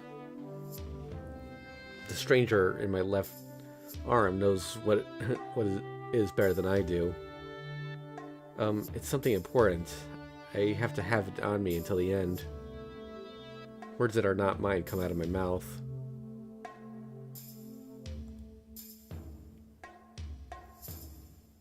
Shiro, I also have that pendant. Eh? Tosaka takes out a pendant from her pocket. It's certainly the same. It's a simple design for a jewel user like Tosaka, but I think something simple like this brings out her beauty. Wow, they're the same. I nod back.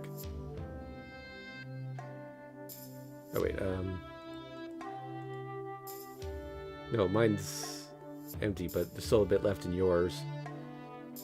It's not significant, but I'm sure there's meaning behind the usage of it. I've lost track of who's talking.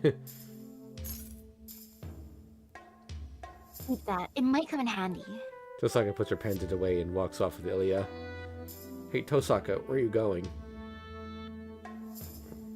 I need to talk to Ilya. I'll let you rest for an hour, so stay in your room.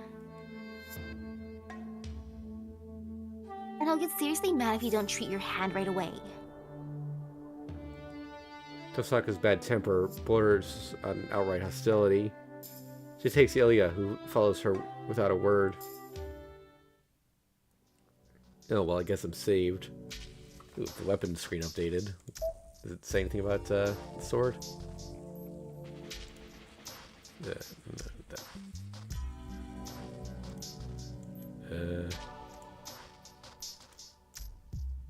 No, I guess they're just updating for this sword. Oh, well, I guess I'm saved. I have to find out what happened to me before I start moving around. I'm still conscious. I can figure out the situation if I don't let my guard down. So, why am I here? Think about why I'm here in the shed. Sakura's warning. Sakura warned us to run, and Tosaka said she'd fight. Then, that's right, we have to go beneath the Ryudo Temple. So, why am I lying in the shed when I have to go to the Ryudo Temple? I'm on the ground. Realize that I'm inside the shed. My right hand is hurting. Next to that, my consciousness is back. Damn, pull yourself together, idiot. I get up and check how my limbs are doing. Don't lose spirit. I'm certainly losing something at a hopeless speed. But it's not fatal. At the very least, I should be able to fight normally until the day dawns.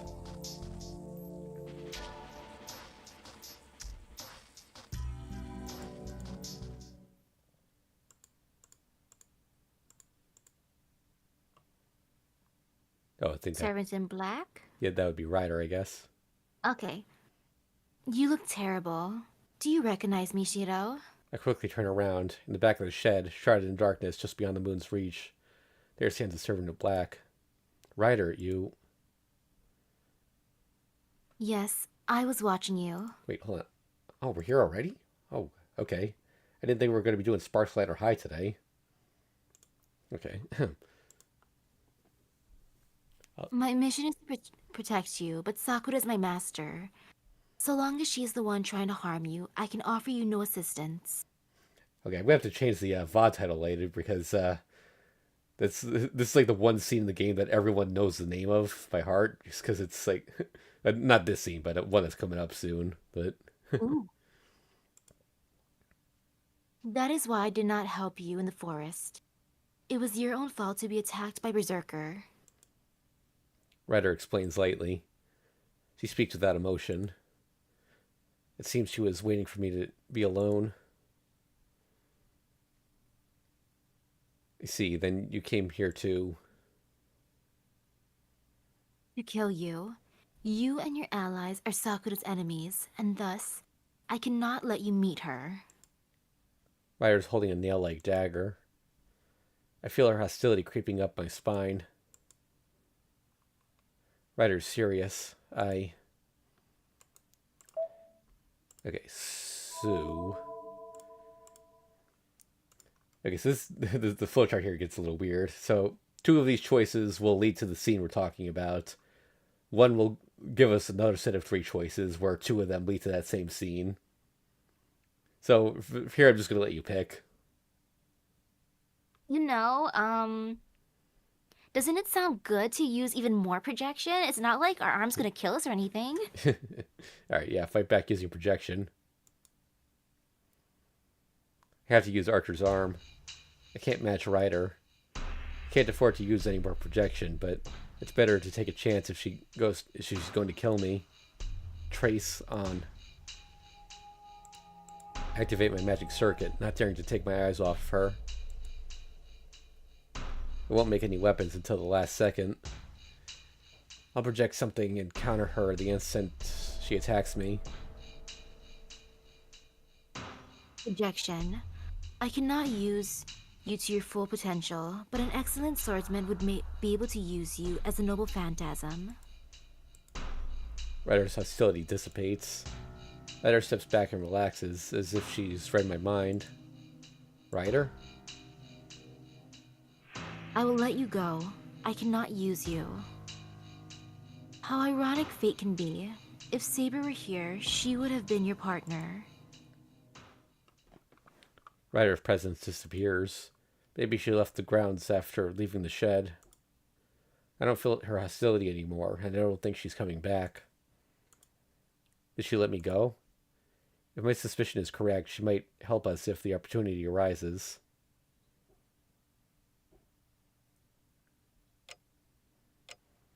I'm actually out of water. I'm just going to get some more real quick. Okay.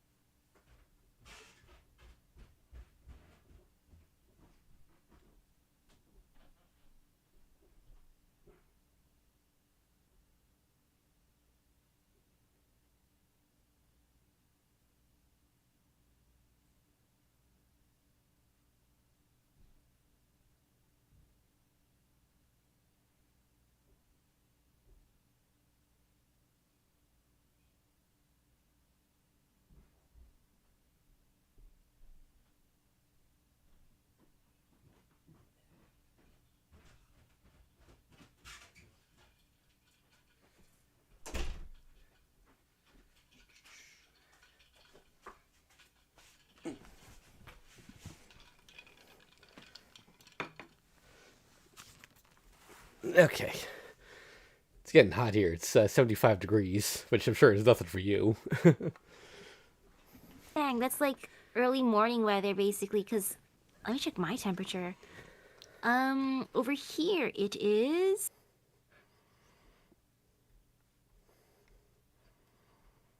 81 at 9 a.m. The clock strikes midnight. It's 12 o'clock, the promised time. I wrap the Azov sword with cloth and tuck it under my arm. This is my only weapon. The only other thing I am taking is the pendant.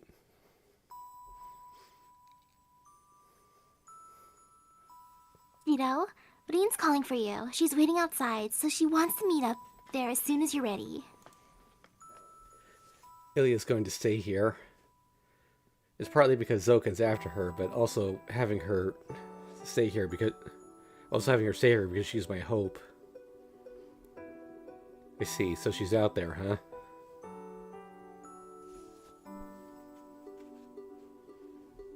Yeah, Yeah, she looked like she wanted you to come quickly. So she'll probably scold you again if you don't hurry. I nod and get up. There's no pain in my left arm now. It's just that my human functionality is eroding. I can't tell what I'm doing if I stand still. Then I'm going. Be careful, Ilya. See you, Shiro. Please come home with Sakura and Rin before the day breaks. Wave goodbye to her and leave.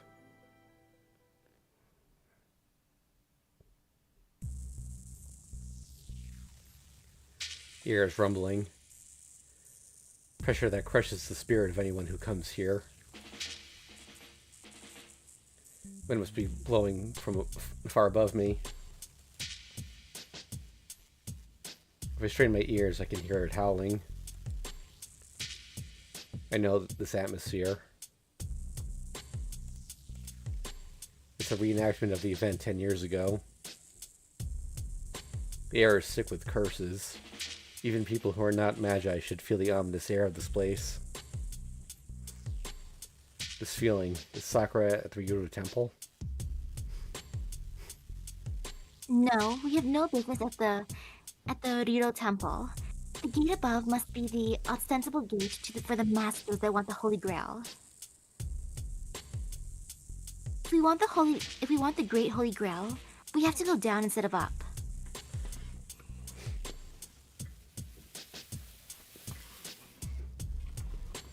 Forest dark. We climb the mountain using the moonlight that filters through the clouds. We push our way through the tree branches. There's not even an animal trail in this place, so we even have to climb down rock walls.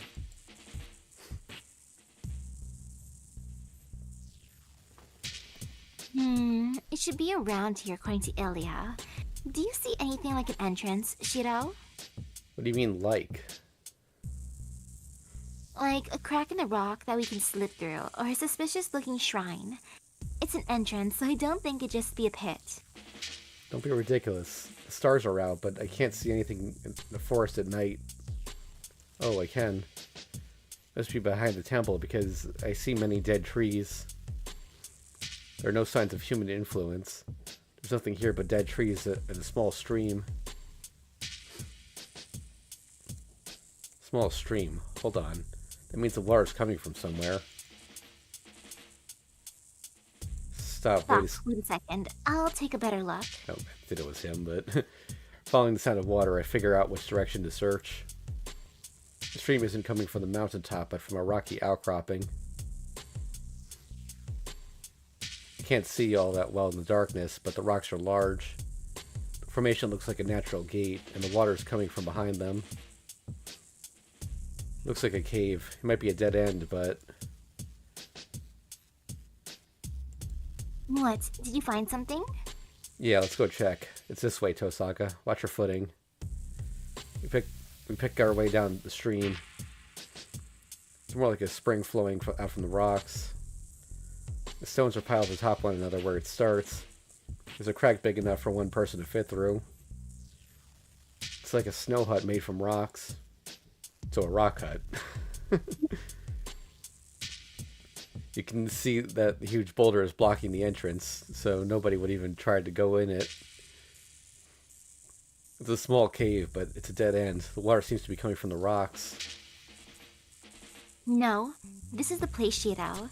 Try touching the rock in the back. Your hand will go right through it. Yeah? I tried placing my hand on the rock. Oh. I don't feel the rock, and my hand goes through the space instead. Well, is this some kind of illusion? It's a kind of boundary field. Let's go. Tosaka goes into the darkness without turning back. Once we go into the enemy's lair, there's no backing out.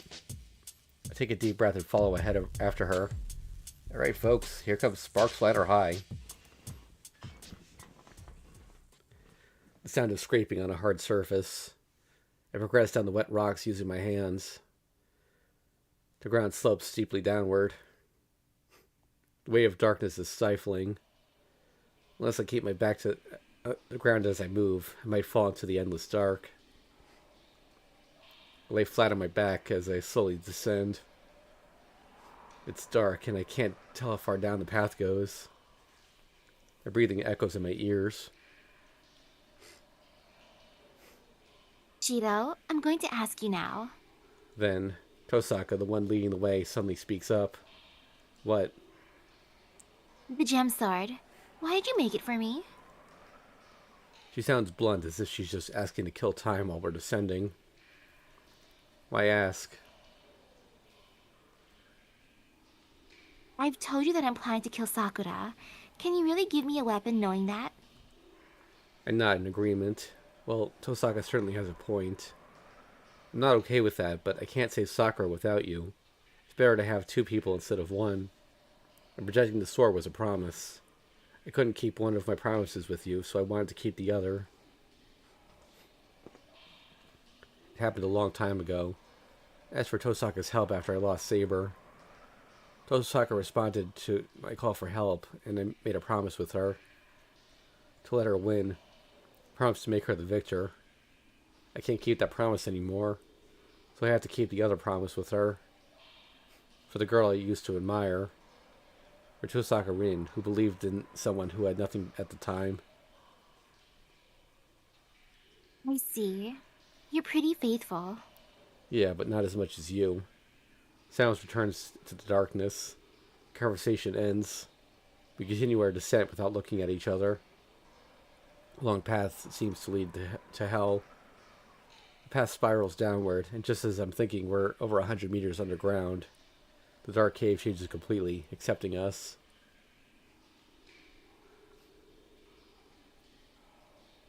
The path that could only accommodate one person widens up and leads on. There's no need for light. The cave is illuminated by a dim green glow, probably from some kind of luminous moss. The path is saturated with life force. It feels too lively. An air of birth filled with vigor and the joy of life. An immense amount of Odo, of Odd, and mana is so strong that it's almost visible. It makes me want to vomit. The warmth of life should be dazzling, but instead it's something rotten, making me want to look away. I have no words to say to her. This is a land of death. Talking to each other to soften the tension would only cost us our lives. Let's go.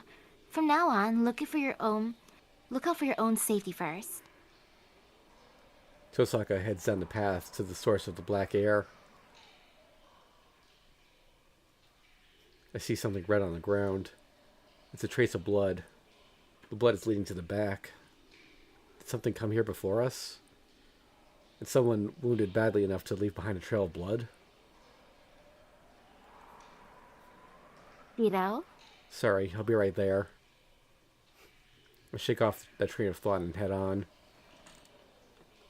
I can't be worried about others. My consciousness fades away if I let my guard down. I'll disappear if I worry about needless things. I tighten my grip on the pendant. Letting the pain clear my head, I step into the green darkness.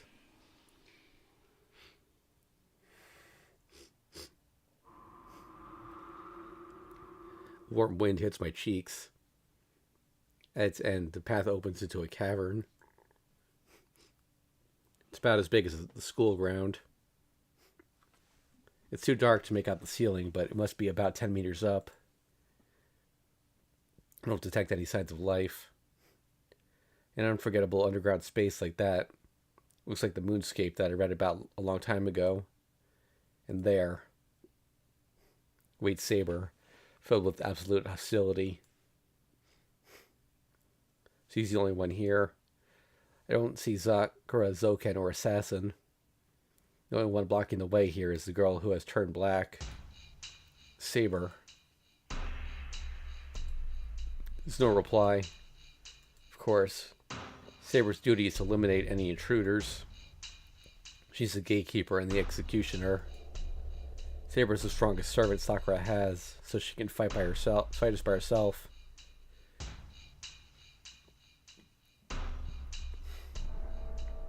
It doesn't look like we can talk her into letting us through. Tosaka lowers her stance and reaches for the gem sword she's hiding behind her back. She must intend to fight her head on. I don't know what kind of ability the sword has, but she's going to fight Saber. But that's not a good idea.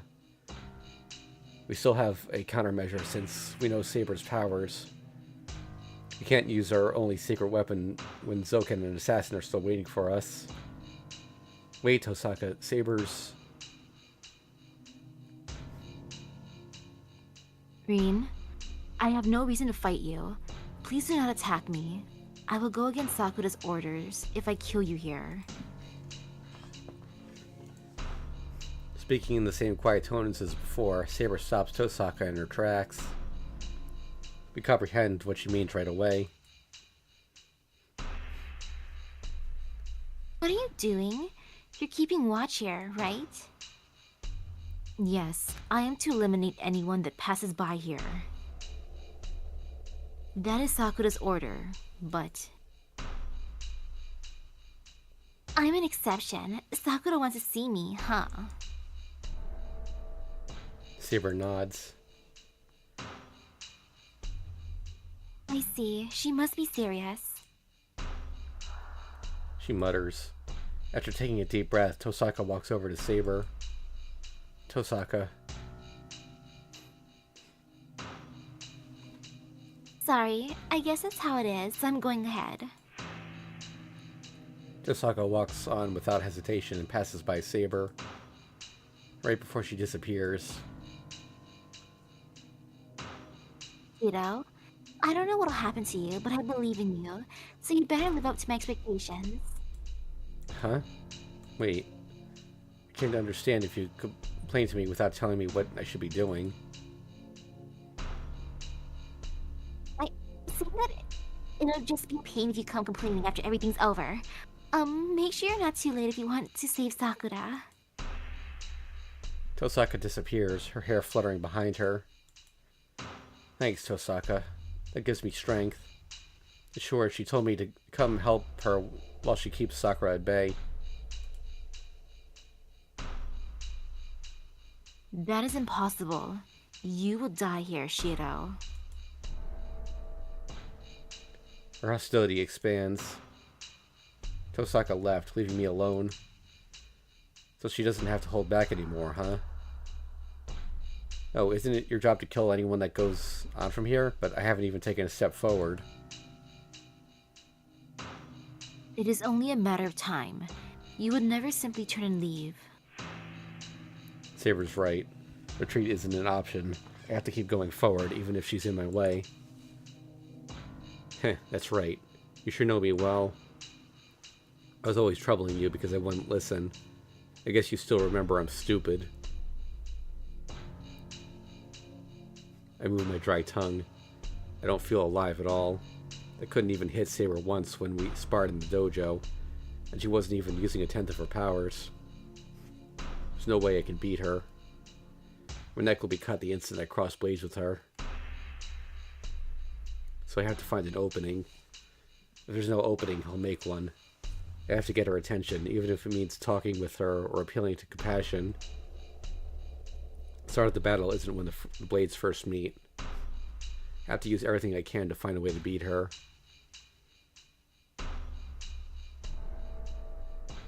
You talk too much, Shiro. Do you crave death so badly? That's scary, Saber, but you have your sword sheathed. You're saying you'll kill me, but you still haven't tried to attack.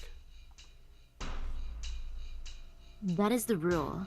I shall spare you until you step forward. But that will not last. You need to go to Sakura. I do not need to move, as you will come to me once you lose patience. I failed already. Saber has no openings for me to exploit. She is content to stand still and wait for me to act. Damn, I guess I have to fight you head on. I breathe out the air in my lungs. There's only one possible way out of this. Archer's arm. I have to use projection to defeat Saber, just like when I fought Berserker. But I already know I can't beat her that way. My mind is cut limbs, protect the senses from my headwind. Trace on. I create the weapon. The swords that have the least burden on me out of all the projections. The symbol that Archer wielded for all his life. Twin steel blades. Yang sword Kansho, Yin sword Bakuya. They don't have any special abilities, but they're strong swords. Even against Saber, they won't shatter from 1 or 2 blows. Archer's swords. You choose not to imitate my own, Shiro. With an effort, I gather together the shards of my consciousness. What did Saber just say? Did she ask me why I won't project her sword? I can't waste my energy like that.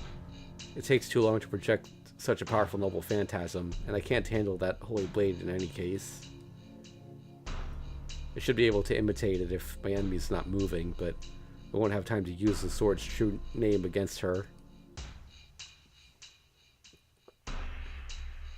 No, that does not concern me. The only thing that matters is that you armed yourself. Insignificant though it may be, I will regard it as a hostile action. Saber's body wavers. She holds the black holy sword. A body such as yours will only last a few minutes. She offers my dying body a quiet invitation. I take a step forward. The first move, predicting Saber's counterattack. How to avoid it. I throw everything away and kick the ground. I swing the Yang sword Kansho. In a heartbeat, I close the 10 meters between us, concentrate everything I have in my left arm, and swing down with all my might. My attack's parried. Ignoring it, I swing the Yin sword Bakuya. But it does no good. Saber wards off my attack harmlessly, and her sword lunges to pierce my throat. Which one of us is surprised? I don't care. What kind of miracle is it that executing the attacks enemy Shiro cannot execute, and blocking the attacks enemy Shiro cannot block? I don't care. What's the flashing light, the force that renews itself every second? I really don't care about it. It's an overdrive that leads to death, as well as calm sleep. My body moves like a superhuman. My blades move like lightning. My mind reads 10 steps ahead, ensuring 5 more seconds of survival for every attack I parry. I can only manage to defend. The only attack allowed from me was the first. The rest of the time is spent fending off her attacks. I've already blocked 30 attacks that could have killed me.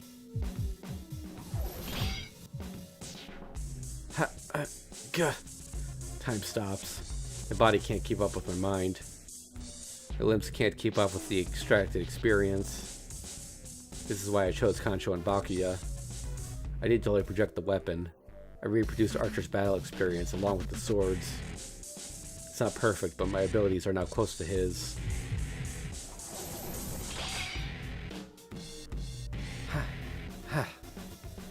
That's why I can manage.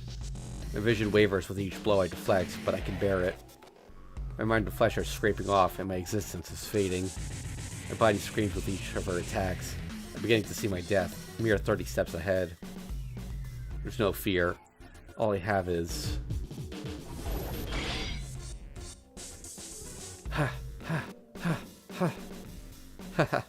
Enjoy being able to keep up with her.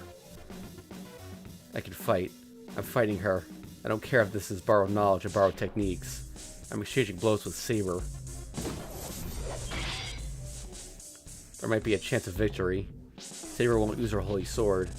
Maybe because it'll break the ceiling if she uses it. Or maybe there's some other reason. Either way, Saber's fighting me using only her sword technique. If that's the case, I can still manage. There should be an opening since Saber isn't using her holy sword.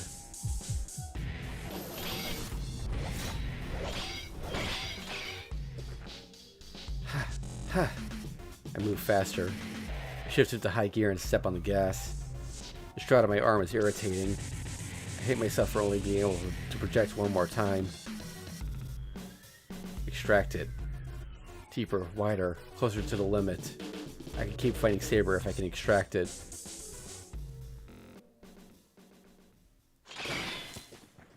My body jumps back. Saber's attack pushed me away, so I jump back to regroup. I try to catch my breath. Every muscle in me is on fire. It feels like the heat inside me is coming out of my pores.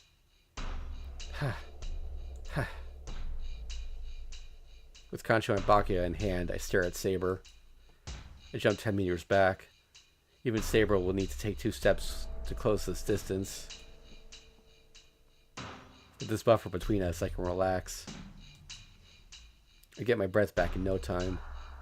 I look down at my body for a second. I don't care. As long as they don't kill me, I don't mind these swords. It's a problem that my movement precision's gone down, but I fortunately don't feel any pain. I can block 5 more attacks from Saber. I can't tell what'll happen after that, so I have to find an opening with the next 5 attacks and strike with everything I've got.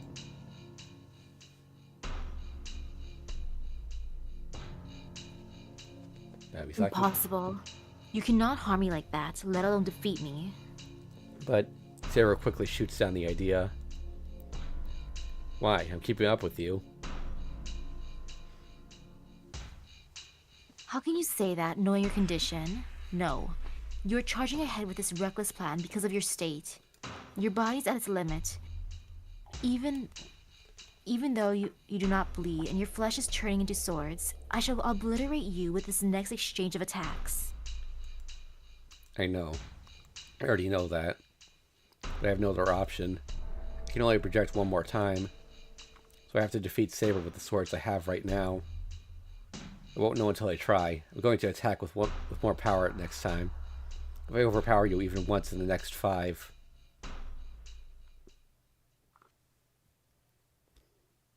Shiro, why are you conserving your energy? Her words contain a deeper meaning. They contain so much feeling that it clears up my broken and crazy mind. What good is keeping energy in reserve? That's right. I'll die if I can't beat Saber, but I still have one more trump card.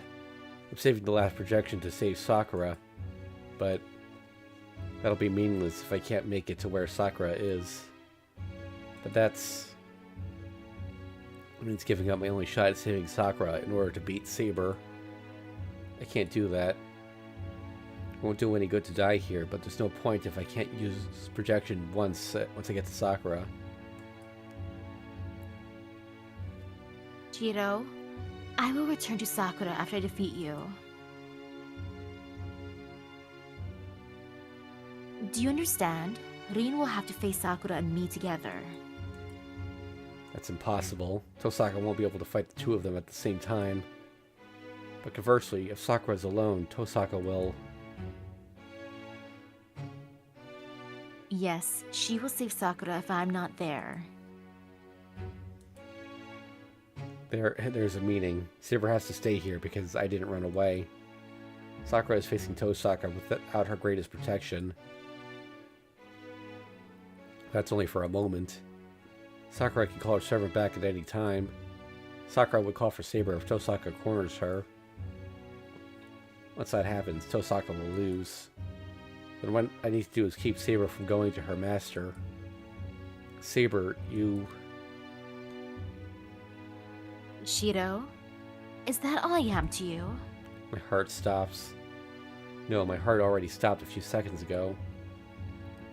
My body's breaking down already.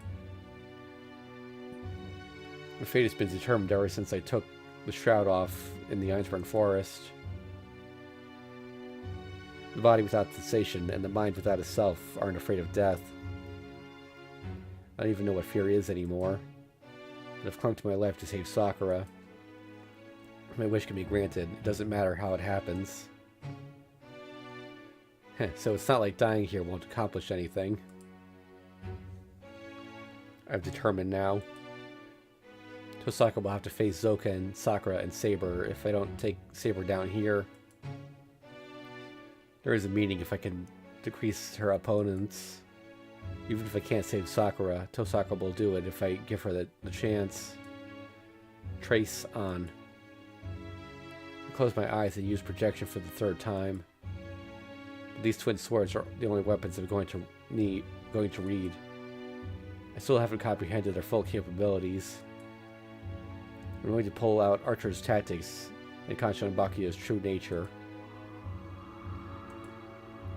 The instant I connect myself to Archer's arms, the remaining 40% of my mind is reduced to 20. I forget names. I forget the names of a lot of things, my name included. Go further. Find it, find it, find it. It has to be there. The method I couldn't come up with, the stance that will guarantee a kill should exist. He favored these swords. Then there's no way he hasn't come up with an ultimate attack to get through the countless battles. 10% left. Leaving myself behind, I draw from the well of experience. 2 curves. Yin and Yang are attracted to one another. Consecutive projection. Keep the basic technique, meaning divine skill, flawless and firm. Strength moves mountains. Blade cuts water. Life approaches the Imperial Villa. 2 great men shared life. I reach it. Reach Archer's fatal attack, the true meaning behind Kansho and Bakuya. What I'm about to do is my limit. The last 3 attacks. The enemy readies herself, able to feel my determination. Who is that? All the names were blown from my mind, but this enemy is called... I don't have time to be thinking. I had to move while I still can. Defined skill, flawless and firm. I had to surpass my enemy in this exchange of blows.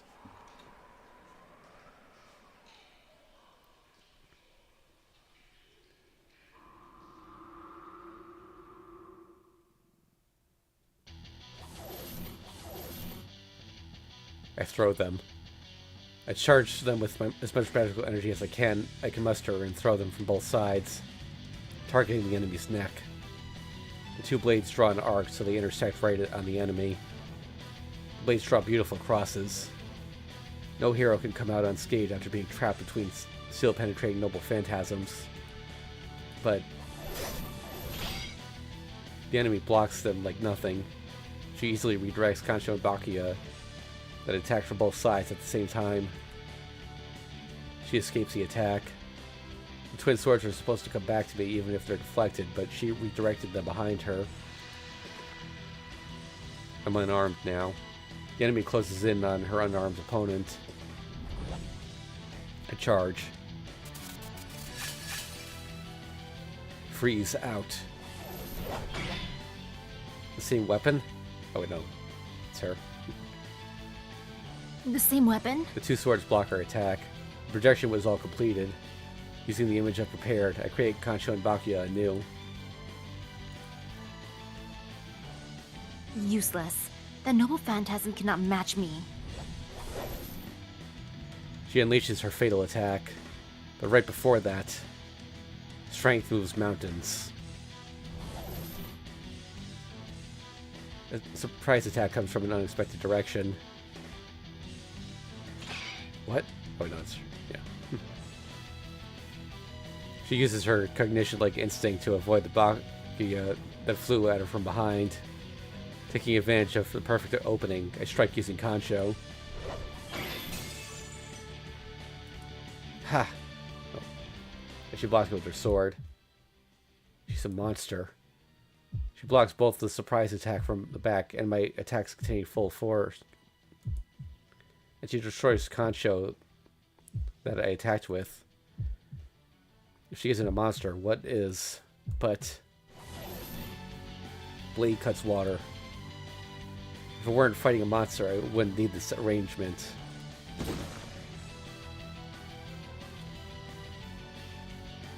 Another one? Concho attacks her from behind again. I don't even need to say that it's the one that was thrown and deflected. Concho and Bakuya are twin blades. They attract each other like magnets. So Concho automatically returns to me as long as I have Bakuya.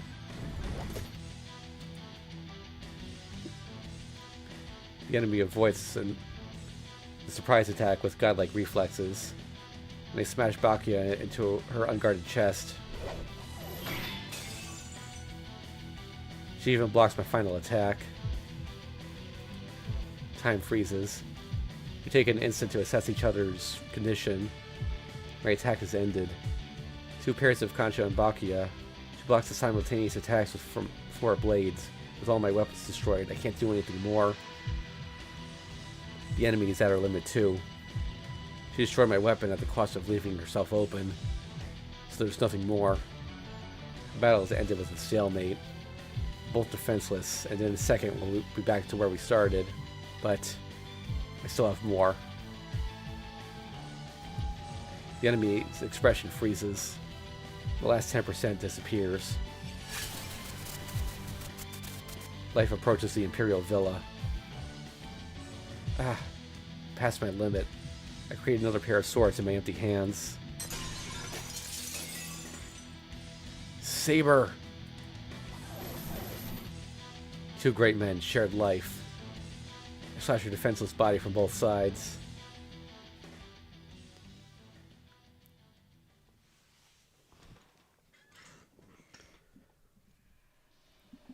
I remembered it. I say her name in my final moments. But it's a shame. I can't tell if that's something to regret or be proud of. Anyway, I've defeated my enemy. That attack was perfect. And I should rest now. My heart's still beating. I should be able to stand back up after I wake. So for now, I'll sleep a bit.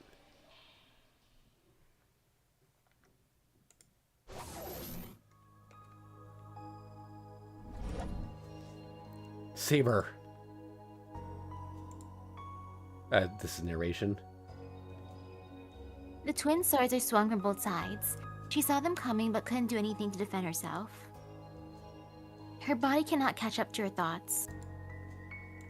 Having blocked 2 surprise attacks from the enemy, her limbs are occupied for just the briefest of moments. She falls on her back. This attack is fatal. Concho and Bakuya splatter her organs out and crushed her spine.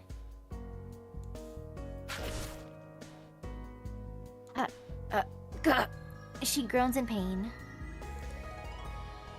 An impact with the force of an explosion. She has fatal wounds, but she's still alive because she's a servant.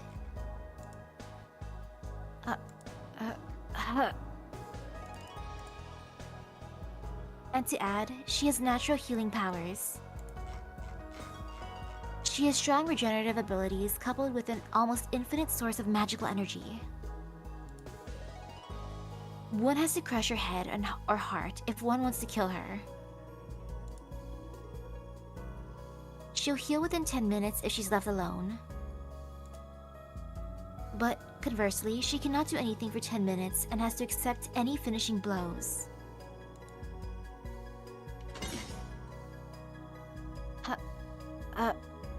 You have grown strong, Shiro. She calls out to the boy lying on the ground.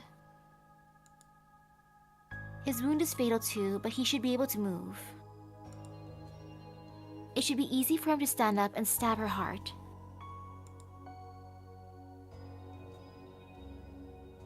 No, that is wrong. You were strong from the start. She talks to herself between ragged breaths. The match is decided. Accepting her impending death, she calls out. Please end this battle. My body will regenerate if you do not hurry.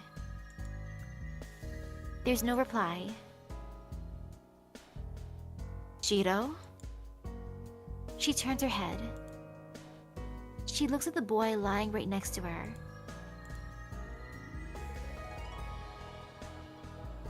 There's no one there. The boy's heart's beating, and he's still breathing. His eyes are open, staring up at the ceiling. But that's all there is. His mind was destroyed the instant he used projection for the third time. The one whose limits held her back, and the one who went past his limits. The result is the one lying beside her. Then I have won, Shiro. There's no emotion in her voice. She's used to it. She's seen many enemies risk their lives and die meaninglessly. That's what it means to be strong. A hero is someone who cuts down his foes using everything he has. 7 more minutes. Can you release Sakura by then, Rin? She looks up at the dark heavens. There are no tears to be shed. The heroic spirit of the sword quietly waits for the battle's end. A tremor rumbles in the distance. She doesn't care which way the scales have tipped. Her heart contains only the slightest trace of pity. Tosaka Rin and Mato Sakura. No matter which one survived, the one who would bless them is no longer in this world.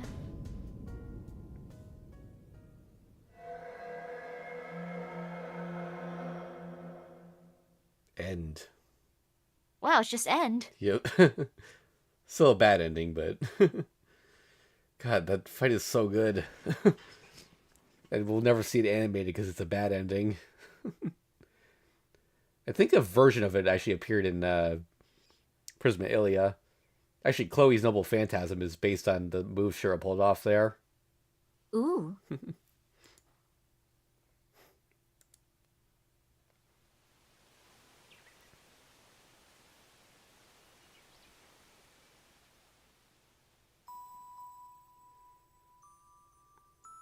This one end, you fought well. Huh? Aren't you gonna get mad like always and call him a wimp? This end is peaceful in a way. It's like Saber-chan's end in Heaven's Feel. Oh, well, Shiro did win against Saber in a one-on-one fight, so I guess he's satisfied. Yup. But we'll carry out this dojo like always. So why did we reach this end, pupil number 1? It's simple. I think it's because you fought Saber one-on-one. Osu. That's right. I tell you every time to prepare a trump card when going into a final battle. So why don't you do your best?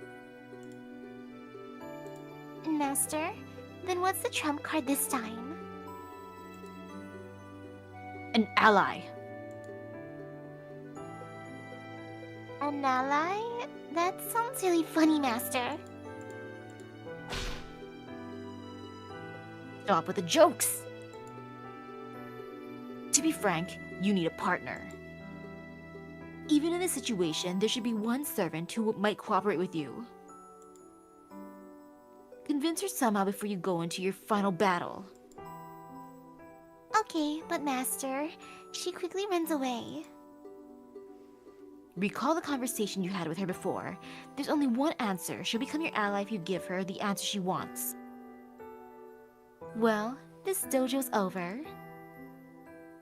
The long battle's about to reach the grand finale. Please check out the grand finale of Fate Stay Night with your own eyes. Bye. Let's meet again in some other Tiger Dojo.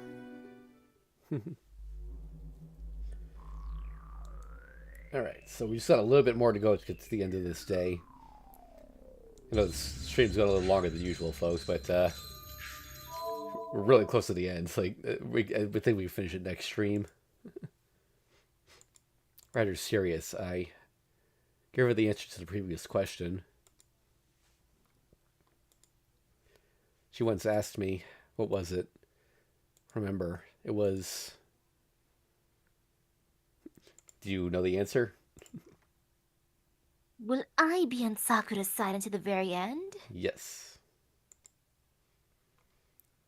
That's right. She asked me under the starry sky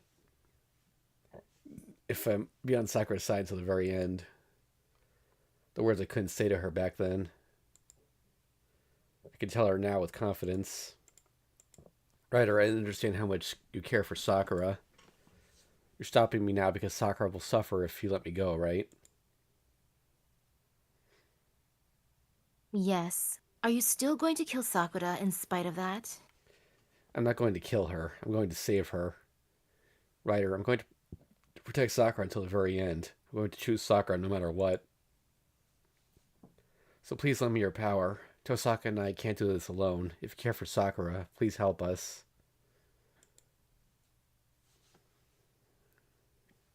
Is that your answer to my question from the other day?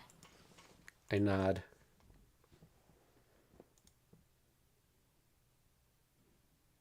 Very well. But I will not fight unless there is a chance to win. What do you expect of me, Shiro? What I expect from Ryder? There's only one thing. Ryder's the only one out of all the servants that can oppose Saber's noble phantasm. Sakura's strongest card. I have some questions before that. Can you still use your noble phantasm? Yes, Sakura still supplies me with magical energy. Right, next question. Are servants still spirits even if they take physical form? So you can't hurt them with normal weapons? Let's see. A normal servant will be able to nullify them, but those consumed by Sakura are another matter. Having received bodies from Sakura, they cannot return to spiritual form. Strong magical weapons should be able to penetrate through their shadows. I see, then it's decided. There's a chance of victory, and the roles are clear. Ryder, I want you to beat Saber one-on-one. To be specific. Whisper in her ear. I know nobody's listening, but I'm just making sure, because it's more dramatic.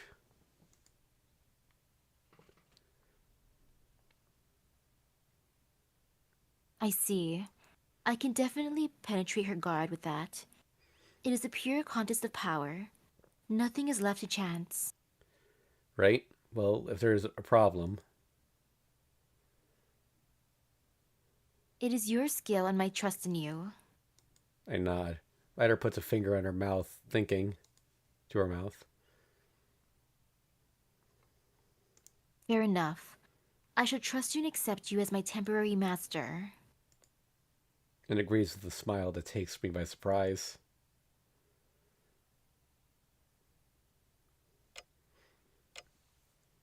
The clock strikes midnight. It's 12 o'clock, the promised time. I wrap the Azal sword in cloth and tuck it under my arm. This is my only weapon. The only other thing I'm taking is the pendant.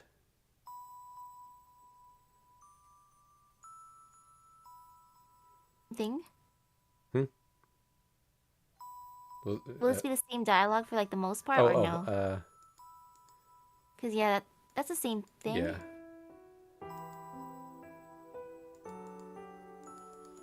Okay, get up.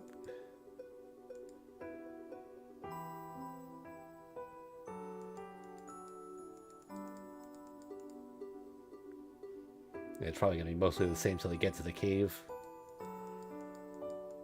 Oh wait, no, the house is dead quiet. 10 years. Maybe things happened. Many things happened here, and I have a lot of memories.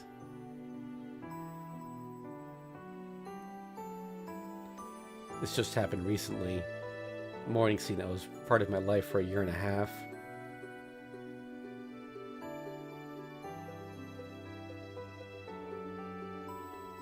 The shed is dead quiet. It's a small workshop that I frequented, like my room.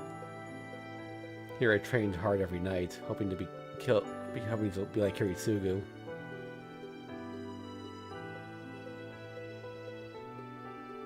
She'd wake me up from time to time when I slept in.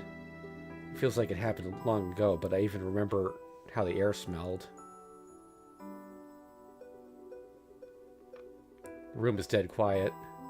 Okay, just because we're in the bedroom, I fear he might flash back to a sex scene, so sorry, folks. Gotta put this up for a second. The room Don't is dead. blame you. The room is dead quiet. Room that was only used for the past couple days. I don't have many memories here. It's just her sleeping in bed at the moment. Only Sakura comes to mind. Man. I sigh and lean against the wall. I can't remember. I can't remember what happened in this house or all the things I did. But still, Sakura's face comes to mind just by walking in these places. Wow, she really means a lot to me. My consciousness is fading and my memory is a mess. The 10 years in this house are ambiguous in my head, but I can still remember. I can clearly remember Sakura, no matter what part of me goes away. I take a deep breath. What must be done has been determined from the start. Alright, let's go, Sakura. Taking a firm grip on my consciousness, I leave Sakura's room. There's nothing left.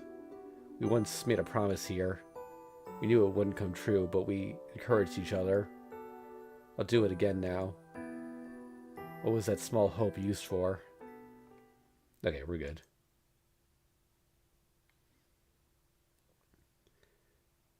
Chapter 16, final. Yeah, let's put it here for today. I believe day 16 is slightly shorter than day 15, so we should be good to finish this tomorrow. Alright, thanks for watching, everyone. Like I said, we will be streaming tomorrow, and it should be the finale. Like, we'll be done with Fate Stay Night. Yep, see you then.